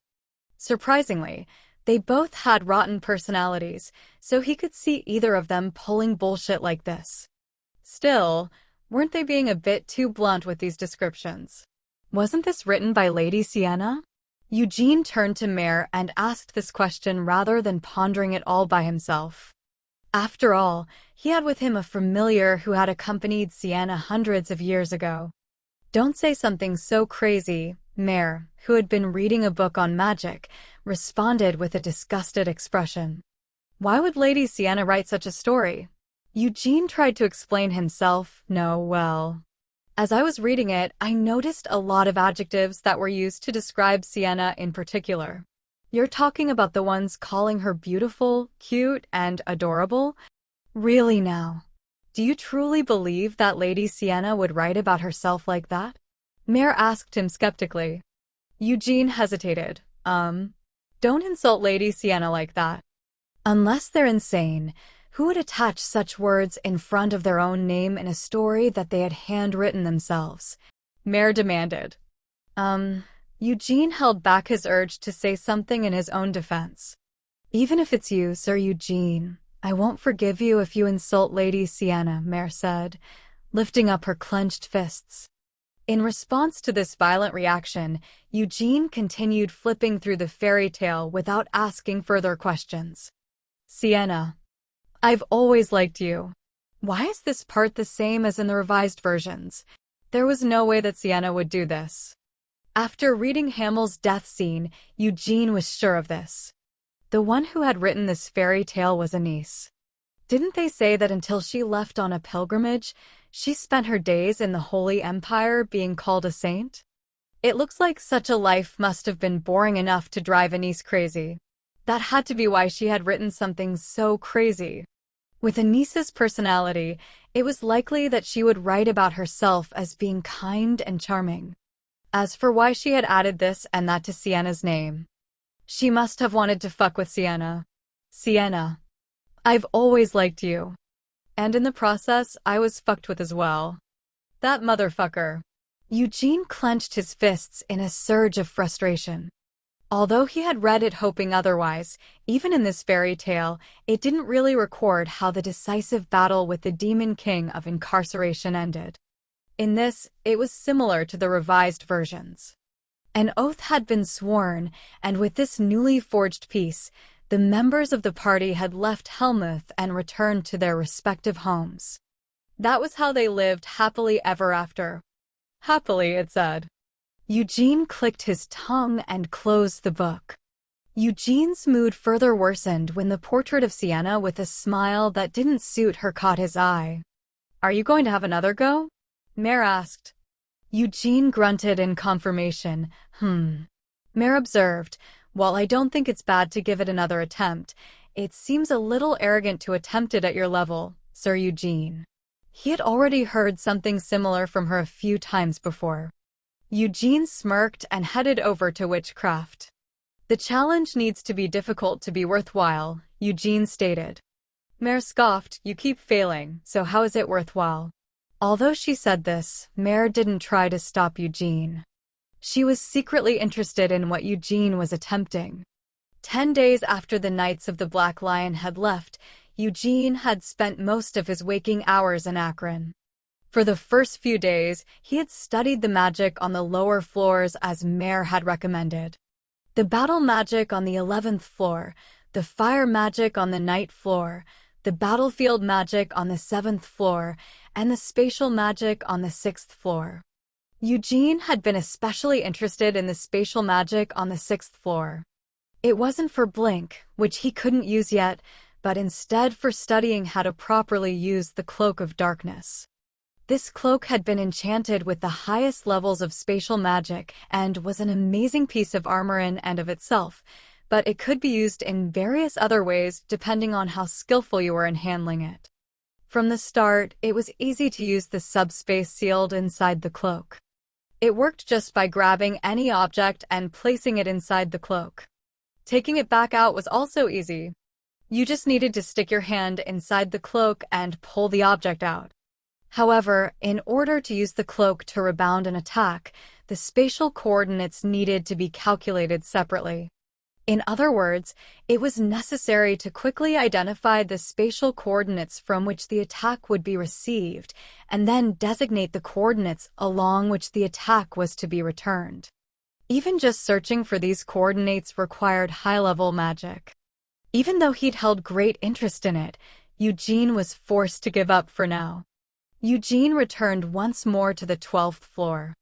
The eternal hole he had seen in witchcraft just wouldn't leave his mind. So once more, he went back to witchcraft, saw its contents, and fainted. From his third attempt onwards, he stopped fainting. Eugene's consciousness got used to the absurd movements of the mana. But that alone wasn't enough. What could be gained from simply seeing it happen? If he really wanted to gain something from it, he needed to develop at least some understanding of it. The eternal hole. The ultimate achievement in circle magic. The White Flame Formula. The Lionheart Clan's mana training scripture. I'm familiar with controlling mana, and I'm also familiar with the White Flame Formula. He thought about trying to combine them through practical application. It was impossible for the current Eugene to fully reproduce the eternal hole. He needed to at least reach the 9th circle to replicate it. The eternal hole. To put it simply, it was just a matter of holding an infinitely multiplying amount of circles inside one huge circle. By continuously reproducing, entwining, and collapsing the circles created through this, it amplified any mana put into it. Eugene didn't use circles when casting magic. He replaced the circles with his cores, the stars of the White Flame Formula. By rotating his 3 stars, he formed a circle. But what if he could generate multiple circles inside the circle that he formed through his method? Eugene grinned to himself as he stood in front of witchcraft. In his past life, Hamel hadn't learned the White Flame Formula. Since he hadn't learned magic either, he also didn't have any circles. What Hamel had learned was the cheap mana training scripture that was widely spread among mercenaries. Hamel had added his own knowledge and improvements on top of that. Afterward, Sienna had even gone through and corrected it. It didn't have a fancy name. Hamel had no intention of writing it down and leaving it for future generations, and he hadn't had any disciples or descendants to whom he could pass it down. In the end, the only one in the world who had learned this mana training scripture was Hamel. First, you built your core. Then you burst the mana formed in this core in a chain of explosions. The mana propelled by this internal explosion quickly spread throughout the body. The exploded mana wasn't released outside the body. By exploding all of his mana, Hamel could bring his full force to bear for a single second. With just that alone, Hamel was able to slash Kamash's limbs. You were born with an instinct for battle. This was something that Vermouth had once told him. You actually paid good money for this kind of mana training scripture? That was what Sienna had said. I just can't understand it. With this kind of garbage, by practicing this mana training scripture, you were able to reach the level of strength that you have now? He could do it. Eugene didn't doubt himself. He saw that his idea had some possibility of success. If that was the case, he could definitely do it. He didn't necessarily need to perfectly reproduce the eternal whole. With his third, star White Flame Formula and the circle he had created from these stars, he would explode the mana generated inside the circle. It wouldn't just be any ordinary explosion. Instead of a singular explosion, there would be a continuous chain of explosions. If he could manage to do all that as naturally as if he was breathing. Since you've allowed me to see everything like this. Within his consciousness, Eugene saw the infinite sea of mana being used to draw a circle. This was the eternal whole, the ultimate endpoint of the circle magic created by Sienna.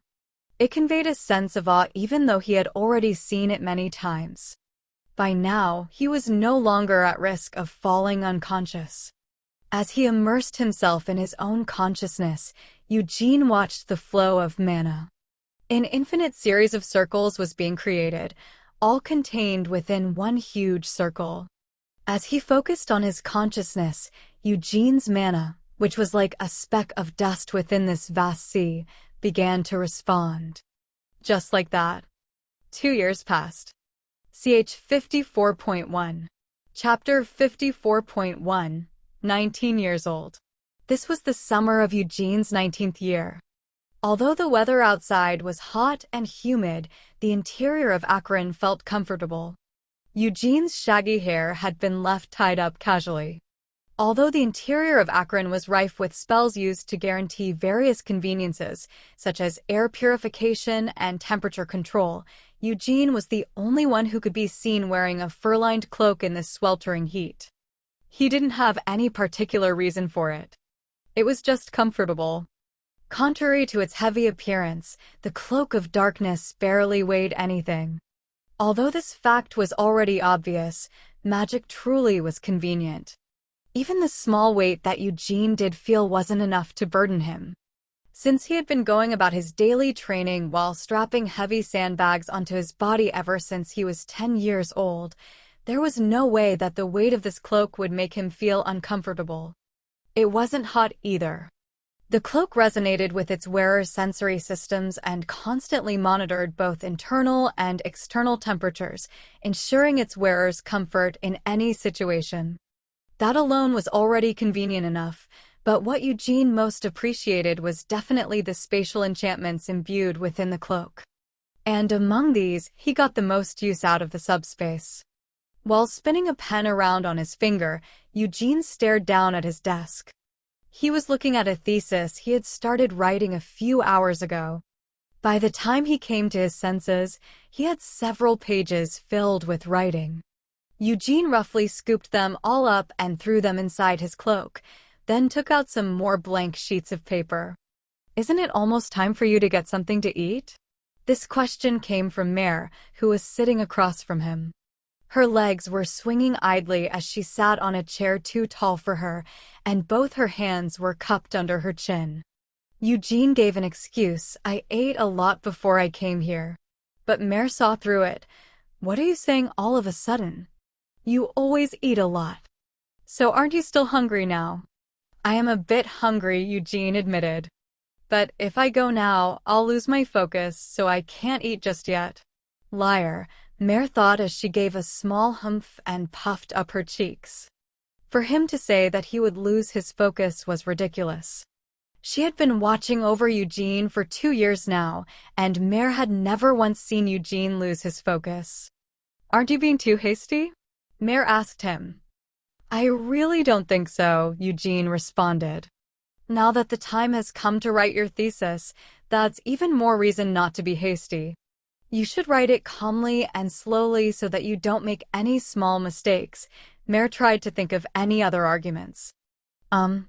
So in any case, that's why it's better to write carefully, got it? I'm not rushing it, and I am writing calmly. Though I'm not sure about writing slowly. I've been revising my thesis constantly, and at least in my eyes, I've yet to see any mistakes. "This must mean that I am writing carefully," Eugene replied as he continued to spin his pen in circles. Mare wasn't really satisfied with this answer, and after a short pause, she continued speaking. "I'm just talking about normal wizards, but doesn't it usually take them several decades just to complete a thesis that summarizes their magic? The amount of time I've spent learning magic is a lot less than a few decades. That's even more reason to think that you are being overly arrogant by writing your thesis so early. Instead of doing something so rash, you should just immerse yourself in magic for the next 10 years. Mare trailed off, still protesting. "It looks like our little Mare is feeling really shy." Eugene grinned as he stared at Mare. At this, Mare's eyebrows furrowed as if disgusted, and she raised both of her clenched fists towards Eugene. "Haven't I told you enough times to stop crossing the line?" Mare demanded. Eugene denied the accusation, "But I don't think that I crossed any line. I'm talking about what you said, our little Mare. I've told you not to call me that. I am 200 years older than you, Sir Eugene." "Then it looks like our little Granny Mare is pretty shy. Wanna die?" Mare's shoulders seemed to be heaving with anger. But even so, Eugene didn't feel any killing intent flowing his way. Since she had been teased like this for 2 years now, it looked like Mare had gotten used to it.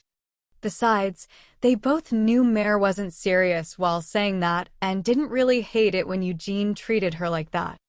It was strange, novel, and nostalgic.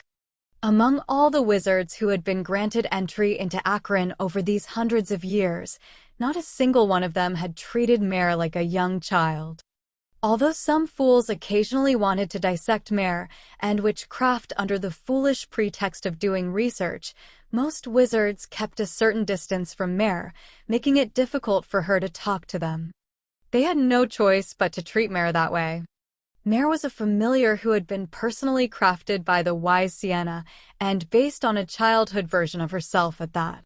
She also served as the artificial intelligence of witchcraft, the greatest grimoire in all of magic history. Even though they had already dissected it once, all the wizards who had experienced the contents of witchcraft were in awe of Mare. However, Eugene wasn't like that. There was no reason for him to follow that trend. Respect for the wise Sienna? Although he could admit that she was a great wizard to Eugene, Sienna was just Sienna. Eugene got straight to the point. Do you hate that I'm leaving? Mare hesitated to reply. See now, you do hate it. To think that it's already been 2 years since I first came here. Though it seems I'm the only one who regularly comes and goes from this floor, Eugene noted sympathetically. It's unavoidable, Mare mumbled as she loosened her tightly clenched fists. Because the other wizards have already finished examining witchcraft long ago. It had been 2 years since Eugene first entered Akron. He had been visiting Akron almost every day since then and had spent around half of his waking hours in Sienna's hall. This wasn't particularly impressive or surprising. All the wizards who were allowed to enter Akron, like Eugene, diligently immersed themselves in the study of magic. Most of the wizards who received permission to enter Akron had overwhelming pride and confidence in their magical abilities. But by refining their abilities even further, these wizards sought to reach the ultimate truths. So wasn't it just natural? Mare had been in existence for over 200 years. The wizards who had been permitted to enter Akron were now either tower masters, heads of the Wizards Guild, a member of Aratha's court wizards, or part of the royal family of Arath. They had all been born with a rarely seen gift for magic, and by now, they had already proven themselves as wizards. For them, witchcraft was an amazing piece of magic that their predecessor had left behind. The ultimate point of circle magic, the eternal whole. If one was a wizard who had encountered witchcraft for the first time, they couldn't help but be stunned and in awe of its greatness. Over their next few visits, these wizards would take their time to try to understand and explore the contents of witchcraft. But they would eventually realize that this truth wasn't something that they could grasp just yet. From then on, their visits would decrease.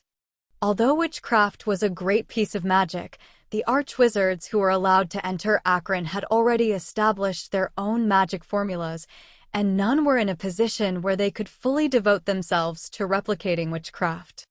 Their admiration and astonishment wouldn't fade, and they would reference witchcraft for their own magic, but, in the end, they would seek to complete their own unique magic formula through independent research.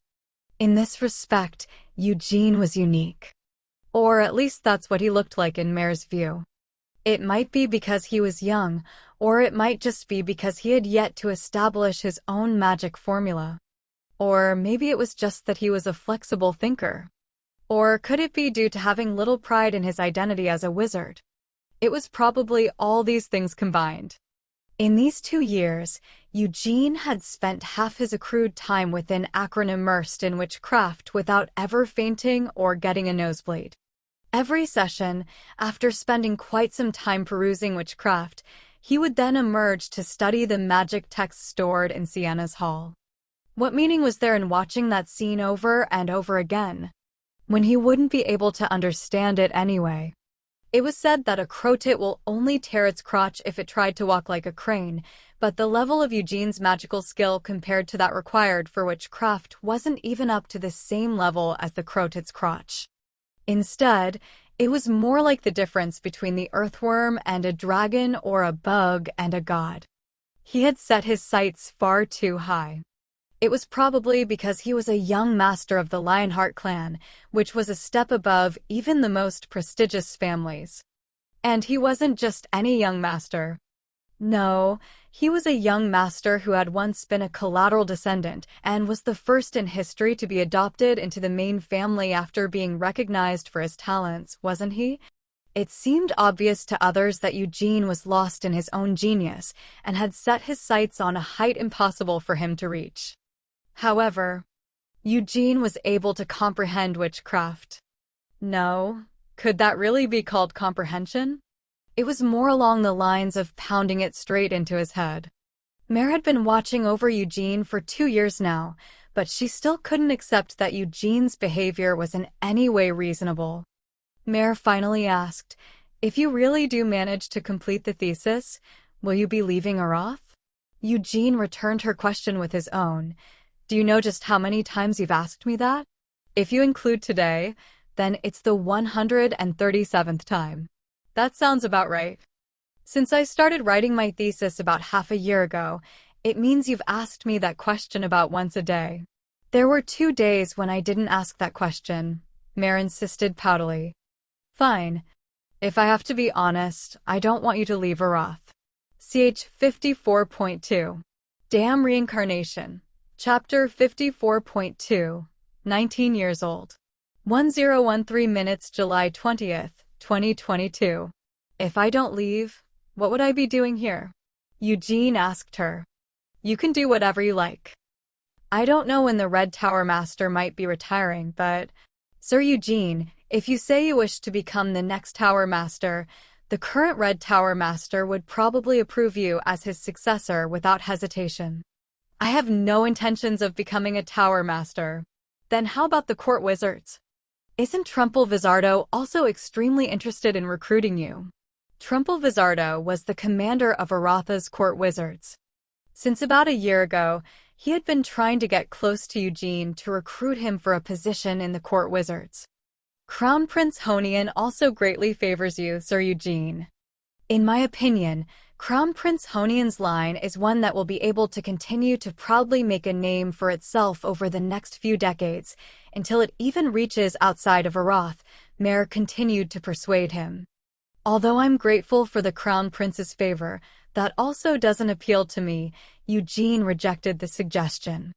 "You won't be able to become the patriarch anyway, so why do you have to return to the Lionheart clan?" Mare argued. Eugene just asked, "Do I really need such an amazing reason just to go home? And since when were you so attached to your home?" Mare asked sulkily. When she had first heard him mention his thesis, Mare hadn't thought much about it. This was because, even though Eugene's accomplishments were astonishing, it would be by no means an easy feat to establish his findings in a thesis. However, Eugene's growth far exceeded Mare's imagination. It had only been half a year since he started writing his thesis, but Eugene had already neatly organized his previously vague magic theories into a coherent hypothesis. During the process, he had managed to advance his own unique magic formula by several steps. "That thesis, do you really have no intention of publishing it?" Mare asked. "I don't," Eugene replied with a shake of his head. "This thesis is just for my self-satisfaction. In any case other than me, no one else would truly be able to make use of it. So I'm just using it to tidy up the details of my magic formula by writing it all down." This meant that Eugene didn't really need to write a perfect thesis. Mare had already heard him say so dozens of times before. That was why Mare refused to retract her pouting lips. As it was a thesis written solely for self-satisfaction, there was no reason for him to worry too much about the quality of the paper, as it wasn't going to be presented to a panel anyway. Although that was the case, Eugene wasn't going to casually write just anything. The thesis he had been working on for over half a year would be examined by Eugene's teacher, the Red Tower Master, Lovelian. It was Lovelian who had first brought up the opinion that there was no need for Eugene to publish his thesis. This ring flame formula can't be reproduced by any other wizard. Regardless of how advanced their understanding of magic is, it would be physically impossible for them to replicate it. Eugene didn't use the normal circle magic formula. It's also not something that can be reproduced by the white flame formula users of the Lionheart's main family. Instead, Eugene had replaced the circle with the stars from the white flame formula. I've also attempted to reproduce your results by following your thesis. I was stalled right from the beginning because I haven't formed a core, nor have I learned the white flame formula. So I tried to use my circles as a replacement, but I wasn't able to replicate your results, Eugene. Instead, my mana seemed to flow backward. In order to copy Witchcraft's Eternal Whole, Eugene had adapted the Eternal Whole to use the stars of his white flame formula in place of the circles. He was currently at the 4th star of the white flame formula. With these 4 stars, he made a circle. Then inside the circle, just as Hamel had done in his past life, he would ignite his mana to set off a chain of explosions. The exploding mana would then be refined into countless circles that would then be intertwined with each other to create more circles. On the outside, the spinning ring of flames in his pseudo-circle would tightly bind his stars, preventing any mana from leaking out. This was the ring flame formula. Originally, he had intended to attempt something similar once he reached the 5th star of the white flame formula, but the timing had been pushed forward due to his meeting with Witchcraft. Learning magic every day allowed him to stimulate his mana, and as a result, it also increased his progress in the white flame formula. The 2 years he had spent at Aroth couldn't be described as simply hectic. They were far more intense than that. He had become Lovelian's disciple, so while half of his waking hours were spent studying in Akron, the other half was spent learning magic from Lovelian. As an archwizard, Lovelian could clearly tell what level Eugene had reached. Apart from a strong foundation in mana control, Eugene only knew the basics. Lovelian didn't give Eugene any lessons on the vital arrangement of formulas or the attunement of mana used to create spells. He felt there was no need to teach Eugene any of that, and Lovelian's judgment was soon proven correct. During Eugene's previous life as Hamel, with only a poor mana training scripture as his foundation, he had become strong enough to serve as Vermouth's companion. Hamel was one of the protagonists during the war with Helmoth, and he was right there alongside the others when they had killed 3 of the 5 Demon Kings. All while only having learned such a common and cheap mana training scripture. So Lovelian only taught Eugene various spells. And among the myriad of spells that he knew, he taught Eugene only the most useful. He tried to simplify their complicated formulas as much as possible, then left it solely up to Eugene to figure out how to arrange his mana to cast these spells. After Eugene had managed to establish his ring flame formula to a certain extent, Lovelian had provided his helpful critique as Eugene began to write his thesis. He had also assisted in adapting the existing circle spells to fit Eugene's unique magic formula. There wasn't really a need for Lovelian to do so, as it was possible to cast the usual circle spells with the ring flame formula. However, if Eugene was going to be using his own unique magic formula, wouldn't it be better for him to use improvised spells so that they were both stronger and easier to cast? Are you upset? Eugene asked Mare. Mare harumphed. Why would I be upset?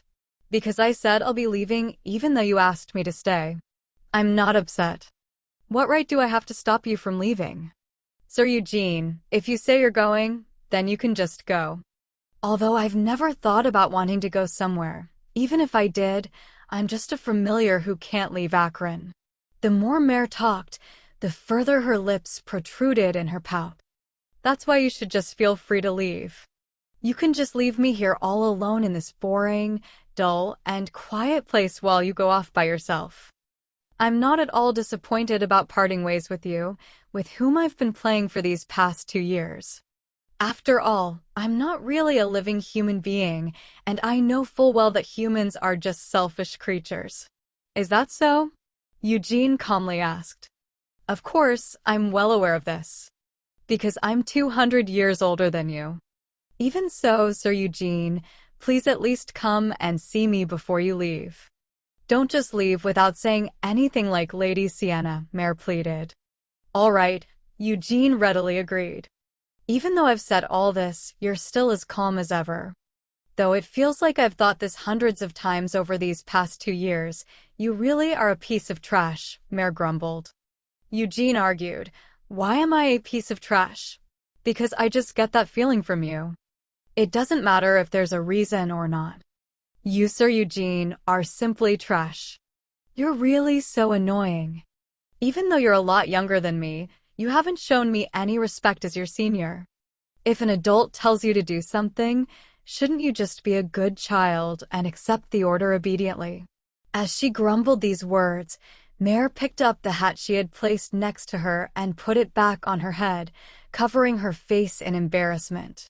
Of course, if you were to be truly persuaded by my words and chose not to leave Aroth, then I'm sure I would feel extremely distressed because of that, Mare haltingly admitted. But I can't help it.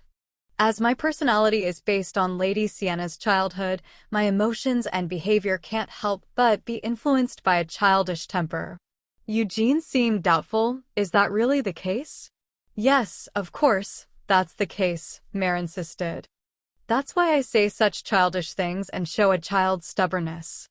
Even under such circumstances, part of me still accepts that it's your right to leave. That's why I still feel like an idiot for uttering such nonsensical words. Because I'm sure that Lady Sienna wouldn't act like this.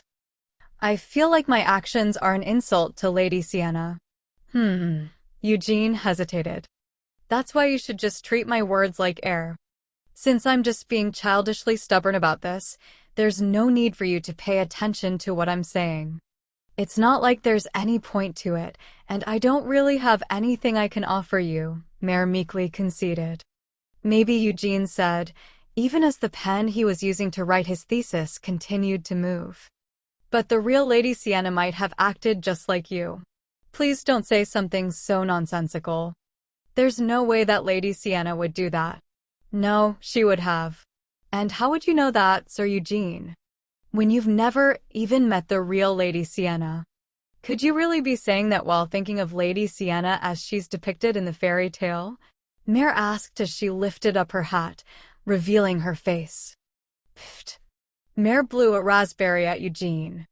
In the end, that was just something someone wrote while using their imagination, Mare scolded him.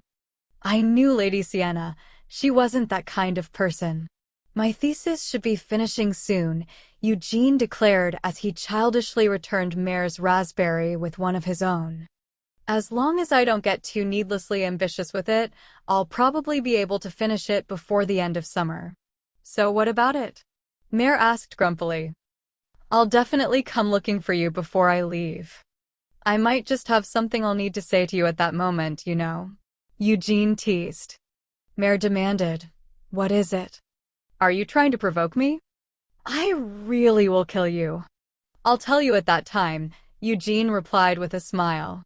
Ch 55.1. Damn Reincarnation. Chapter 55.1. 19 years old, 2. 1114 minutes July 21st, 2022. Eugene hadn't spent the whole 2 years solely within Sienna's hall. Even though it wasn't as long as the time he had spent in Sienna's hall, he had also stayed on the 8th and 6th floors for quite some time. The 8th floor held the Hall of Scorching Heat and the 6th floor held the Hall of Space. If Eugene had been a bit greedier, he might have even wanted to spend some time in the Hall of Heavenly Punishment on the 7th floor and the Hall of Icy Chill on the 8th floor. But instead of needlessly spreading himself thin, reaching for this and that, Eugene had decided that he needed to concentrate on a few chosen topics. The fire magic on the 8th floor was relatively simple yet powerful. Although the difficulty of the magic varied depending on how he wanted to control the flames, as long as he could first ignite some flames, he would be able to cast spells of sufficient power. Flames on their own were just that powerful, volatile, and destructive. However, the flaw of fire spells was that they required an absurd amount of mana. And the Hall of Scorching Heat on the 8th floor stored the spells of the one who was the most powerful fire wizard in all of magic's history. Eugene held a personal interest in the blink spell on the 6th floor in the Hall of Space, and he also needed to learn spatial magic to use the Cloak of Darkness properly. The fruits of his study on the 8th and 6th floors had proven more than adequate. "So you're finally out." A voice greeted Eugene as he stepped onto the 1st floor of Akron. A middle-aged wizard who had been seated there got up to meet him. He waved his hand at Eugene while pasting on a friendly smile that seemed a touch too enthusiastic. "Was there something else you needed from me?" Eugene asked exasperatedly. This was Trumple Vizardo. As the commander of Aratha's court wizards, he had shown himself to be extremely interested in Eugene. Strictly speaking, Trumple's blatant attempts to curry favor was also a way of conveying Crown Prince Honian's friendly intentions. Since their first meeting with Eugene, they didn't hide the fact that they wanted to pull him closer.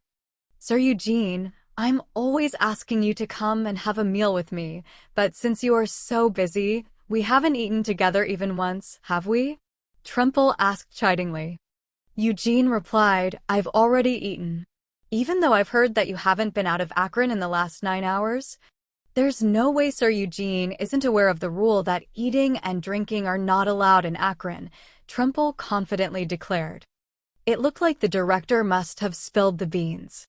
Eugene glanced at the closed door to the director's office before replying, "It's just that I ate a bit too much at breakfast. If I had at least been able to move my body around a bit more actively, I would have digested it all already, but since I've just been sitting and reading, I haven't been able to digest anything." "You're saying that you weren't able to digest anything after 9 hours?" Trumple asked skeptically. "What's so hard to believe? In any case, let's put off getting a meal until next." "Again with the next time?" "Sir Eugene, I didn't want to say this, but I've heard 'next time' so many times that it feels like those words are getting stuck in my ear. I simply don't have an appetite right now." Although Trumple's gaze grew piercing, Eugene didn't change his reply. It was obvious what this old wizard was trying to talk to him about, promising him an important position in the court wizards and such. Aratha's court wizards corps was considered one of the best magic corps on the entire continent. The treatment the members received was correspondingly excellent, and many wizards wished to become a member. Though no matter how prestigious or impressive it might be, in the end, it was still a military force, and during a time of peace like the one they had now, it was just another public office. "Do they think I'm crazy?" Eugene scoffed to himself. Eugene was only 19 years old. He didn't want to get tied down somewhere so soon. And among all his choices, he especially disliked the idea of joining a military force. No matter how peaceful the world was, an army was still an army. Although it would be easy to rely on the names of the Lionheart clan and Crown Prince Honian to get by in the hellish hierarchy-based system that was an army, Eugene still wouldn't be able to live as freely and as comfortably as he did now. Why is he trying to avoid such a great opportunity? Trumple thought to himself as he felt frustrated. Could he truly have accepted an offer from somewhere else? Such thoughts caused Trumple to become nervous. Eugene was currently the disciple of the Red Tower Master Lavelian. Although the position of a Tower Master wasn't hereditary, if Eugene's talent was paired with Lovelian's teachings and the influence of the Lionheart clan, he would be sure to rise to the position of the Red Tower Master. Trumple couldn't allow this to happen. Aratha's towers of magic and the royal palace might be in a cooperative relationship, but they weren't truly of one mind. Trumple wanted to drag Eugene into the court wizard's corps by whatever means necessary. If he could achieve that, it would be easy for them to obtain the cooperation of the Lionheart clan with Eugene's background. There's no way it could be that old fogey, Generic, Trumple decided. Generic Osman was the Green Tower Master. Trumple didn't believe that Geezer could have swayed Eugene. Just think about it. When Eugene first arrived in Akron 2 years ago, Generic and the head of the Wizards Guild had been the only two to oppose granting Eugene an entrance pass until the last moment. It was understandable why the head of the Wizards Guild had taken such a position. Although it may have also been due to a question of fairness, there were surely personal feelings involved as well. The Black Wizard who had gotten close to Uid had been a member of the Wizards Guild. Though Balzac, the Black Tower Master, had been able to profess that he had had nothing to do with the incident, this left the head of the Wizards Guild in a position where he couldn't say the same. In Arath, where the power lay firmly in the hands of the Towers of Magic, the strength of the Wizards Guild couldn't help but be diminished. Most perceived the Wizards Guild to be made up of a bunch of amateur wizards who weren't able to join one of the Towers of Magic, and, unfortunately, they couldn't really deny the reality of this. But if that was the case, why had Generic also opposed it? The answer was simple. Because the one who had recommended Eugene was Lovelian. 300 years ago, when the wise Sienna had served as the Green Tower Master, 2 of the 3 disciples that she had taken had remained in the Green Tower of Magic, while the remaining disciple transferred over to the Red Tower of Magic. These days, Aratha's many wizards revered the wise Sienna as their great master. However, Generic and Lovelian were the only ones who could legitimately claim to be part of Sienna's line of succession. The 2 of Sienna's disciples who chose to remain in the Green Tower of Magic got married, had a child, and passed down their magic onto him. This child was the former Green Tower Master and Generic's father.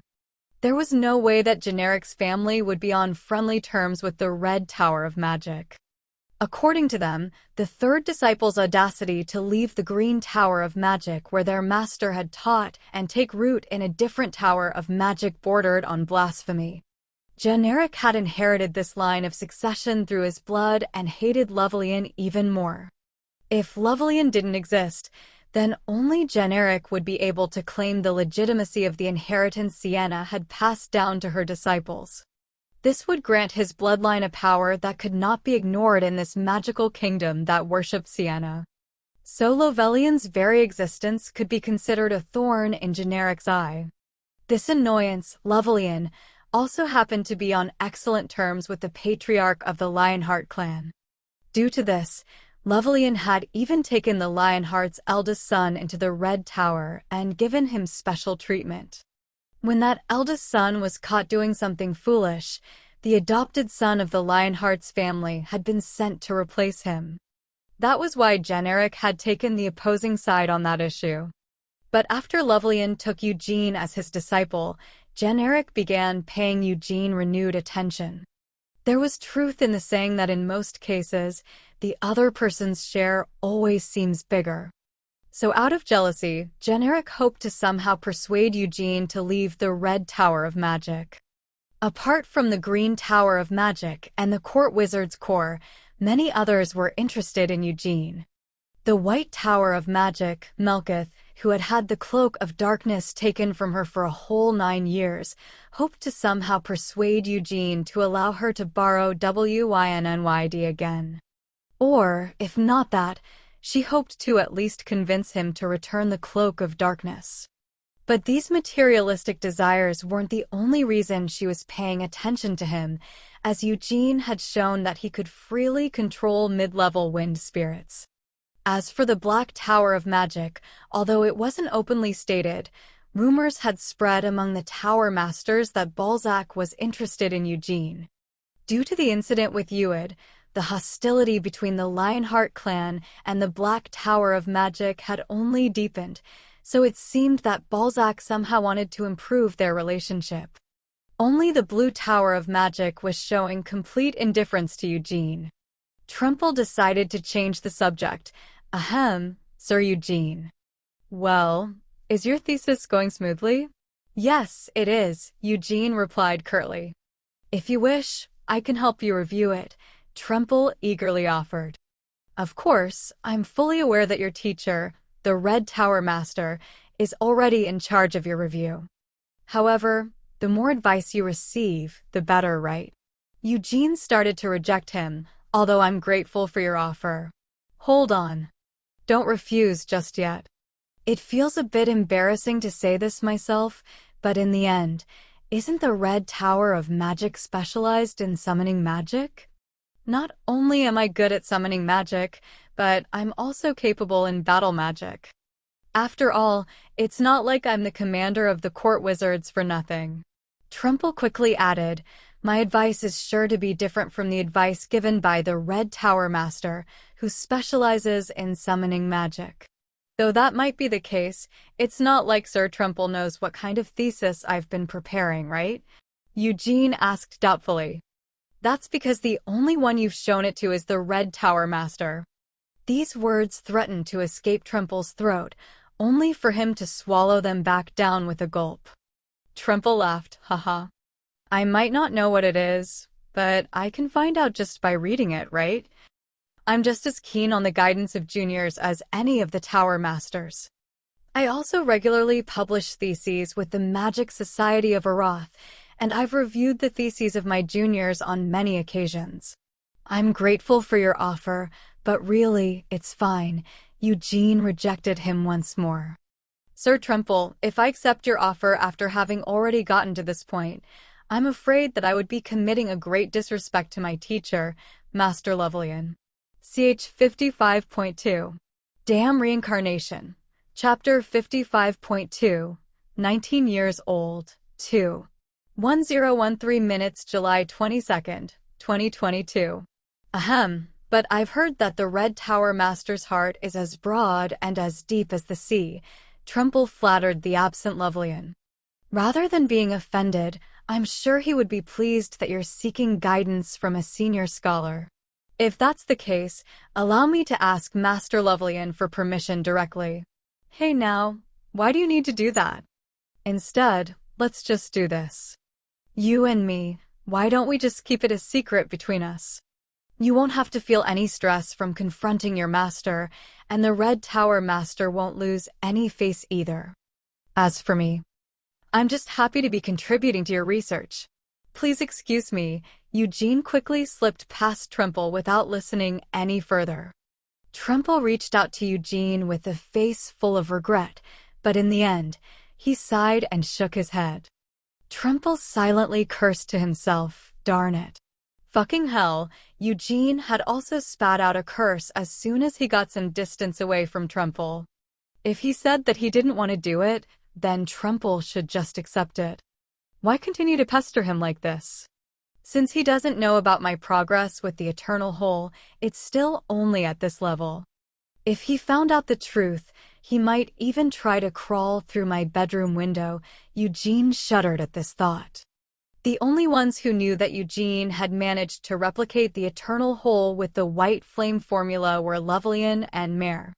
If Eugene were an archwizard at Trumple's level, upon replicating the Eternal Hole, anyone with sufficient mana sensitivity would be able to detect the state of his magic and the revised application of his mana. However, the Ring Flame formula that Eugene had created appeared no different from the White Flame formula until someone saw him casting a spell. In other words, they wouldn't be able to find the truth just from looking at him. This had several advantages for Eugene, as this meant that Eugene could completely hide his progress in magic from higher-level wizards. Lovelian had said that when looking at Eugene with magical sight, he didn't appear to be a wizard at all. This was obviously because he didn't have any circles. It also meant that even when he cast magic without using the Ring Flame formula, it would be difficult to detect the level of his magic. If they used the flow of his mana to estimate his level, he appeared to be around the 4th circle.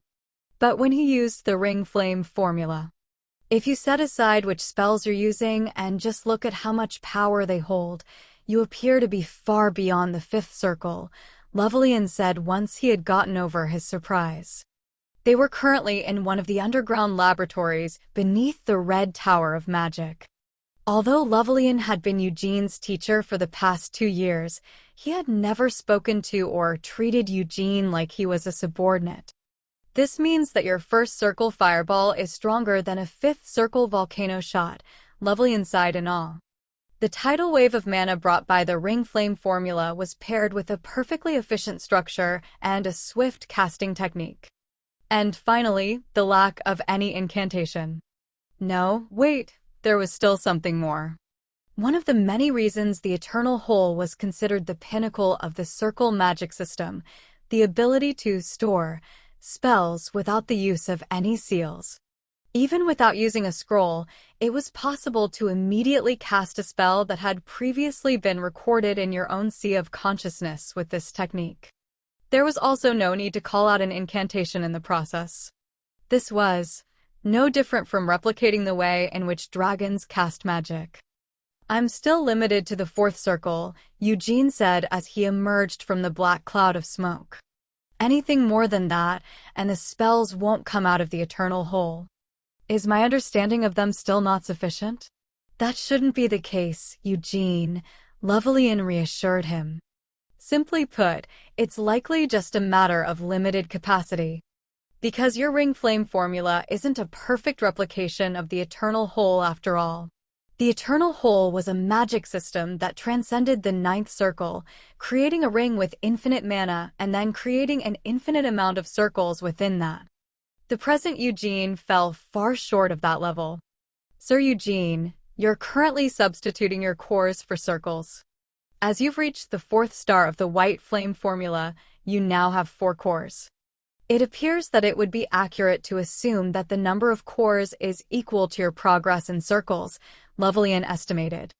Though, the power of Eugene's spells was absurd for their level. Lovelian continued, if we make a few assumptions, this means that every time you reach another level in the white flame formula, your Eternal Hole, no, the ring flame formula will also become stronger. Although only fourth circle spells could currently be stored, what if Eugene's white flame formula reached the 5th star? This would mean that his ring flame formula would be able to store spells up to the 5th circle. Though, they couldn't be sure of this just yet. As this was the first time such a magical formula was being practiced, they couldn't necessarily predict what unique peculiarities might arise each time Eugene reached another level of strength. But don't let your guard down, Lovelian warned Eugene. Although the current ring flame formula doesn't seem to have any downsides, some dangers might arise when your level increases. To ensure Eugene's safety, Lovelian had taken it upon himself to adjust the circle spells to better fit Eugene's unique magic formula. Lovelian sighed. Really now? As I get older, I seem to become even more of a worrywart. When I should just be praising you for this. Rather than hours of hearing how well I did, a short bit of advice is much more helpful, Eugene reassured him. Although I'm grateful for you saying so, Lovelian hesitated for a few moments before shaking his head. I've said this a few times before, but are you trying to bring up your warning about me not using magic from levels above my own? Yes. If he was using the ordinary circle magic formula, there was no need to give this sort of warning. This is because circle magic was systematic and safe.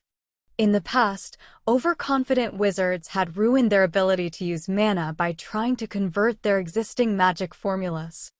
But as the circle magic formula became more popular, the number of reckless wizards like them was greatly reduced.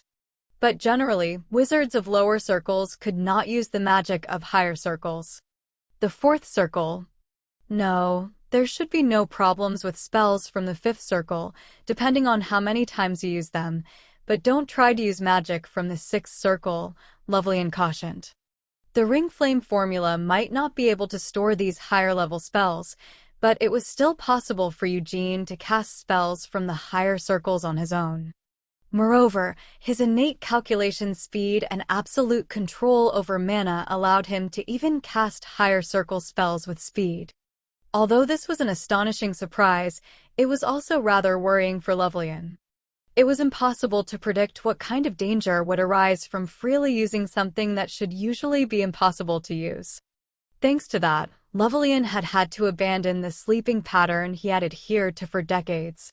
It wasn't easy to change the existing circle spells to fit Eugene, but when he thought about the possible dangers that might arise when using higher circle spells, Lovelian couldn't help himself.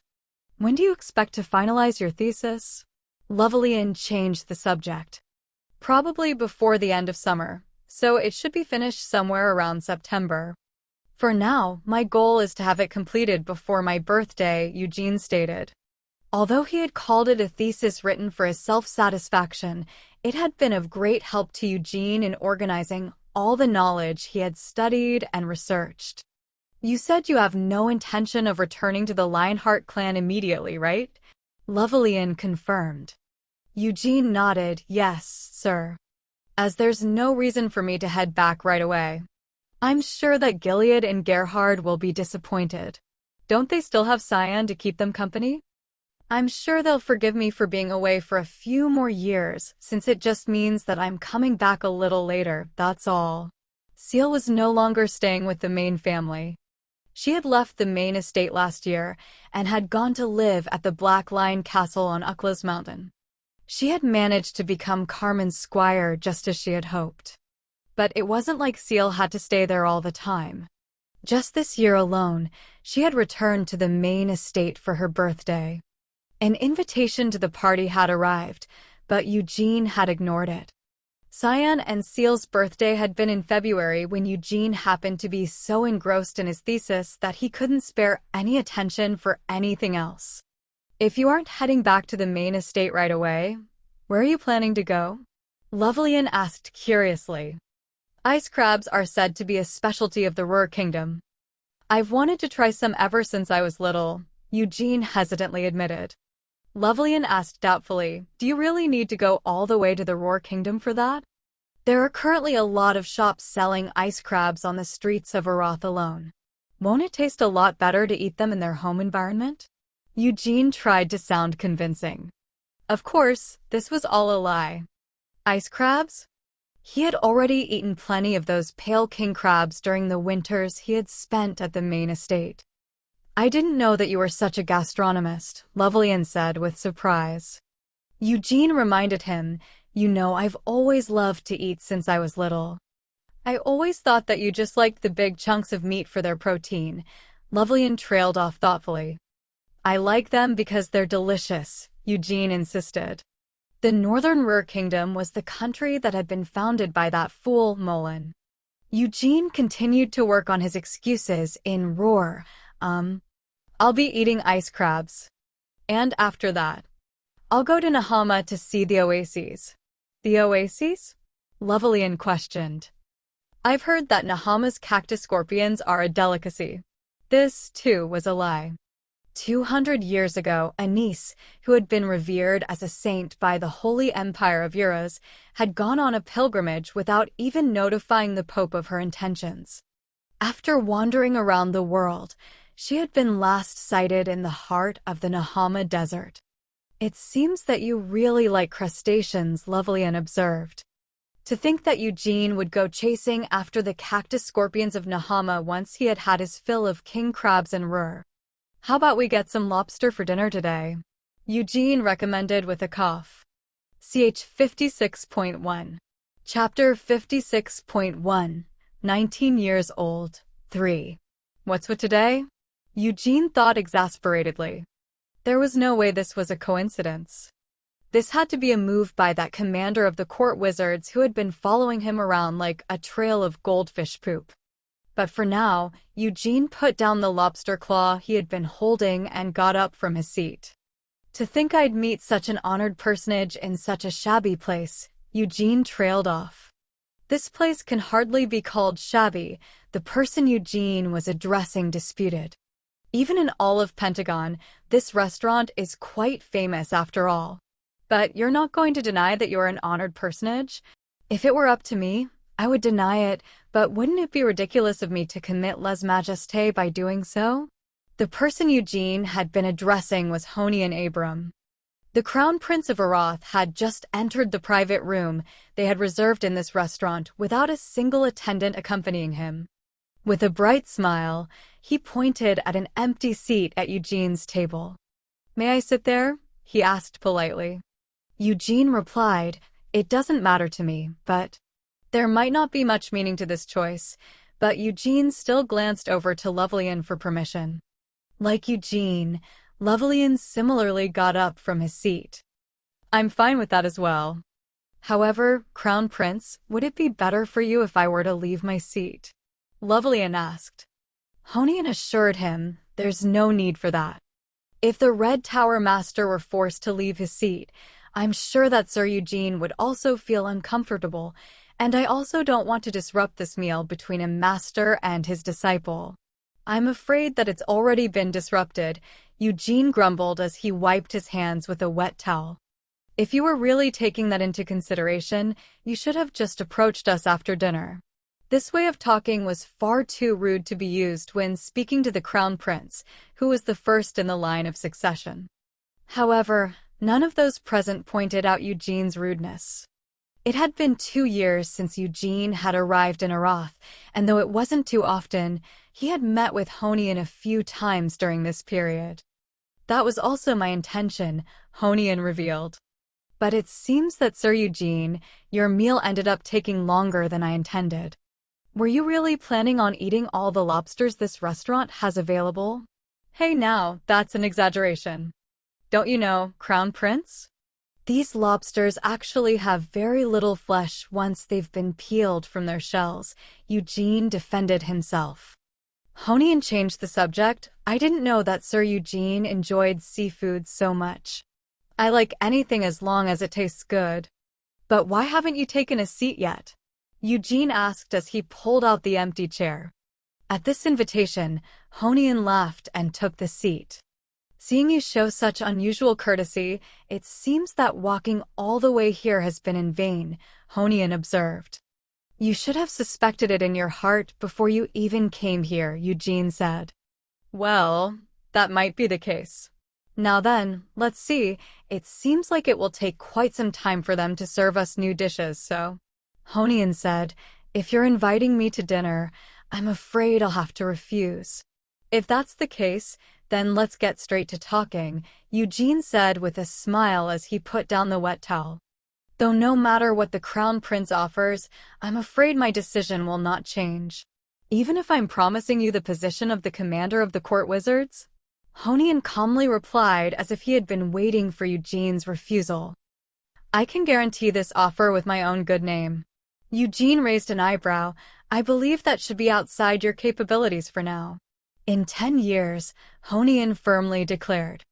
Although Honian had promised that the position would be his in 10 years, Eugene was still only 19 years old. Not a single wizard in Aratha's history had managed to become the commander of the court wizards at the young age of 29. "Isn't that a little bit too optimistic?" Eugene asked doubtfully. Honian calmly explained, "In 10 years, I will be the king of Arath." Even hearing these words was enough to be dangerous for the listener. However, this VIP-only room was designed so that any conversation taking place within it absolutely could not leak out. Moreover, the moment Honian entered, Lovelian had personally cast a spell to increase the room's protection against surveillance. That said, it wasn't like Honian's words were any less dangerous for all these precautions. "I believe the reigning monarch should still have the final say on this matter." As Lovelian asked this question with narrowed eyes, Honian smiled brightly and raised both hands in surrender. "Please don't get the wrong idea," he said. "I have already received a promise from my father regarding the succession of the throne. Not only is my right of succession unrivaled, but the people of Arath also trust in me and have no doubt that I will become their next king." "Even though that might be the case, your words were still inappropriate," Lovelian warned him. Despite having said this, Lovelian also had no doubt that Honian would be able to become the next king. Of course, there were other potential successors, but Honian was unrivaled among all his siblings. The people of Arath held so much respect and admiration for magic that it was called the Magic Kingdom. Though this country had produced many great wizards generation after generation, even among all of these wizards, the royal family of Arath could proudly boast of possessing an excellent bloodline for magic. And even among the royal family, Honian was absolutely exceptional. Everyone in the royal family of Arath might have started learning magic from a young age, but Honian was the first in the royal family's history to have reached the fifth circle before even becoming an adult. And it's not just compared to the rest of the royal family either, Lovelian mused. Among all the wizards who had studied in Arath, none had managed to reach the fifth circle before entering adulthood. Even Lovelian, who had constantly been called a genius from a very young age, rose to the fifth circle only after he had become an adult. If Lovelian hadn't met Eugene, he would have believed that this crown prince held the most talent for this generation in terms of magic. The court wizards are under the direct command of the king. Of course, it will take some mediation in respect of the parliament, but if it's you, Sir Eugene, then I'm sure that in 10 years you would have obtained sufficient qualifications for the role, Honian professed. Eugene expressed his doubts. Although I'm grateful for your high esteem, Crown Prince, you can't be sure of what level my magic has reached, correct? Isn't that because Sir Eugene and the Red Tower Master have been quite thorough in hiding it? Now, why would you hide it? Honian asked with a smile. I suspect you're hiding it because there's a good reason for you to do so. Since you haven't revealed it directly, I can only make guesses, but the other wizards should also suspect something along those lines. Eugene grunted at him to go on. Witchcraft, Honian uttered as he stared at Eugene with narrowed eyes. Honian was using the sixth circle spell Search Eye. This spell was able to detect the mana contained within Eugene's body. Just from looking at the amount of mana that Eugene possessed, he could tell that Eugene's mana was far beyond what an ordinary fifth circle wizard could possess. Honian cut straight to the point.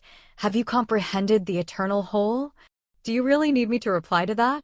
Eugene asked in return. If you say something like that, then you're practically admitting it, Honian pointed out. That's because I can't do something like lying to the crown prince, right? Eugene smirked, though that doesn't mean I have any intentions of telling you the whole truth. The commander of Aratha's court wizards, does this position truly not interest you? Tempted Honian. Eugene dismissed his offer. It's certainly a prestigious role, but I can get something like that wherever I go. Eugene truly wasn't interested in such a position, especially since it came with military duties. Besides, as he had just said, Eugene was confident that, with his abilities, he would be welcomed anywhere he went. Just solely in terms of national power, the Kiel Empire was superior to Arath. After all, only 3 countries in this vast continent were powerful enough to be called empires: the Holy Empire of Uraz, the Kiel Empire, and the Devilldom of Helmuth. At the moment, Eugene was just a member of the Lionheart clan. Although the patriarch of the main family hadn't held a noble title since the passing of the Great Vermouth, there were actually many members among the Lionheart's collateral branches who held high-ranking noble titles. If Eugene were to take up a title by swearing fealty to the crown, he would be able to obtain the lowest rank of baron with ease. If it's with Sir Eugene's skill, then, of course, that's the case, Honian agreed. But is it really impossible for us to tempt you to stay in Arath with this position? It's not that I dislike Arath or hate the thought of becoming a court wizard. It's just that I'm not that interested in it, Eugene confessed. Honian suddenly changed tracks. If that's the case, then what about knowledge? Unable to understand what Honian meant by that, Eugene tilted his head in confusion, but at his side, Lovelian's expression stiffened. Hesitantly, Lovelian asked, Crown Prince, could you be talking about? Only the first volume of Witchcraft has been stored in Akron, Honian said in a calm voice as he stared directly at Eugene. As you are already aware, the wise Sienna wrote Witchcraft as a complete set of 3 volumes. The first of these is stored in Akron, and the other 2 volumes are stored in the Royal Treasury. Ch. 56.2. Chapter 56.2. 19 years old. 3. These words surprised both Lovelian and Eugene. According to Mare, the final 2 volumes of Witchcraft should still be in Sienna's possession. Since when did the royal family get their hands on those? Lovelian demanded with a firm expression. Feeling this piercing gaze directed at him, Honian quickly tacked on an explanation. Please don't get the wrong idea. The volumes stored in the royal treasury are only copies that Lady Sienna left us as a gift to the royal family. Even the royal family is still unaware of Lady Sienna's current whereabouts and that of the original 2 volumes. Is that really the truth? Lovelian asked suspiciously. Honian shrugged. I have no reason to lie to you. Lovelian stared at Honian for a few moments before letting out a heavy sigh. Since the matter of witchcraft being hidden away by the royal family had occurred hundreds of years ago, it would be ridiculous to quibble over this with the crown prince, who was still in his 20s. But while he was able to restrain his anger, Lovelian still felt that it was surprising that the crown prince would reveal such a hidden card to lure in Eugene. Are you saying that you will let me see your copy of Witchcraft? Eugene clarified.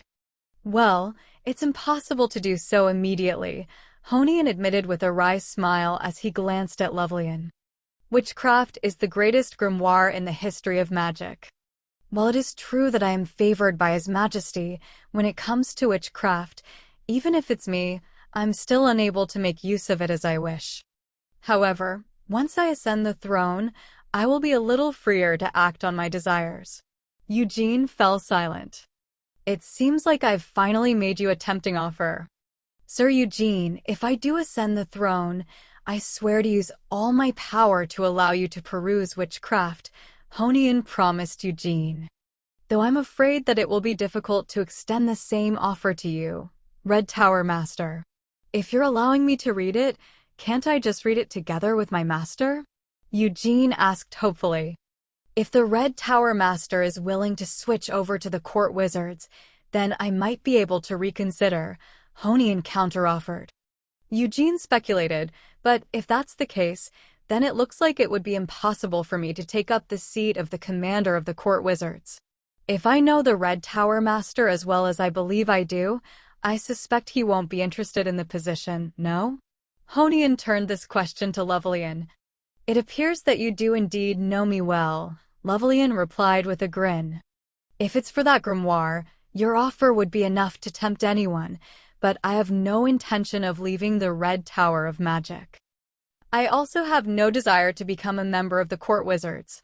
Honian continued to persuade him, if you truly desire, I may be able to set up a suitable position for you. It will only be a matter of changing your affiliation. There won't be anything required of you that might disturb or annoy the Red Tower Master.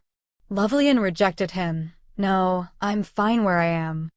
As for witchcraft, though I am sorely tempted, I don't want to blindly follow in the footsteps of my master.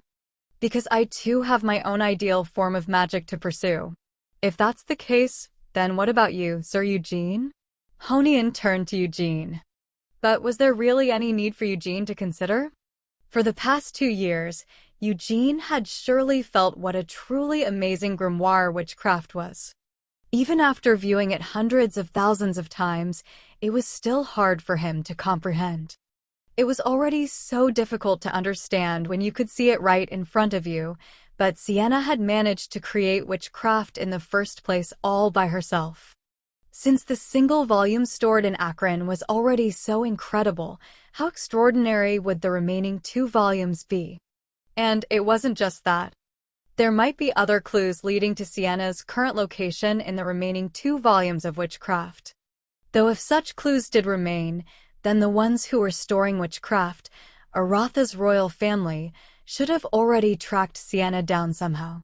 It's still possible that they just couldn't understand it even if they did see it, Eugene persuaded himself.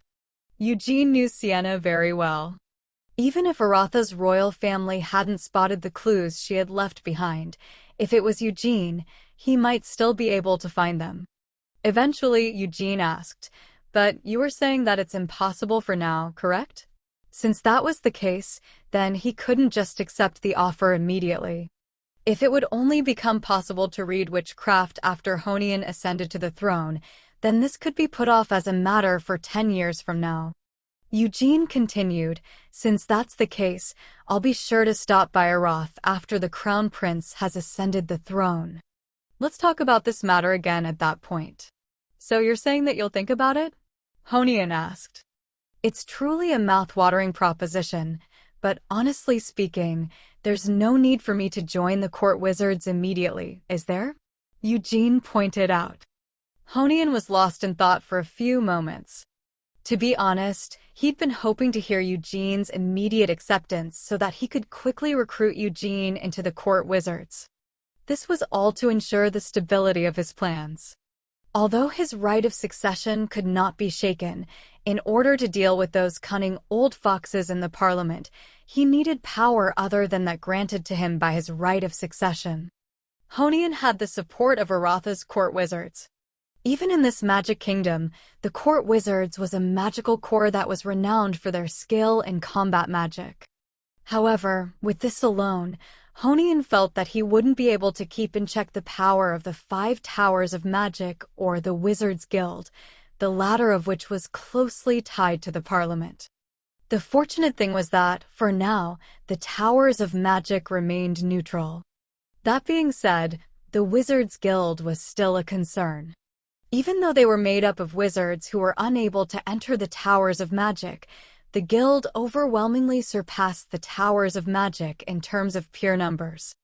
Also, the guild had a close relationship with the parliament that truly governed Aratha's affairs. Honian considered the situation. The Towers of Magic are only staying neutral for now. They might respect the royal family, but they have closer ties to the parliament. The king reigned, but he did not rule. Arath had followed the system of a constitutional monarchy for hundreds of years. The kings of Arath had only managed to hold on to the power to rule over the people for a few generations following the death of Aratha's founder, the Magic King. Honian desired to change this. He wanted to shed the symbolic role that the royal family had taken and reform Arath. The parliament, which was supposed to justly govern the people, had already been showing signs of corruption from the very start of its existence. Black wizards who had come creeping in from who knew where were undermining the guild and had even extended their reach to the parliament. Not only that, the demon folk from Helmoth and wealthy individuals from other countries were suspected of buying up members of the parliament.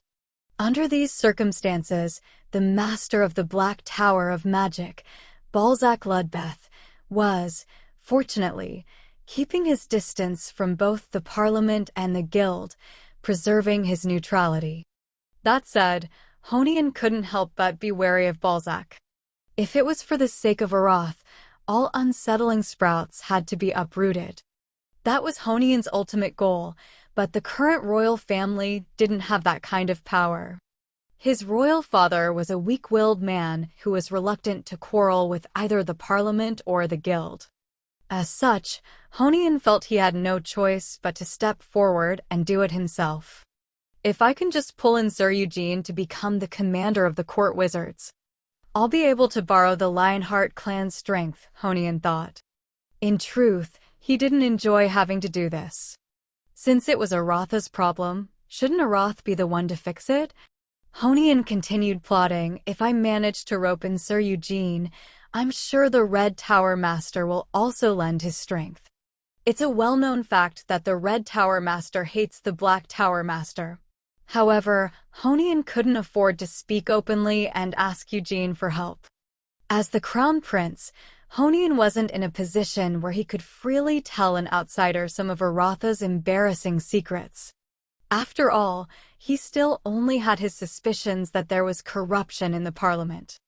In fact, Bolero Street itself could be said to be a hotbed of corruption, but the existence of that street had also received the tacit acquiescence of the royal family.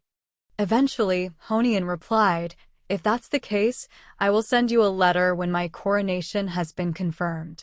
"Thank you for thinking so highly of me," Eugene said. "By the way, Sir Eugene, would you be able to tell me what exactly you managed to attain from Akron?" Honian asked in curiosity. Eugene downplayed his achievements. "It's nothing too impressive. I've come to feel that magic truly does have extraordinary possibilities, and I've managed to learn just a small amount of knowledge." "Is that so?" Eugene's reply might have been ambiguous, but Honian was satisfied. A small amount of knowledge, Eugene had said. If someone else had voiced these words, then Honian might not have given them much thought, but the one who had said this was the young lion who was said to have been born with the greatest amount of talent seen since the Great Vermouth. Honian changed the subject. "I've heard that you'll be leaving Arath once the thesis that you're currently working on is completed. Where do you plan to go next?" Eugene revealed, "I'll be leaving to eat the ice crabs from the northern Ruhr Kingdom, and then I'm planning to sample the cactus scorpions of Nahama." "You're an Epicurean?"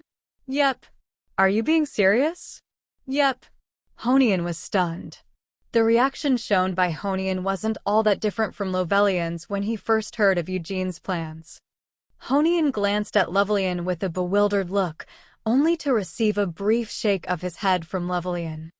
"Epicureanism is quite an impressive hobby," Honian finally commented once he had come back to his senses. "Thank you for your understanding," Eugene replied with a grin. Ch 56.3. Chapter 56.3. 19 years old. 3. The summer practically flew by. Eugene didn't spend even a moment of time enjoying any of the activities that characterized the season. This wasn't just a behavior he had picked up since coming to Arath. After he had been reincarnated, he had never once turned his eye to having some fun. While he was staying at the main estate, Cyan and Seal had repeatedly tried to persuade him to go on vacation with them in the summer, and in the winter, they had conspired to get him to go skiing with them, but Eugene had never once gone along with their plans. Eugene also didn't hold any intentions of doing so in the future. The sea that Eugene was familiar with was a haunting place where shipwrecks and floating dead bodies could be seen wherever you turned to look. The area of the sea that connected Helmoth to its neighboring countries was filled with the nests of terrible and powerful marine monsters. The snow that Eugene was familiar with was dyed red with blood, forming a cemetery of frozen corpses whose limbs could be seen sticking out from all over the place. The weather in the northernmost part of Helmoth was terrifying regardless of the season. Still, even in such a region, the realm ruled by the Demon King of Fury was especially terrible, a wintry hell where blizzards never stopped blowing. Could something like this be called a trauma? Eugene pondered this thought deeply. Once he really thought about it, Eugene realized that his entire life following his reincarnation had been overshadowed by the memories of his previous life. This wasn't the first time he had considered something along these lines. Whenever he became too caught up in the memories of his old life, he had to shake himself several times just to break free of their hold. But since he'd already been reincarnated, wouldn't it be pitiful and laughable if he were to remain caught up in reliving the memories of his previous life forever? However, it wasn't that easy for him to resist doing so. The necklace that he had insisted on taking from the Lionheart clan's treasury, coming to Arath to follow the clues left behind by Sienna, and his reasons for going to the northern Ruhr and Nahama. All of these were because of the memories from his previous life. He couldn't just avoid these various memories and entanglements. Although he had already lived for 19 whole years since he'd been reincarnated, the time he had spent as Hamel was still a lot longer. The length of Eugene's existence fell far short of Hamel's experiences. "Well, in the end, they're both me," Eugene clicked his tongue as he tilted his chair backward. He didn't want to spend too long worrying about a problem with no easy answer. What was he supposed to achieve by getting all frustrated, worrying, and contemplative? He may have been reincarnated, 300 years may have also passed, and even his name may have changed, but could he really just ignore all the memories from his past life? How could anyone do something like that? Eugene sighed as he reached this conclusion. Meanwhile, across from him, Mare was reading Eugene's thesis with wide-open eyes. The thesis was meant to be just for self-satisfaction, a thesis that was never intended to be published, but that didn't decrease its value. In the first place, wasn't a thesis just meant to show off what someone had managed to learn? In that sense, Eugene's thesis was impressive. Although other wizards may not be able to understand it at first glance, Mare, as witchcraft's artificial intelligence, was able to fully comprehend this thesis. The cores and the eternal whole have reached a perfect combination through this. There might be a few innate imperfections, but structurally, it's reached a level where I can't see any way to improve it, Mare observed. Even with these imperfections, it could already be said to have reached completion like this. It was impossible to believe that this thesis was written by a young fledgling who had started practicing magic less than 3 years ago. This ring flame formula had gotten closer to reproducing the full possibilities of the eternal whole than any archwizard had managed. As for the innate imperfections, they're due to a core being different from a circle. The resulting variables, he's able to adjust for them by using only his senses, Mare realized in shock. This showed that Eugene must have terrifying control over mana. Even as he continues to adjust to these variables by using his senses, he still manages to perfectly cast his spells. It might fall short of the eternal whole, but Eugene's ring flame formula greatly surpasses the common circle magic formula. Wizards were people who were obsessive about magic. They wouldn't stop until they had ruled out all imperfections. Anything that could go wrong with a spell needed to be corrected so that it couldn't go wrong. This was because, if there was even a single mistake, it could cause an irreversible problem. However, Eugene simply accepted these imperfections. With the experience from his previous life and the talent of his current life, Eugene was able to bring a challenge that should be so difficult that it was impossible into the realms of possibility. Even the magic formula, which other wizards could not understand and might even consider a failure, was not a failure in Eugene's eyes. The success of this ring flame formula was based on such an absurd proposition. Amazing, Mare couldn't help but say this eventually. As for its level of completion, it's fine. But since the only one who can use it is you, it reads as, a little egoistic? At least that's what I felt while reading it. From a general point of view, its imperfections render it unusable, but that isn't the case for you, Sir Eugene, and, judging it by your standards, its level of completion is excellent. Mare's expression twisted as she reluctantly admitted this. Just as Eugene had said, he had managed to complete his thesis before the end of summer. When will you be leaving? Mare eventually asked. The day after tomorrow, Eugene answered. With your personality, I thought for sure you would be leaving tomorrow, Sir Eugene. Since I'm only human, I need to at least rest for a full day. Also, they said that they'd hold a farewell party for me at the Red Tower of Magic. That must be so nice for you. Won't you be able to go there and eat a lot of delicious food? You'll also be receiving congratulations from all sides, Mare said sarcastically as she pouted her lips. While kneading the large hat that she had set down next to her, Mare looked up at Eugene. She reminded him, Sir Eugene, surely you haven't forgotten what you said to me a few months ago? Didn't you say that you would have something to tell me? First, let me ask you something, Eugene said as he stopped reclining back in his chair. The things we've talked about, are you able to pass them on to someone else? Geez, are you really suspecting me right now? Mare demanded as flames of anger flared in her eyes. Are you asking me this because you're afraid I might have told another wizard what we've talked about when discussing your thesis? Well, have you ever said anything? I haven't. Sir Eugene, do you know how much those sons of bitches, the Green Tower Master and a few others have been annoying me when you're not around? Even if you haven't told them anything, can't they just force you to say something? Huh. I never realized you were that kind of person, Sir Eugene. Can you really not trust someone? No, something like me? Even if those bastards tried to dissect both witchcraft and me, I would absolutely never say anything. Why not? Because I've been programmed not to do so. This isn't something special regarding you. It's a function meant to preserve the safety and privacy of all wizards permitted to enter Akron. I have stored the recorded information and conversation of all the wizards who have done research in Sienna's hall, not just yours, Sir Eugene, in the deepest depths of witchcraft storage files. Unless those bastards decide to completely destroy witchcraft, there's no way that Sir Eugene's information will be exposed to the outside world. Are you sure about that? When Eugene asked this question with a grin, Mare couldn't stand it any longer and let loose a scream. Arg, really? Eugene snickered as he watched Mare struggle to catch her breath. If you're going to be that thorough about it, make sure not to let what I'm about to tell you to leak to anyone else, Eugene ordered. Mare sighed. I've already said I'll do that. How many times must you ask me? Eugene interjected. I remember being reincarnated. As soon as Eugene first started speaking, Mare immediately fell silent.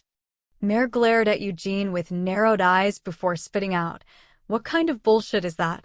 Eugene repeated. I said that I remember being reincarnated. And I've still got the memories from my past life. Mare scoffed. No, I heard you, and that's why I asked. What kind of bullshit is that? Are you trying to make fun of me right now? It's so unfunny that I can't even force myself to laugh. My name in my past life was Hamildina's, Eugene continued speaking in a calm voice. His name in his previous life was Hamildina's. His name in his current life was Eugene Lionheart. Eugene declared, I was the stupid Hamil. CH 57.1. Chapter 57.1, 19 years old, 4. Mare didn't know what she was supposed to say in response to such words. Could Eugene usually be described as quite a joker? Although he didn't joke all the time, it also wasn't like he had never told a joke. If that were the case, should she just treat these words as Eugene having made a rare joke? All right, I understand. So you were the stupid Hamil in a previous life. Since you have been honest with me, allow me to tell you my secret as well. I'm actually the wise Sienna. Hamil, you son of a bitch. Just when she was about to say all this, Mare changed her mind and asked, Are you being serious when you say that?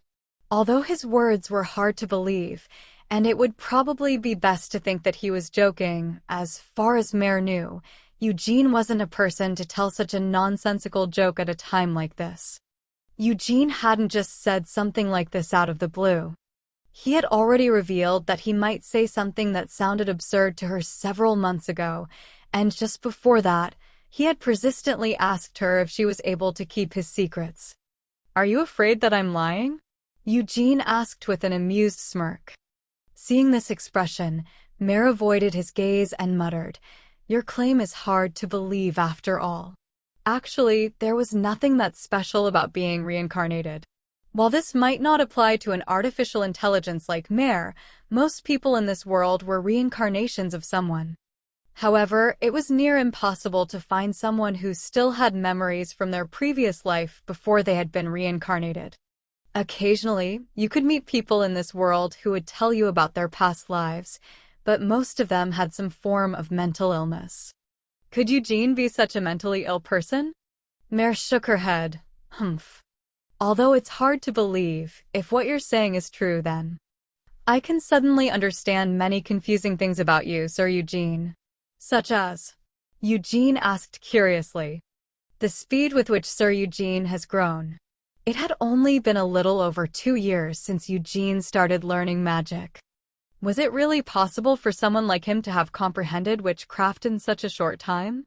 Someone who wasn't an archwizard who practically lived and breathed magic, but instead a young chick who had just started practicing magic? No. The truth was that Eugene hadn't comprehended witchcraft in terms of magic. Instead, he had simply understood the form that mana took in order to form the eternal whole of witchcraft.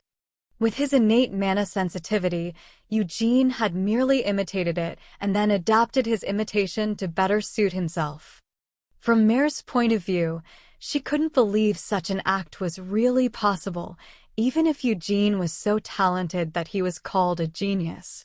Among the wizards who had been allowed entry into Akron, where could you find one who hadn't been called a genius at one time or another? However, if Eugene could remember his past life, and if he truly had been the stupid Hamel, the companion of the great Vermouth, in his previous life. Stupid Hamel was a unique individual in many ways. While staring at Eugene, Mare continued speaking. The wise Sienna grew up in the forest of the elves, where humans were not allowed to enter, and personally learned magic from the elves. The brave Molin was the son of the tribal chief of the Beer tribe, a tribe of the indigenous people who live in the frigid lands of the north, and his tribe was one that was especially recognized for its skill in battle. The faithful Anise was a saintess candidate who had been carefully nurtured by the cardinals of the Holy Empire of Euros. Mare was trying to say that they had all come from amazing backgrounds. As Mare was just saying, the great Vermouth. He was a slave. Eugene interrupted her as he drew on the memories of his previous life. Vermouth was one of a group of slaves who had been abducted by the demon folk to be used as sacrifices. In order to somehow survive, he stole a sword from a demon folk, and, even though it was his first time even wielding a sword, he managed to cut his way through dozens of demon folks and black wizards responsible for transporting the slaves. Then, as he was leading the slaves to escape Helmuth, he managed to kill hundreds of demonic beasts along the way. Honestly, I always thought of that story as an exaggeration, Mare confessed. Because that's what myths are usually made up of. Although I didn't see it happen myself, it was probably the truth. That guy was a real monster, Eugene said with a grin. Vermouth hadn't enjoyed talking about his past. But Hamel had heard this same story dozens of times from Molin. The snowfield where the Beer tribe had been living bordered Helmuth. Vermouth had led the slaves across that snowfield to escape Helmuth, and that was where he had first met Molin. Mare hesitantly resumed. The stupid Hamel was particularly unique even among that party of heroes. He, like Vermouth, didn't really stand out from the start. And he didn't even come from a special background. Hamel had been a mercenary. Before that, he had lived in a small village. After the village was destroyed by a monster attack, he picked up a sword to survive. He had also nursed a desire to get his revenge on these monsters and harbored a hatred for the demon kings who had caused these monsters to go crazy in the first place. Like that, Hamel had lurked in the depths of the mercenary life for many years. He hadn't learned magic from the elves like Sienna, nor had he received a staff made from a dragon heart. He didn't receive the support and guidance an empire could provide like Anise. He wasn't born as the son of a tribal chief like Molin, nor was he made to confront nature with his own body as soon as he could walk. He wasn't born with an absurd amount of talent like Vermouth, nor did he kill dozens of black wizards and demon folk the first time he swung his sword. Before becoming a mercenary, Hamel was just the type of kid you could find anywhere. If he hadn't become a mercenary, he would have gone his whole life without knowing he had a talent for fighting. This was the stupid Hamel. Although he came from the most ordinary background in this party of heroes, he grew to the point where he could stand shoulder to shoulder with the others in just a few short years. "Did Sienna talk about me?" Eugene asked. "No. However, I've also read the fairy tale several times."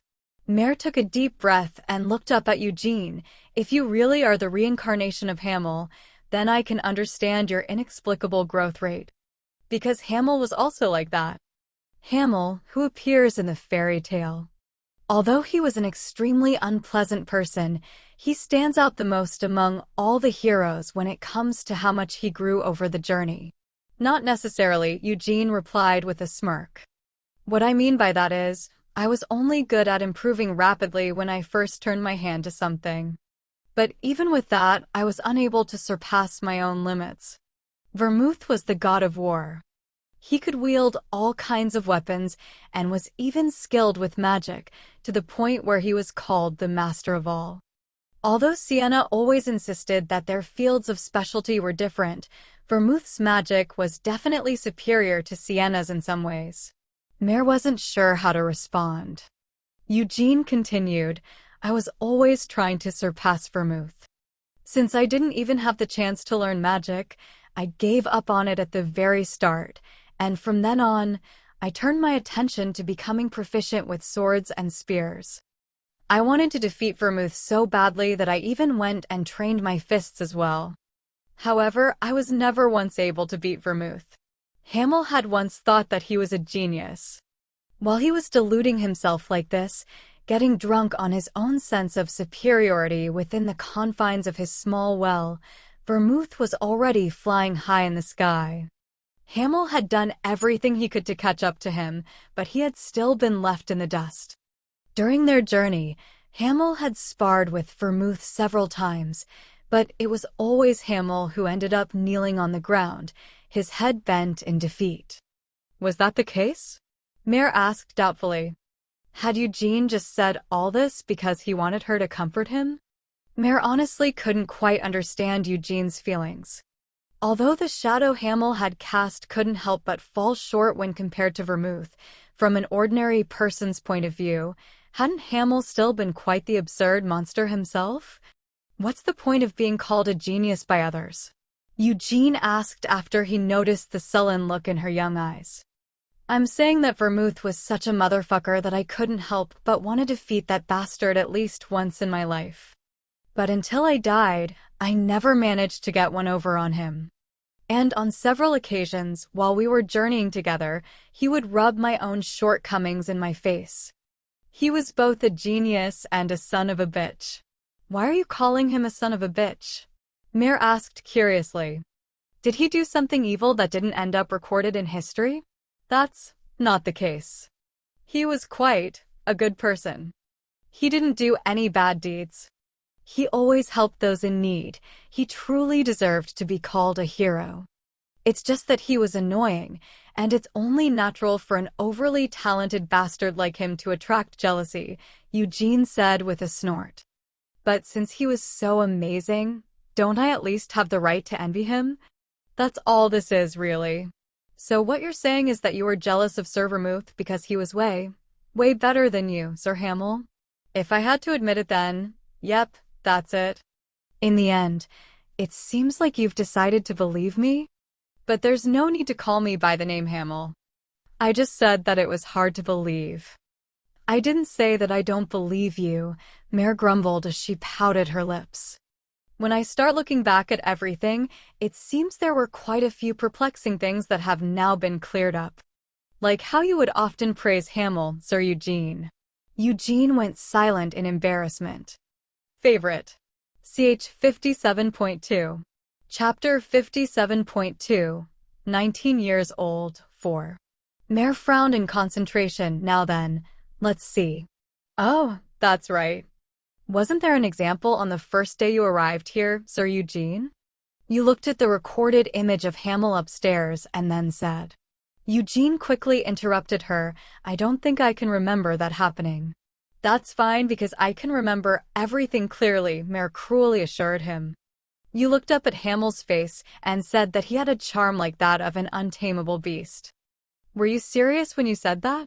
Eugene couldn't say anything in response. Mare asked, didn't you feel even a tiny bit embarrassed saying that?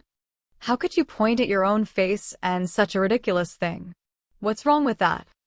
I didn't feel even an ounce of shame when saying those words, Eugene stubbornly insisted.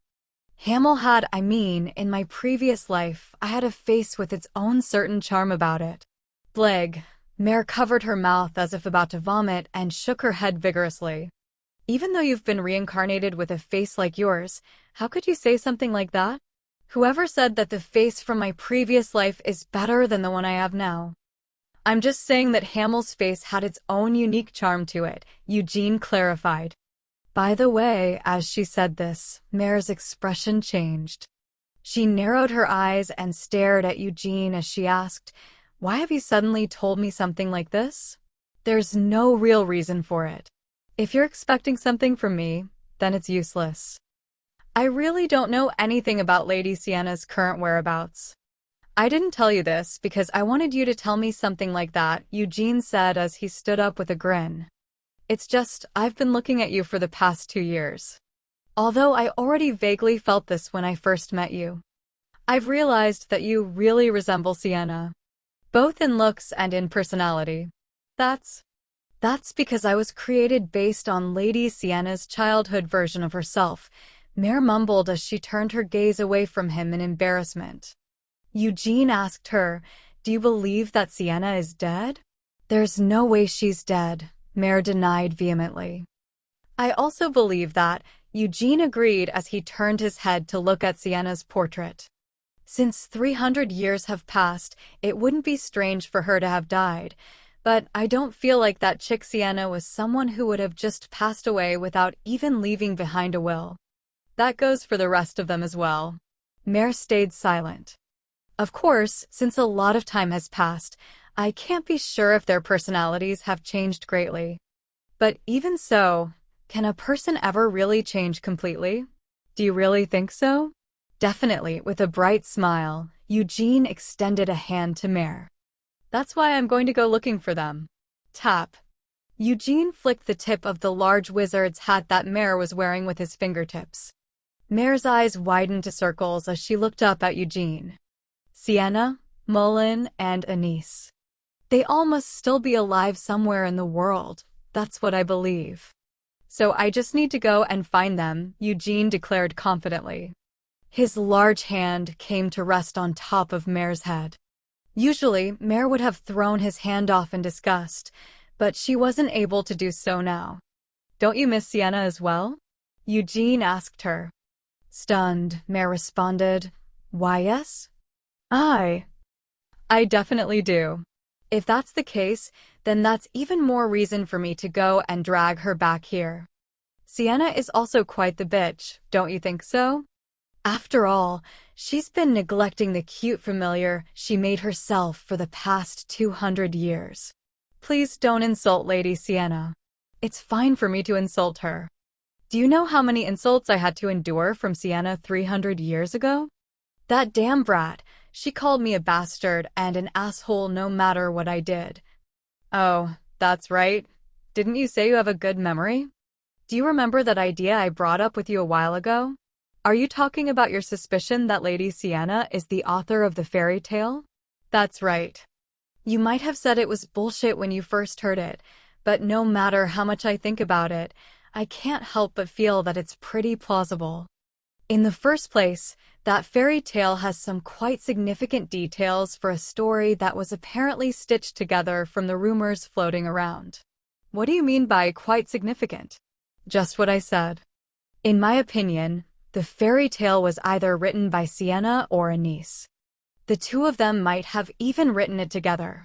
In the face of Eugene's agitation, Mare's expression grew strange. As she plainly stared at Eugene's face, she recalled the image of Hamel that had been left upstairs. "So, Hamel, no, Sir Eugene, according to what you are saying, Lady Sienna is the one who wrote the words 'Sienna, I like you' in the fairy tale?" Mare asked doubtfully. "Those fucking words, I never said anything like that," Eugene insisted.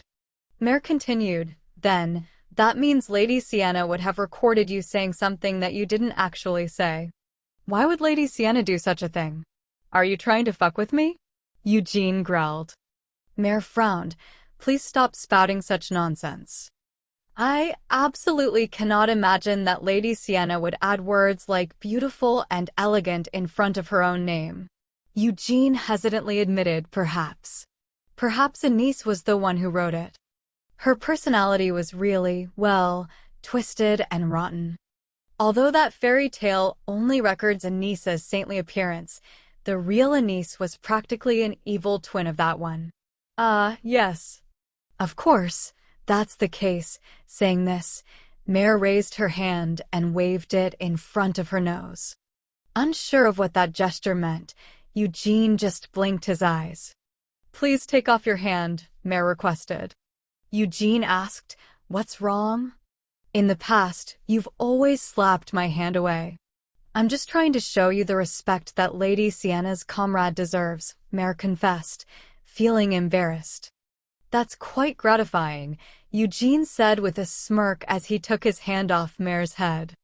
Mare hopped off her chair and hesitated for a few moments before taking a deep breath. "Sir Eugene, can you swear an oath?" Mare asked. "About what?" Eugene returned her question. "About the fact that in your past life, you really were the stupid Hamel." "I'm willing to swear, but let me just say this first. Since I'm Hamel, can you stop adding that damn stupid epithet in front of my name?" "Then what should I say? The asshole Hamel? How about the amazing Hamel? Or the wonderful Hamel?" "It looks like you really are envious that the word great is stuck in front of Vermouth's name." Eugene coughed in embarrassment, ahem. "In any case, if you are truly the reincarnation of Hamel, please swear an oath on it," Mare sincerely pleaded. Eugene slowly nodded and solemnly declared, "On my name as Eugene Lionheart, I am the reincarnation of Hamel Dinas.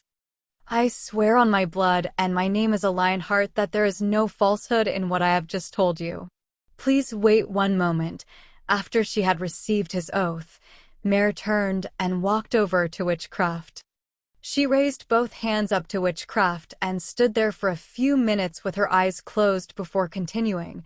After Lady Sienna went into seclusion, several wizards dissected both Witchcraft and me on numerous occasions.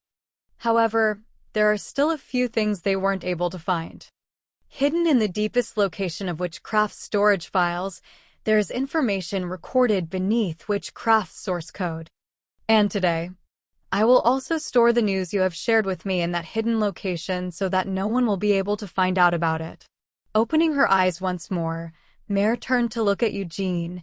"What I will be revealing from this point on is also something that no one in Aroth has ever heard." "What is it?" Eugene asked. Haltingly, Mare began to recount her story. "There is a clue relating to Lady Sienna's disappearance. It was about a week before she went into seclusion. At that time, I was already stored in Akron, on this very floor, and Lady Sienna was also there with me." Then suddenly, Lady Sienna collapsed into her seat with a groan. "There's no way she could have really caught an illness, right?" Eugene asked worriedly. "Of course not," Mare replied. I was obviously surprised, so I asked Lady Sienna what had happened, and she told me that one of her familiars had been killed. Mare hesitated for a moment, unable to continue speaking immediately, before revealing it was stationed at Hamel's grave. Eugene stayed silent. At the grave, someone had broken in, and this caused Lady Sienna to burst into a rage. Mare finished recounting. "At a grave? Hamel's grave? I have a grave?" Eugene asked with a blank expression. Mare took another deep breath before nodding. "I didn't manage to hear the full details about that either. That was also my first time hearing of Hamel's grave." Not long after that, Lady Sienna suddenly disappeared, and I hid this conversation in the deepest depths of Witchcraft. Mare had a complicated expression as she explained her actions. It was because Lady Sienna had suddenly disappeared without telling anyone. I didn't want to distress Lady Sienna by needlessly revealing something I shouldn't have. However, since you, Sir Eugene, are also Hamel, I feel you deserve to know. "My grave," Eugene muttered before letting out an inexplicable snort of laughter. "I haven't heard even a hint about it. I always thought that my corpse had been completely annihilated by Belial's curse." "Well, a lich's curse does annihilate both the body and the soul, so I see why you would believe that," Mare agreed. "Usually, that's the case. Although thinking about it, my soul remained fully intact and was even reincarnated. If that's the case, then your corpse should have also remained intact." "Perhaps, right. About your reincarnation, I also have my suspicions that Sienna might have been involved in it, though I don't know if that's the truth just yet. His tomb of all places. Eugene snickered and shook his head. That just gives me even more reason to go looking for Sienna. Ch 58.1. Chapter 58.1, 19 years old, 5. If Hamill's tomb truly existed, then where on earth could it be found? Perhaps Helmuth? Eugene recalled the location of the place where he had died in his previous life. After the Oath of Peace had been sworn 300 years ago, the Demon Kings and the Demon Folk had abandoned their invasion plans. Even the monsters who had been driven insane by the whispers of the Demon Kings came back to their senses. All the demonic beasts spread across the continent with orders to attack people indiscriminately returned to Helmuth without leaving even a single one of their number behind. 100 years had passed like this.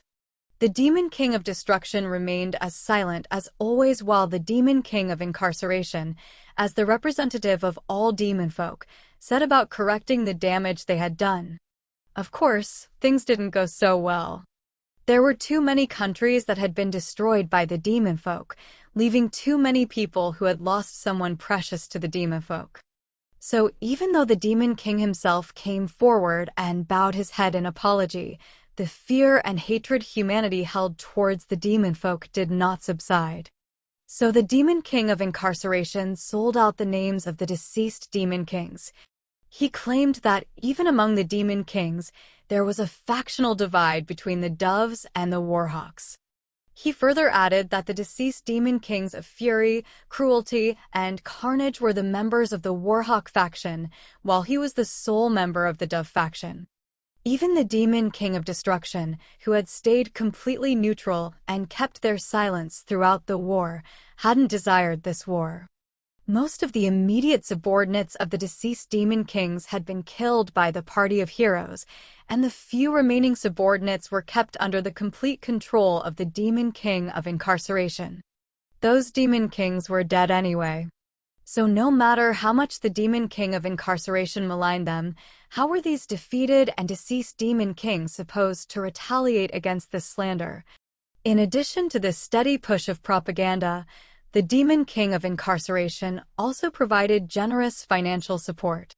He built a grand city on the outskirts of Helmuth for all the refugees who had been displaced by the war. For the countries that had suffered the most terrible devastation, the Demon King dispatched his own men to build new buildings and pave new roads.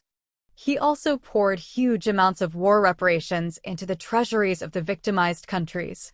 On top of that, the Demon King had purged many demon folk, holding them accountable for these war crimes. This continued over the next 100 years. No, in fact, reparations for the war were still being handed out. So Helmuth's neighboring countries were still receiving financial support from the Demon King, even after 300 years had passed. That was how the Devildom of Helmuth was able to become a great empire. An empire, huh?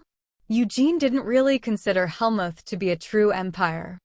It was just a hell where the different races of demonic beasts, demon folk, demon kings, and the black wizards who had sold their souls to the demons managed to somehow coexist. However, while Eugene might think this way, the rest of the world recognized Helmuth as an empire. The neighboring countries that continued to receive Helmuth's support were virtually identical to the protectorates of Helmuth.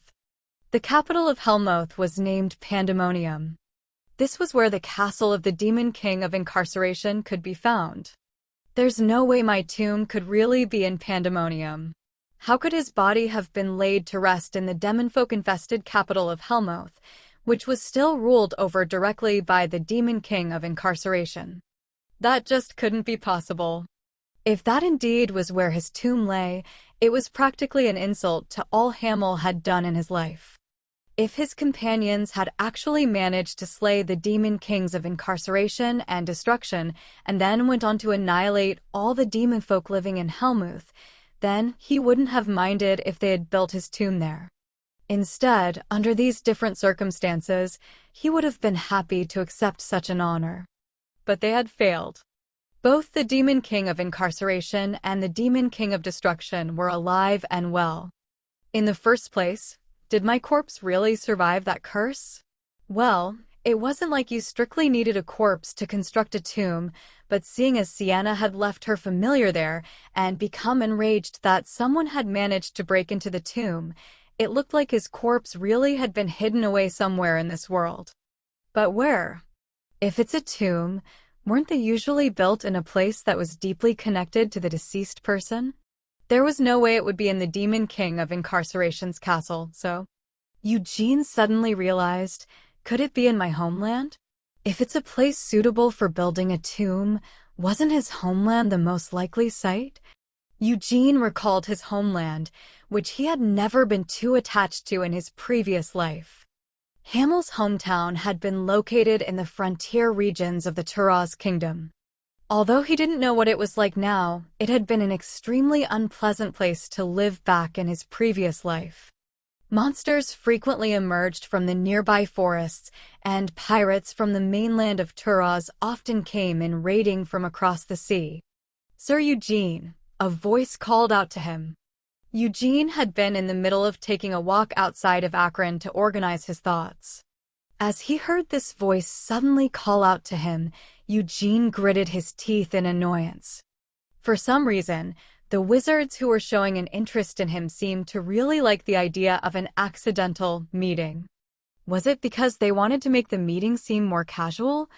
But if that was the case, they should at least properly hide all the obvious signs. The wizard waiting for him had been shuffling around impatiently as if he was just begging to be noticed, and when Eugene failed to show any reaction and just ignored him, the man had started talking to him anyway. "Is there something you need?" At this midnight hour, Eugene bit out impatiently. "I was actually following you, Sir Eugene," the man admitted. Still, at least it was fortunate that the man who had come looking for him was Balzac Ludbeth, and not the commander of the court wizards or the Green Tower Master. Balzac walked out from under the magic street light and smiled at Eugene. "I've actually been following you ever since you left Akron. Did you not notice, Sir Eugene?"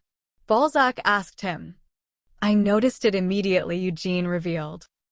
"I just kept quiet since the Black Tower Master seemingly pretended not to recognize me." "You seem to be in a bad mood," Balzac observed. "Well, what's new about that?" Eugene scoffed. "That's true. However, it seems that your mood just happens to always be bad whenever we happen to meet. Could it really be because of me?" Balzac asked politely. "It seems you're well aware of the truth," Eugene nodded. He had met the Black Tower Master quite a lot of times during the past 2 years he had spent in Arath, though they hadn't really talked much whenever they met.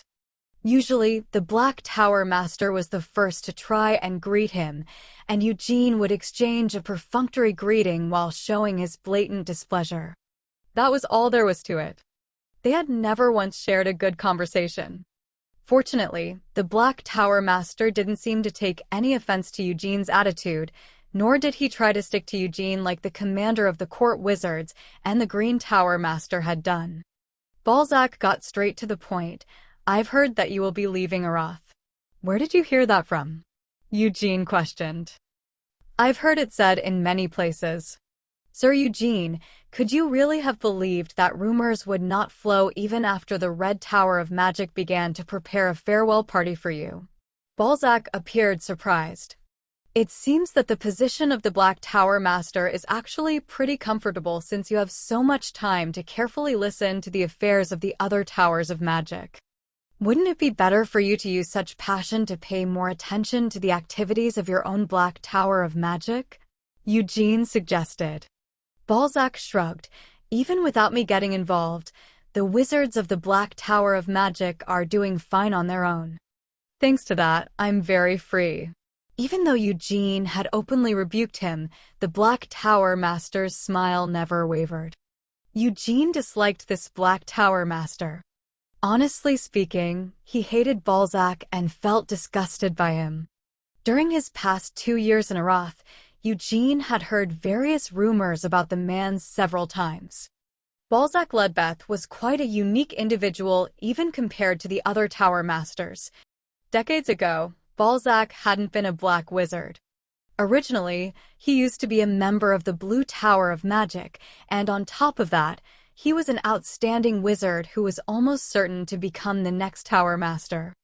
The current Blue Tower Master was Herodis Usland, but when Balzac was still in the Blue Tower of Magic, Herodis had always been evaluated to be worse than Balzac. Balzac should have risen to become the next Blue Tower Master within a few years, but he had suddenly left the Blue Tower of Magic and gone to Hellmouth. The reason he gave was that he wanted to broaden his knowledge of magic. 10 years later, Balzac, who returned from Hellmouth, had already become a black wizard. Immediately after returning to Arath, he transferred his membership from the Blue Tower of Magic over to the Black Tower of Magic. Then, while winning the recognition of the Black Tower Master and receiving the overwhelming support of the other black wizards, he rose to become the new Black Tower Master. After rising to the position of the Black Tower Master in this manner, Balzac didn't appear to do anything within the environs of Arath. Balzac had even managed to maintain a good relationship with Herodis, who had become the Blue Tower Master, and he reached a friendly consensus with the Blue Tower of Magic itself. He showed respect to the royal family while also being close to the Parliament. He also stayed on good terms with both the White Tower of Magic and the Green Tower of Magic. Ch. 58.2. Chapter 58.2. 19 years old, 5. The only tower that kept its distance from Balzac was the Red Tower of Magic, with Lovelian as its tower master. And this was only because Lovelian truly hated black wizards, not because the Red Tower of Magic as a whole held any enmity toward the Black Tower of Magic. In other words, even though Balzac was a black wizard, he was able to get along well with everyone around him. Just from what Eugene had seen, Balzac's approach was extremely sensible. He went so far as to bow his head in order to show the Lionheart clan his respect, and he didn't use the influence of the Demon King of Incarceration behind him to take control of the situation or place pressure on anyone. At first glance, he appeared to be quite a nice black wizard. But from Eugene's point of view, there was simply no such thing as a good black wizard. In Eugene's opinion, the only good black wizards were dead corpses or cripples unable to use magic. You must be happy to be so free. Since he wasn't feeling too good, Eugene couldn't help but be sarcastic. Although Eugene was openly frowning at him, Balzac just nodded with a grin. And it seems that, Sir Eugene, you have it hard with how busy you are, Balzac noted in amusement. No, wait. Could Balzac truly just let Eugene's rudeness pass without a comment? It seemed that Balzac was still only human after all, so how could he accept being treated this way by someone a lot younger than him?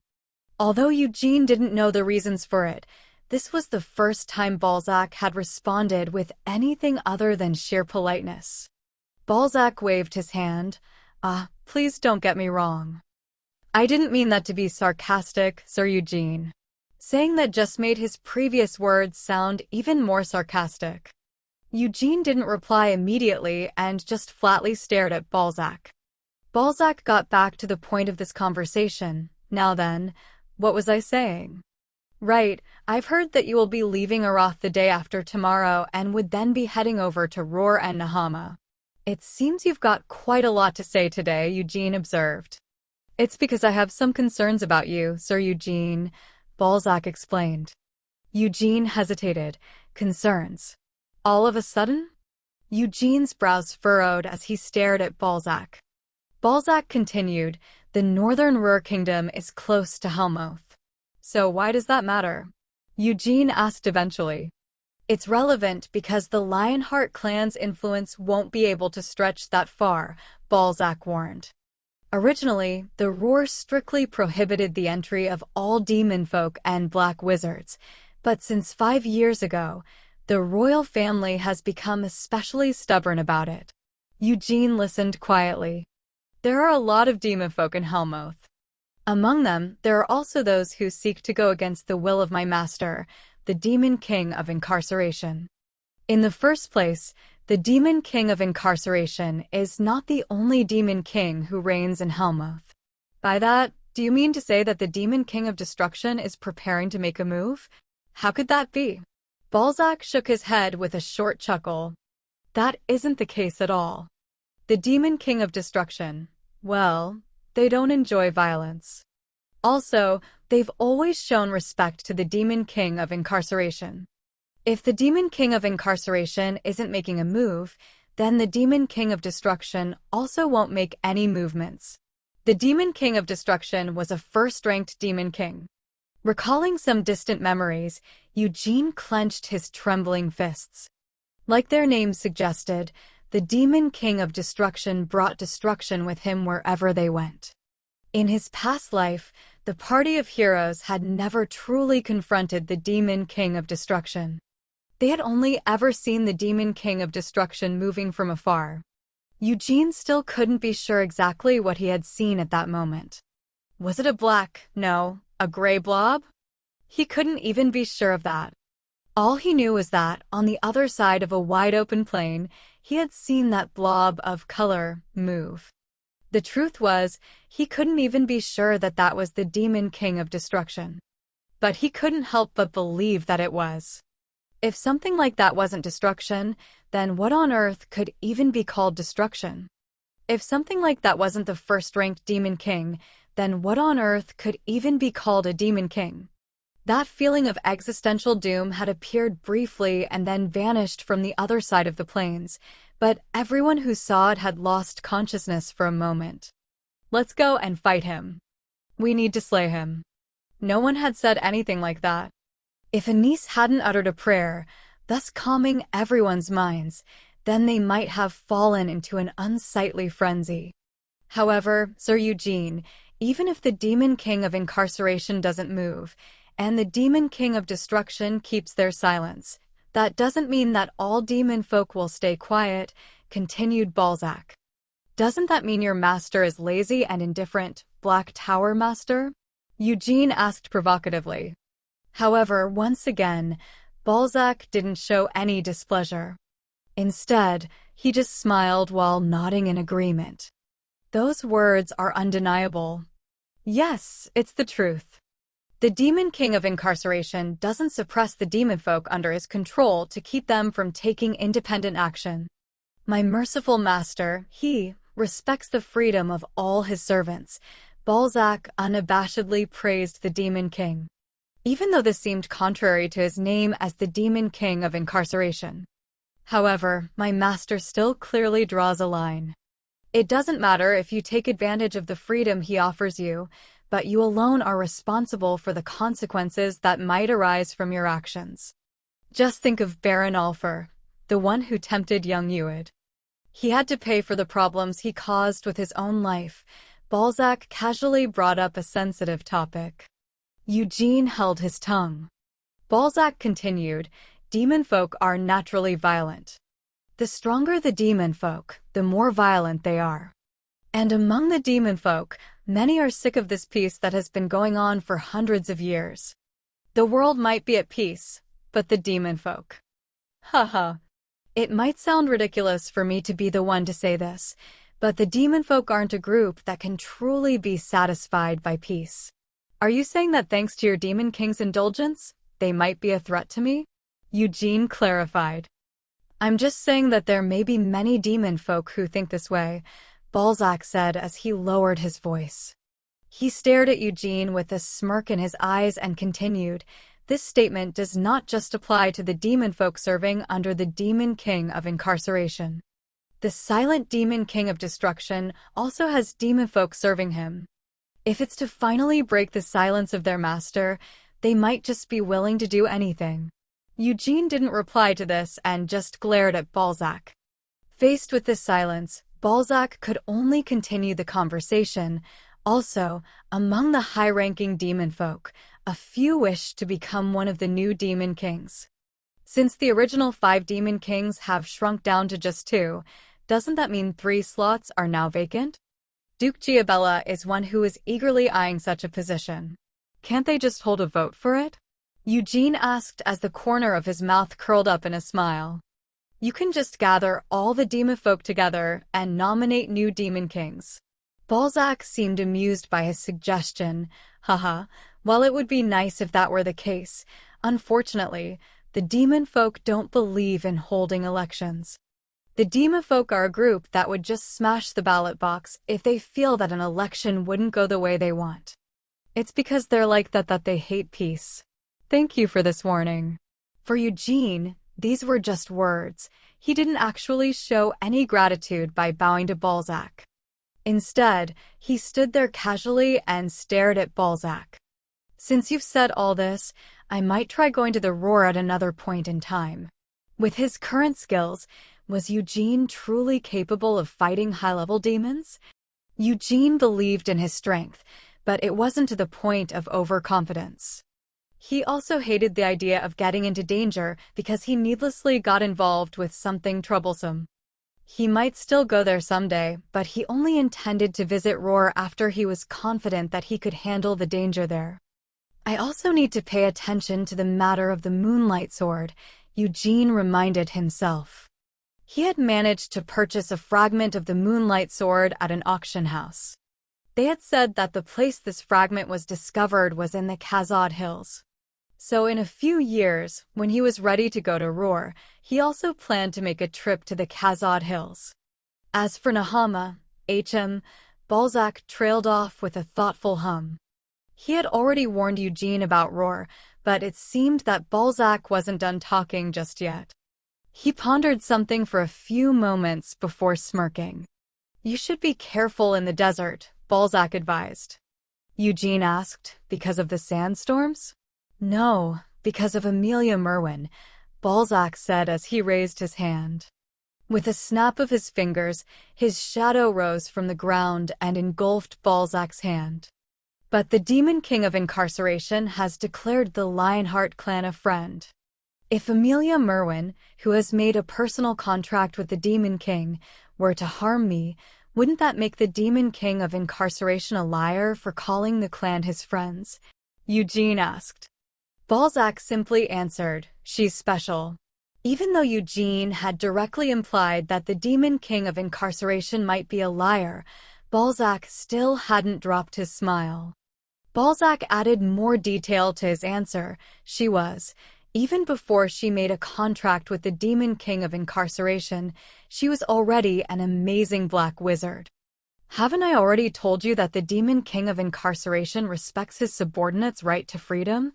Even among all his servants, Amelia Merwin especially enjoys a lot of freedom. Eugene was silent as he processed this.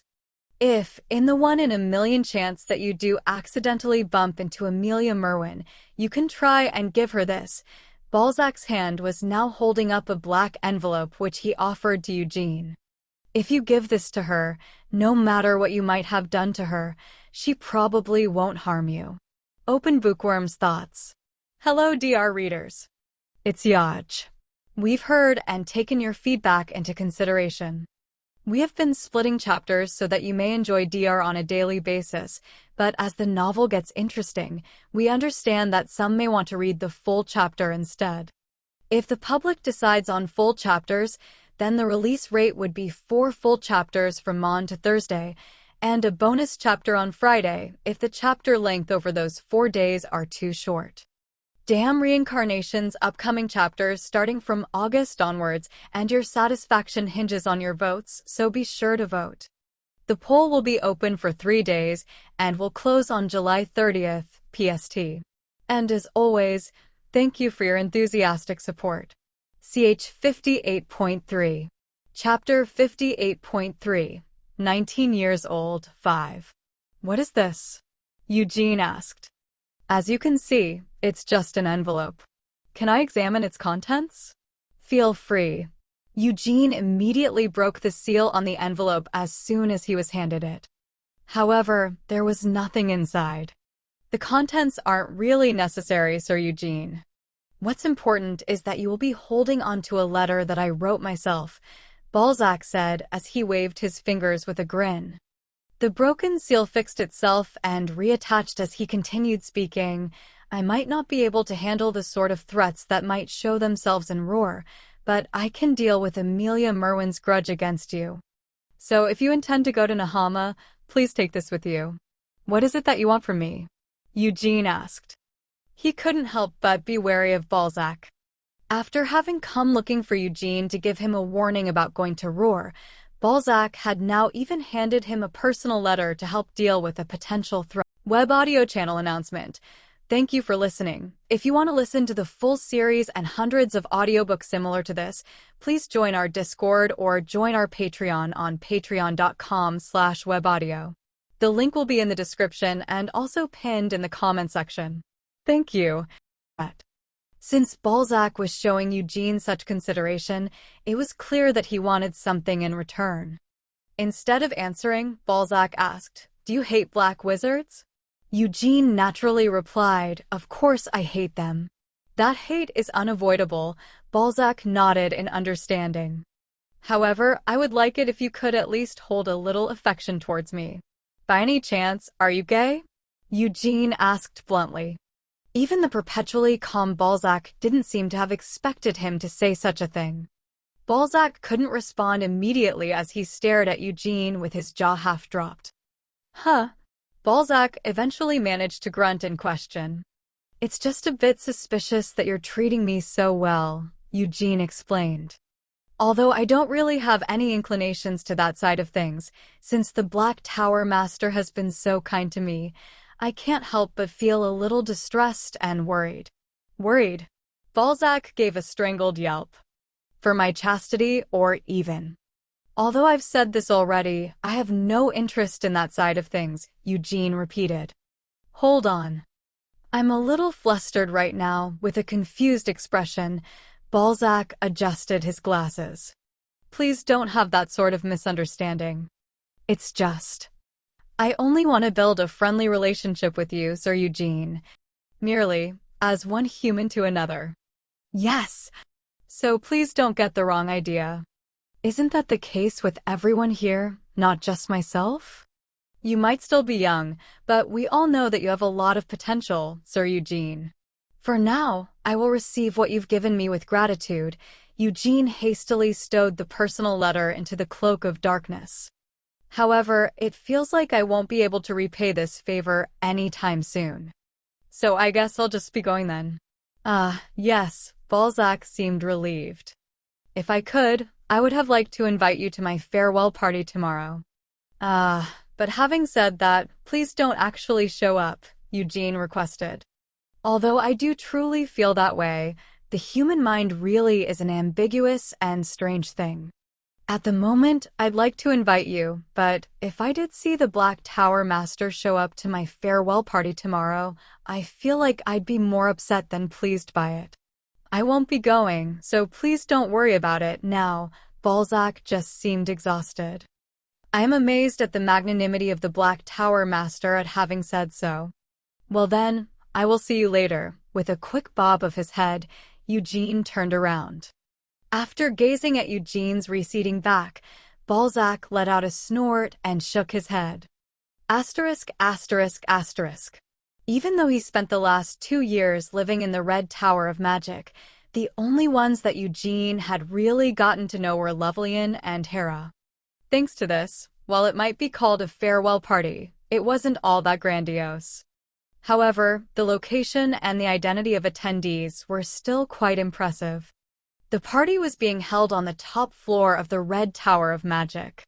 It wasn't just Lovelian and Hera there, but the White Tower Master, Melketh, the Crown Prince of Arath, Honian, and the Blue Tower Master, Herodis, were all here as well.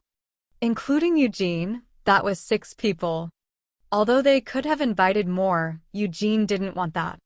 He was reluctant to invite that overeager commander of the court wizards, or the Green Tower Master, and the Black Tower Master out of the question from the very start. "Why did you invite me?" the Blue Tower Master asked Eugene. Honian and Melketh had developed good relationships with Eugene. However, Herodis and Eugene had barely said anything to each other. Occasionally, when they came across each other within Akron, they would exchange casual greetings, and that was it. It's not like we're completely unfamiliar with each other, Eugene noted. But aren't you even more familiar with the Tower Masters who aren't here? Why ask when you already know the answer? Herodotus couldn't help but smirk at these words.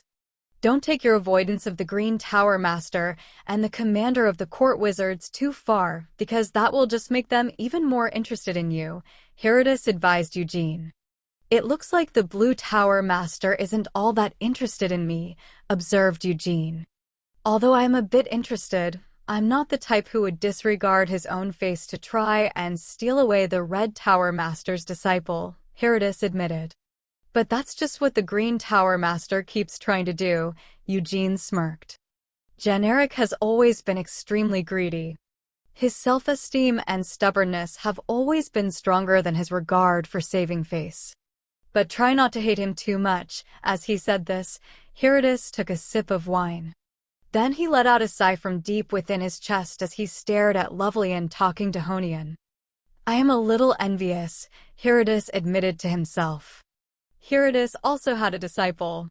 As it had been 3 years since they had last met face-to-face, his disciple's skills should have improved compared to when he had last seen them. Although he had once felt that his disciple wouldn't fall short of anyone no matter where they went, if he compared his disciple to Eugene, he couldn't help but feel that they were a bit lacking. Although I was sure that it would be the case, it looks like you haven't invited Balzac, Herodotus said eventually. Eugene couldn't deny it. Yes, well, my master would also be displeased by it, so. Eugene felt pleased by the direction this conversation had taken. He turned to look at Herodotus with bright eyes. Could I ask what type of person the Black Tower Master is? Eugene asked him. What kind of answer do you want to hear? Herodotus didn't seem flustered by the sudden question. Eugene admitted, I've heard that the Black Tower Master used to be part of the Blue Tower of Magic in the past. So you want to hear about Balzac's past? Or do you want something more recent? Herodotus continued to ask. Is there a big difference between the two? Eugene questioned. They're not that different. Even in the past, Balzac was mysterious, and it was hard to tell what he was thinking.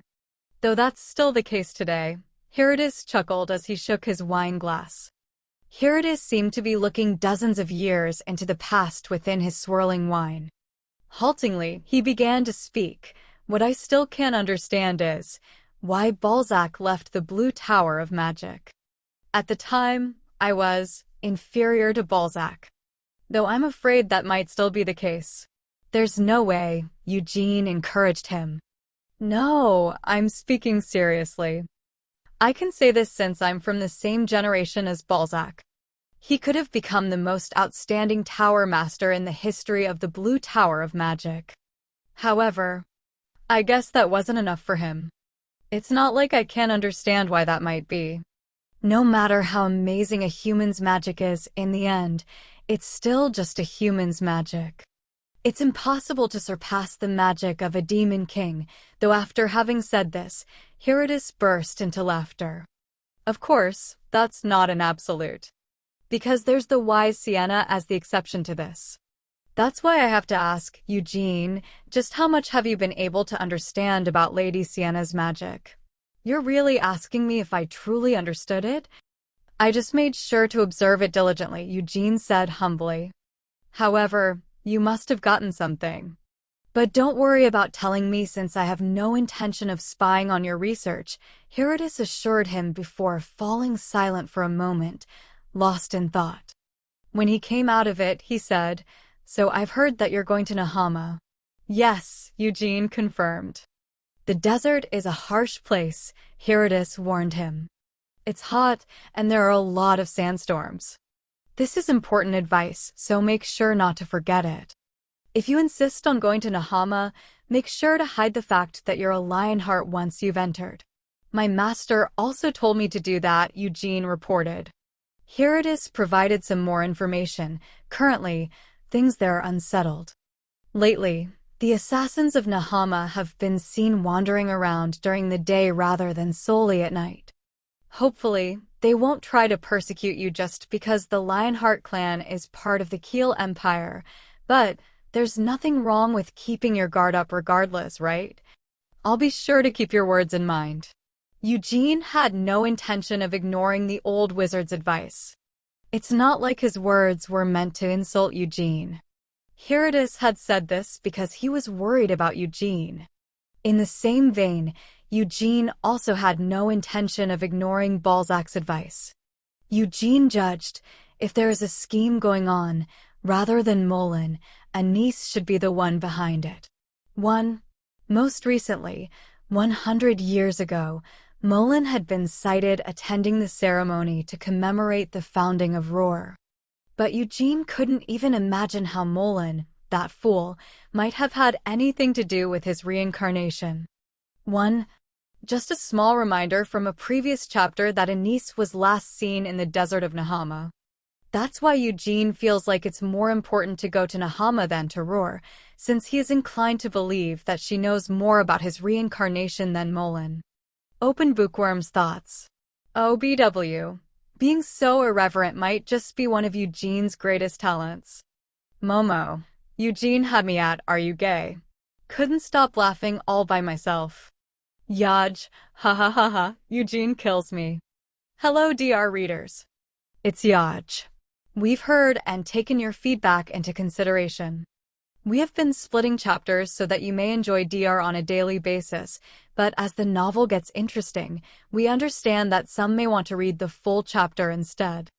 If the public decides on full chapters, then the release rate would be 4 full chapters from Mon to Thursday, and a bonus chapter on Friday if the chapter length over those 4 days are too short. Damn Reincarnation's upcoming chapters starting from August onwards, and your satisfaction hinges on your votes, so be sure to vote. The poll will be open for 3 days and will close on July 30th, PST. And as always, thank you for your enthusiastic support. CH 59.1. Chapter 59.1. The Desert 1. No matter how you looked at it, a cloak bristling with fur stood out in a sweltering desert. But the solution to this was simple. Among the various enchantments built into it, the Cloak of Darkness also had a simple transfiguration enchantment. It was only at the level of removing the fur and reducing its thickness, but that alone was enough. In this Nahama desert, where sandstorms blew constantly and the temperature dropped to below freezing at night, there were many travelers who wore such clothes. Although it would reduce its dignity. But this wasn't Eugene's opinion. Melkith Elhaya, the original owner of this cloak, had informed him about the transfiguration enchantment while adding these words at the end. Naturally, Eugene didn't care in the slightest about reducing the cloak's dignity. Arath and Keel really are first-world countries, Eugene muttered to himself as he brushed the sand out of his hair. The reason Arath was called the Magic Kingdom wasn't just because of the 5 towers of magic and all the wizards congregating in that country. It was also because everyone in the country was extremely familiar with the use of magic. Arath used magic for all kinds of things. From the floating stations and flying carriages soaring through the sky to the magically created street lamps that illuminated the ground below. Except for Helmuth, Arath was the only country that was integrated with magic to this level. No other country was as familiar with magic as Arath. This fact stood out most strongly in the matter of warp gates. It may have been difficult to make all of those warp gates that connected the sprawling streets of Arath, but maintaining them was even more challenging. Since Arath was chock full of excellent wizards, it was possible for them to maintain these hundreds of warp gates, but other countries weren't able to do the same. Honestly speaking, even if they could, they wouldn't do it. Although warp gates were convenient, their installation came with several risks. Even in modern times, dozens of people died each year, disappeared, or lost their minds due to warp failure. Here, for example, there weren't that many warp gates in his current location of the Desert Kingdom Nahama. The few warp gates that existed were reserved for the country's high-ranking nobles, and foreigners were not permitted to use them. Of course, if he used the Lionheart name, it was possible for Eugene to get permission to use these warp gates. However, since not only his master, Levelian, but even the Blue Tower master had advised him against it, Eugene had no intention of revealing his family name anytime soon. 2. Eugene spat out the sand stuck to his lips and inserted his hand into his cloak. He pulled out 2 pieces of paper from among the various things stored within the cloak. One of them was a map of all the restaurants that specialized in serving cactus scorpions that Hera had hurriedly prepared for Eugene when she had heard that he was going to Nahama to sample the cactus scorpions. Although Eugene felt grateful for this, it was useless to him. Because he hadn't come here to this swelteringly hot, constantly sandy desert just to do something like eating some scorpions. Still, as he felt grateful for her kindness, Eugene couldn't just throw it away. The other piece of paper was a map of Nahama that he had received from Levelian. It wasn't just any ordinary map. It was a magical map that had been linked to the spatial coordinates of wherever Eugene was standing, allowing him to know precisely where in the world he was. Currently, Eugene was in the western end of Nahama. If he went quite a ways north from here, he would eventually arrive in Taraz. Usually, if he was hoping to look for his lost tomb, Eugene should have sought entry into the borders of Taraz to visit his hometown. However, there was no longer any need for that. 300 years was a very long time. The Nahama Desert was gradually expanding its territory during this time. About once every few decades, horrendous sandstorms appeared here sporadically, advancing unnaturally and engulfing the lands beyond the desert. After 300 years of this, Hamel's hometown, the village in the frontier region of Taraz, had already become part of the desert. Taraz was just a small kingdom. They had no choice but to retreat in the face of these calamitous sandstorms and the desertification of the land, so these desert expansions inevitably became new territory for Nahama. I guess that's one way of conquering another country, Eugene mused. And with this method, there was no real need to go to war. Only an idiot would be ignorant of the fact that humans were behind the desertification caused by these sandstorms. The ones responsible for these sandstorms weren't as infamous as the Black Wizards, but even 300 years ago, they were already fairly notorious. In the era when the demon kings were gathering their power, the demonic beasts were being spread throughout the world, and the monsters were being driven mad. Some countries gathered their troops to face the demon kings, while other countries gathered their troops to take advantage of the opportunities left by this chaos. Nahama was one of the latter. They took advantage of the war and stationed their troops on their border with the Kiel Empire. If Vermouth hadn't come to Kiel, Nahama would have been able to invade Kiel and ascend into the ranks of empires. Nahama was a country that Eugene hadn't particularly liked even in his previous life, but even after 300 years had passed, his impression of them hadn't improved in the slightest. This wasn't because he had lost his hometown to them, however. On the contrary, he even felt a little grateful to Nahama for this. Thanks to that, Eugene had no need to try and cross the borders into 2 countries. Asterisk, asterisk, asterisk. There were a few things bothering Eugene. The first was the desert. The heat was no big deal, but the nonstop gusts of sand felt like shit. Fortunately, Eugene's situation wasn't too bad, thanks to the storm sword WINNYD. Using the sword, Eugene was able to summon wind spirits who helped him shed all of the sand without having to take a bath. However, the gusts of sand weren't the only problem in this desert. The desert was both vast and barren. No matter where you turned to look, there was only sand. After passing by the warp gate on the western border, he hadn't seen a single village, let alone a city. This didn't really matter that much. He already had a map that would keep him from losing his way even in this vast desert, and he had plenty of food and water packed in his cloak. As for the lack of shelter, well, that certainly might be a difficult challenge for a young master of the prestigious Lionheart clan who had grown up in the lap of luxury, But for Hamel, who had been forced to live the life of a wanderer from a young age, he was already used to it. So even though the desert was cold as hell at night, when he lay down covered by the cloak of darkness, Eugene was actually put into a cheerful mood as he recalled the good old days. It's nice to be able to see the stars so clearly, Eugene thought positively. Wrapped up in his cloak, Eugene stared up at the night sky. Although the night skies of Kiel and Arath were also quite beautiful, they couldn't compare to the sky of a desert without a single source of illumination. If it weren't for those bastards hovering in the distance, he would have been in an even better mood to appreciate the night sky than he was now. How many days has it been? Eugene wondered. It was about 4 days after he had passed through the final city's western gate. Usually, when crossing a desert, normal people would never think of doing it alone. At the gate, which all foreigners needed to go through in order to leave the city, there were a lot of travelers looking for companions to cross the desert together.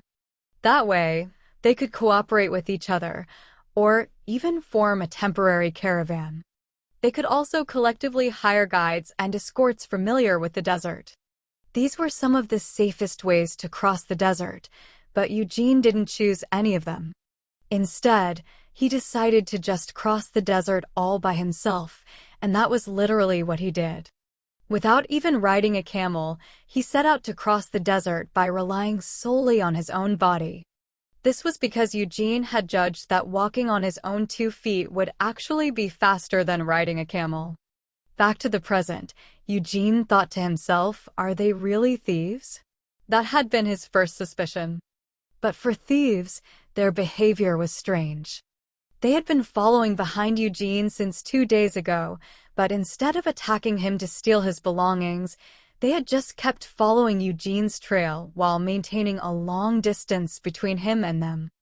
Identity cards are convenient, but at times like this, they sure are a fucking pain. 300 years ago, fake IDs were common.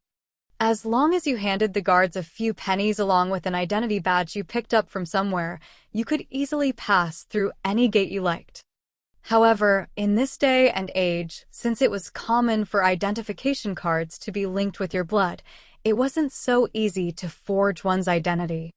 Since it was so hard, and things would just get annoying if he got caught, Eugene had decided to forego such an attempt. So who are they? Eugene had had no choice but to present his real ID at the city gate. He had also given quite a bit of money to the person in charge who had been on the verge of making a fuss about it.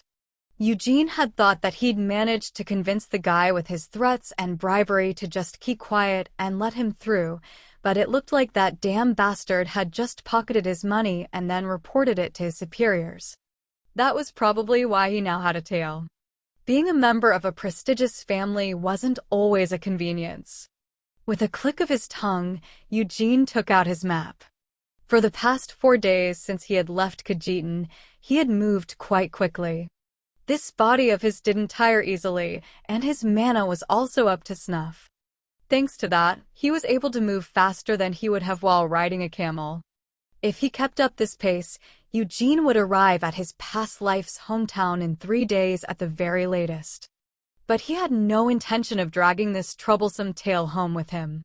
Eugene had left them alone for the past 2 days to better check their intentions, but since these guys were keeping quiet, it looked like he would need to make them speak up, even if that meant using force. Open Bookworm's thoughts. Even in modern times, dozens of people died each year, disappeared, or lost their minds due to warp failure. OBW. This sounds scary, but then you remember how many people die due to car accidents each year, or even from airplanes. Hello, DR readers. It's Yaj. We've heard and taken your feedback into consideration. We have been splitting chapters so that you may enjoy DR on a daily basis, but as the novel gets interesting, we understand that some may want to read the full chapter instead. If the public decides on full chapters, then the release rate would be 4 full chapters from Mon to Thursday, and a bonus chapter on Friday if the chapter length over those 4 days are too short. Damn Reincarnation's upcoming chapters starting from August onwards, and your satisfaction hinges on your votes, so be sure to vote. The poll will be open for 3 days and will close on July 30th, PST. And as always, thank you for your enthusiastic support. CH 59.2. Chapter 59.2. The Desert 1. I really am amazed whenever I see it. Isn't that guy cold? Layman clicked his tongue in astonishment as he lowered the telescope. They had been following Eugene at a distance for the past 2 days, but that boy from the Lionheart clan seemed to be so naive and ignorant that it was difficult to believe that he was a young master from a prestigious family. Eugene hadn't even brought an escort with him. Well, Layman had heard that the Lionheart clan was a famous martial clan, and that the boy showed exceptional talent even among the other Lionhearts of his generation. Although he was born from a collateral line, he had been adopted into the main family due to some kind of bloodline continuation ceremony. Well, whatever. It wasn't like Layman really held an interest in all of that. No matter how amazing the Lionheart clan was, the person they were following was just a 19-year-old brat. And as rumors were usually just exaggerations of the truth, Layman was more afraid of failing his master's orders than he was of a young master from a distant, foreign country. I think it might be some kind of a ritual, Layman's lieutenant speculated. A ritual? Layman repeated. The man continued, didn't they say that he's almost reached the age where he's going to be regarded as an adult? Our tribe sends young men who are about to reach adulthood on a journey away from the tribe. What's so special about that? Our tribe's coming-of-age ceremony was also like that. Most of the tribes living in this desert have similar coming-of-age ceremonies, Layman replied with a snort of derision. So what? You think that boy is challenging the desert to prove that he's a man? If that's not the case, then what other reason could there be for such actions? He doesn't light any fires or pitch any tents and just keeps walking through the desert from morning to night, hunting whatever monsters he encounters. We've only been watching him for so long, but the boy's behavior does seem no different from a person going through one of our desert tribe's coming-of-age ceremonies. You're saying that someone from the Keel Empire's Lionheart clan would really come all the way to this desert just for a coming-of-age ceremony? I don't know his reasons, but remember what our master told us? He said we should not allow that boy to enter the Kazani desert. That was their master's only order. Although even Layman hadn't been made aware of the reasons for this order, Layman had no intention of rudely speculating about their master's order. Let's just get some sleep ourselves as well, Lamanna ordered. After all, that hardworking boy is sure to get back on the move early in the morning. It seems that the Lionheart clan really is amazing as they say it is. There's no way he could be familiar with the desert, but he's already able to walk so fast. Anyone looking at him would believe that he was born in the desert. Layman's talkative lieutenant couldn't finish what he was saying. As he turned to look behind Layman, his mouth fell wide open. Unable to understand why his lieutenant had such a shocked expression, Layman also turned his head to look. Then, Layman's jaw also dropped just like his lieutenant's. For behind Layman was the approaching figure of Eugene Lionheart. While following Eugene for the past 2 days, they had quickly learned that the boy was able to travel incredibly fast, even though Eugene wasn't riding a camel, nor was he equipped for such a desert crossing. He only had one cloak, and his shoes were an ordinary pair that might be seen being worn just about anywhere, but even so, that boy was able to run across the sandy desert like his feet were stepping on hard, flat ground. And that was the case even now. No, could such a speed really be called running? For a moment, Layman was forced to question what he was seeing. Since they hadn't wanted Eugene to notice that they were tracking him, Layman and his men had stayed at a good distance. Far enough away that they shouldn't have been able to be seen without using a telescope. They hadn't neglected to blend in with the terrain either. Even now, Layman and his men were keeping low behind the ridge of a sand dune. But even so, A pure white flame could be seen clearly weaving through the darkness. This was the first time he had seen it in person, but even Layman had heard all about that famous mana flame. It symbolized the Lionheart clan's white flame formula, the dazzlingly white lion's mane. "G, get back!" Layman shouted the order. Their master hadn't given them orders to confront that boy, so it was best to withdraw. But how know, since when had that young man noticed them? Eugene was charging directly towards them, at far too fast a speed. The reasonable distance that they had kept no longer seemed so reasonable. For now, Layman could only pull out his kukri from his side. "Like I thought, they aren't assassins," Eugene decided upon seeing them. There were two particularly famous and powerful forces in Nahama: the Sand Shamans and the Assassins. Looking at their level of stealth and clothing, Eugene's followers didn't seem like assassins. Judging by their clothes, they appeared no different from ordinary travelers attempting to cross the desert, but that was likely their disguise. Layman's face stiffened as he screamed, "Stop!" He realized that it was too late for them to retreat. The boy had approached faster than expected. "Stop? Did he really just try to tell me what to do? Why should I?" Eugene didn't respond to Layman's cry. He was curious to see who his followers were. He also wanted to know what they were scheming by following behind him like this. He might have been able to find out by greeting them with a smile and chatting about this and that, but Eugene hadn't even given any consideration to such a method in the first place. If something like that could actually work, why would they try to follow him secretly? Layman gritted his teeth. He had clearly stated his demand, but the other side wasn't listening. Had they been mistaken for thieves? Since the other side was already attacking them, it was too late for them to try and resolve the misunderstanding through dialogue. Their master had told them to secretly follow the boy's trail. If they wanted to carry out his command properly, then instead of trying to resolve the confusion, it would be better to allow this confusion to continue. "Let's just allow him to believe that we're thieves," Layman decided. They just needed to subdue the boy first, then they would steal a moderate amount of money and leave.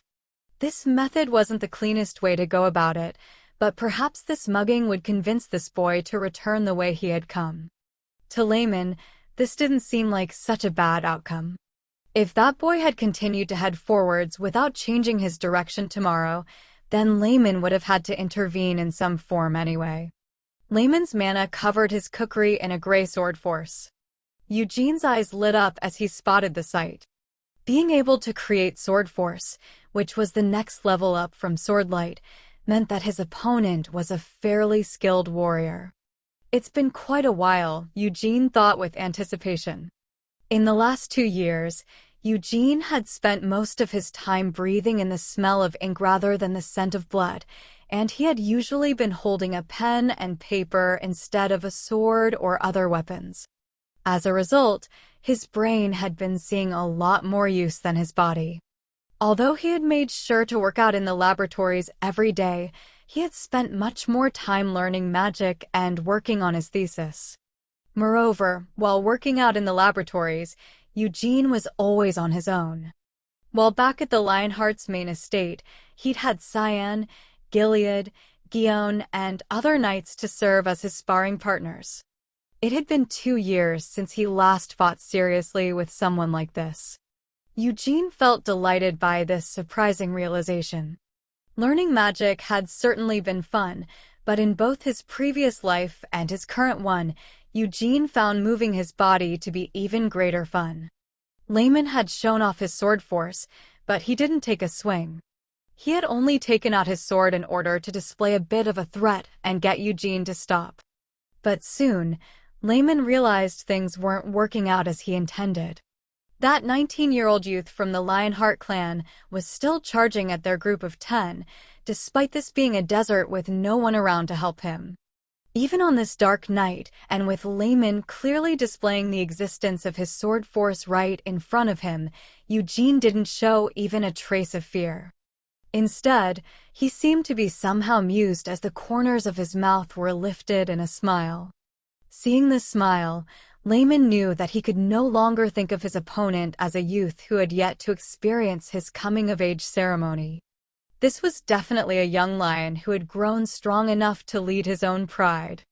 The cloak of darkness fluttered around Eugene's shoulders as he ran, covering his arms and making them difficult to see.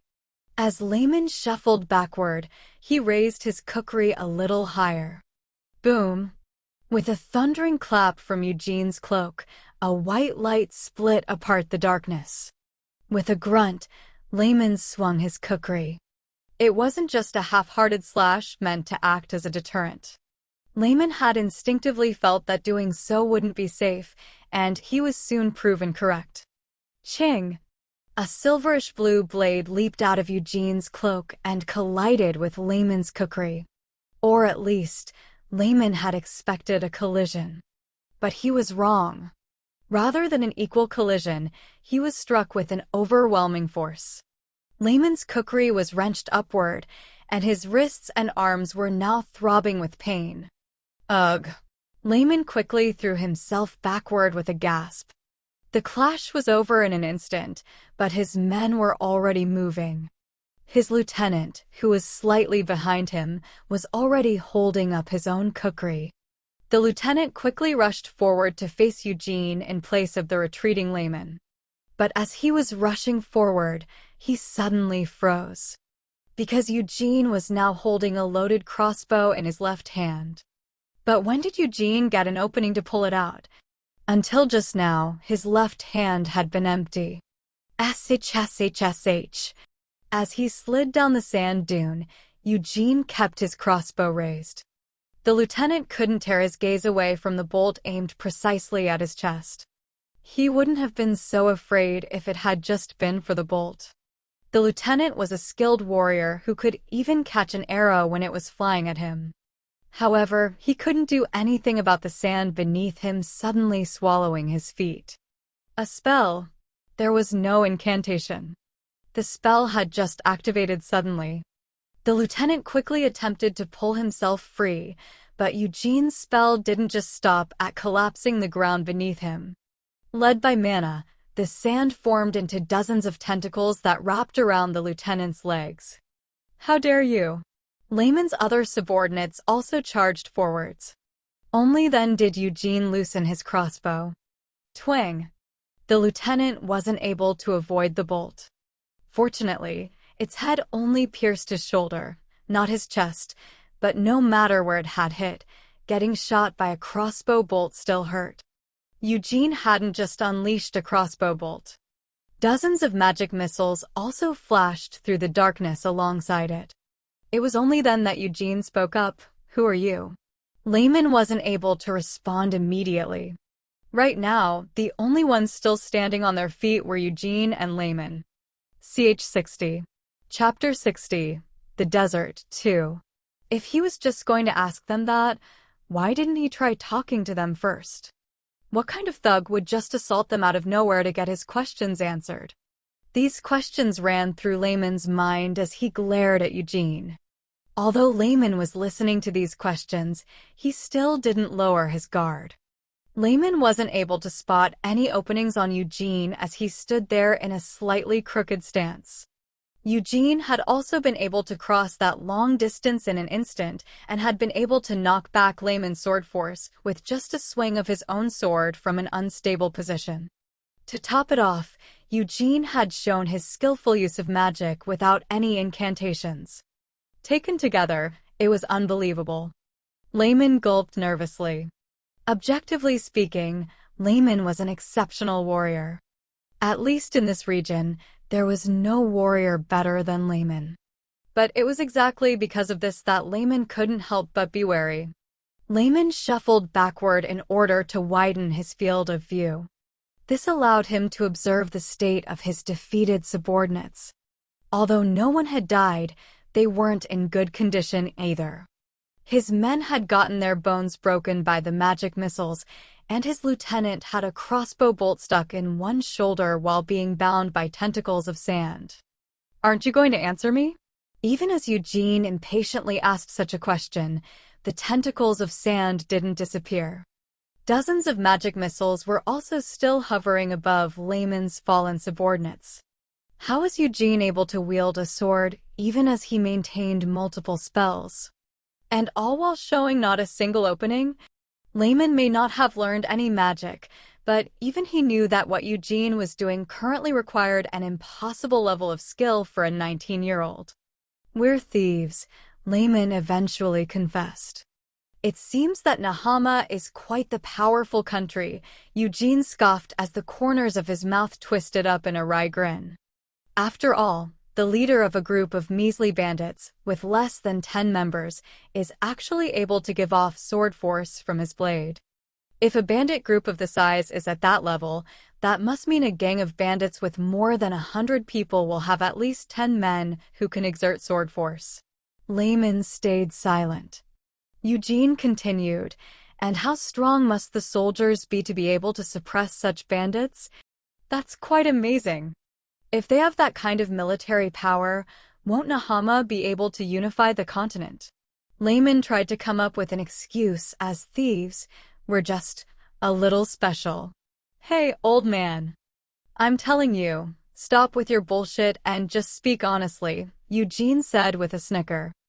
Having said this, Eugene confidently strode forward, but Layman couldn't retreat any further.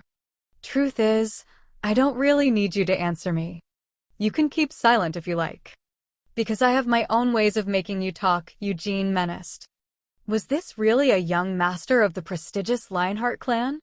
Although his face was that of a youth's, the words spilling from his mouth sounded like they could have come from the type of mercenary one would find at a pub. On top of that, there was Eugene's gaze. It was blatantly exuding killing intent. How is it possible for a flower grown in a greenhouse to give off a killing intent like that?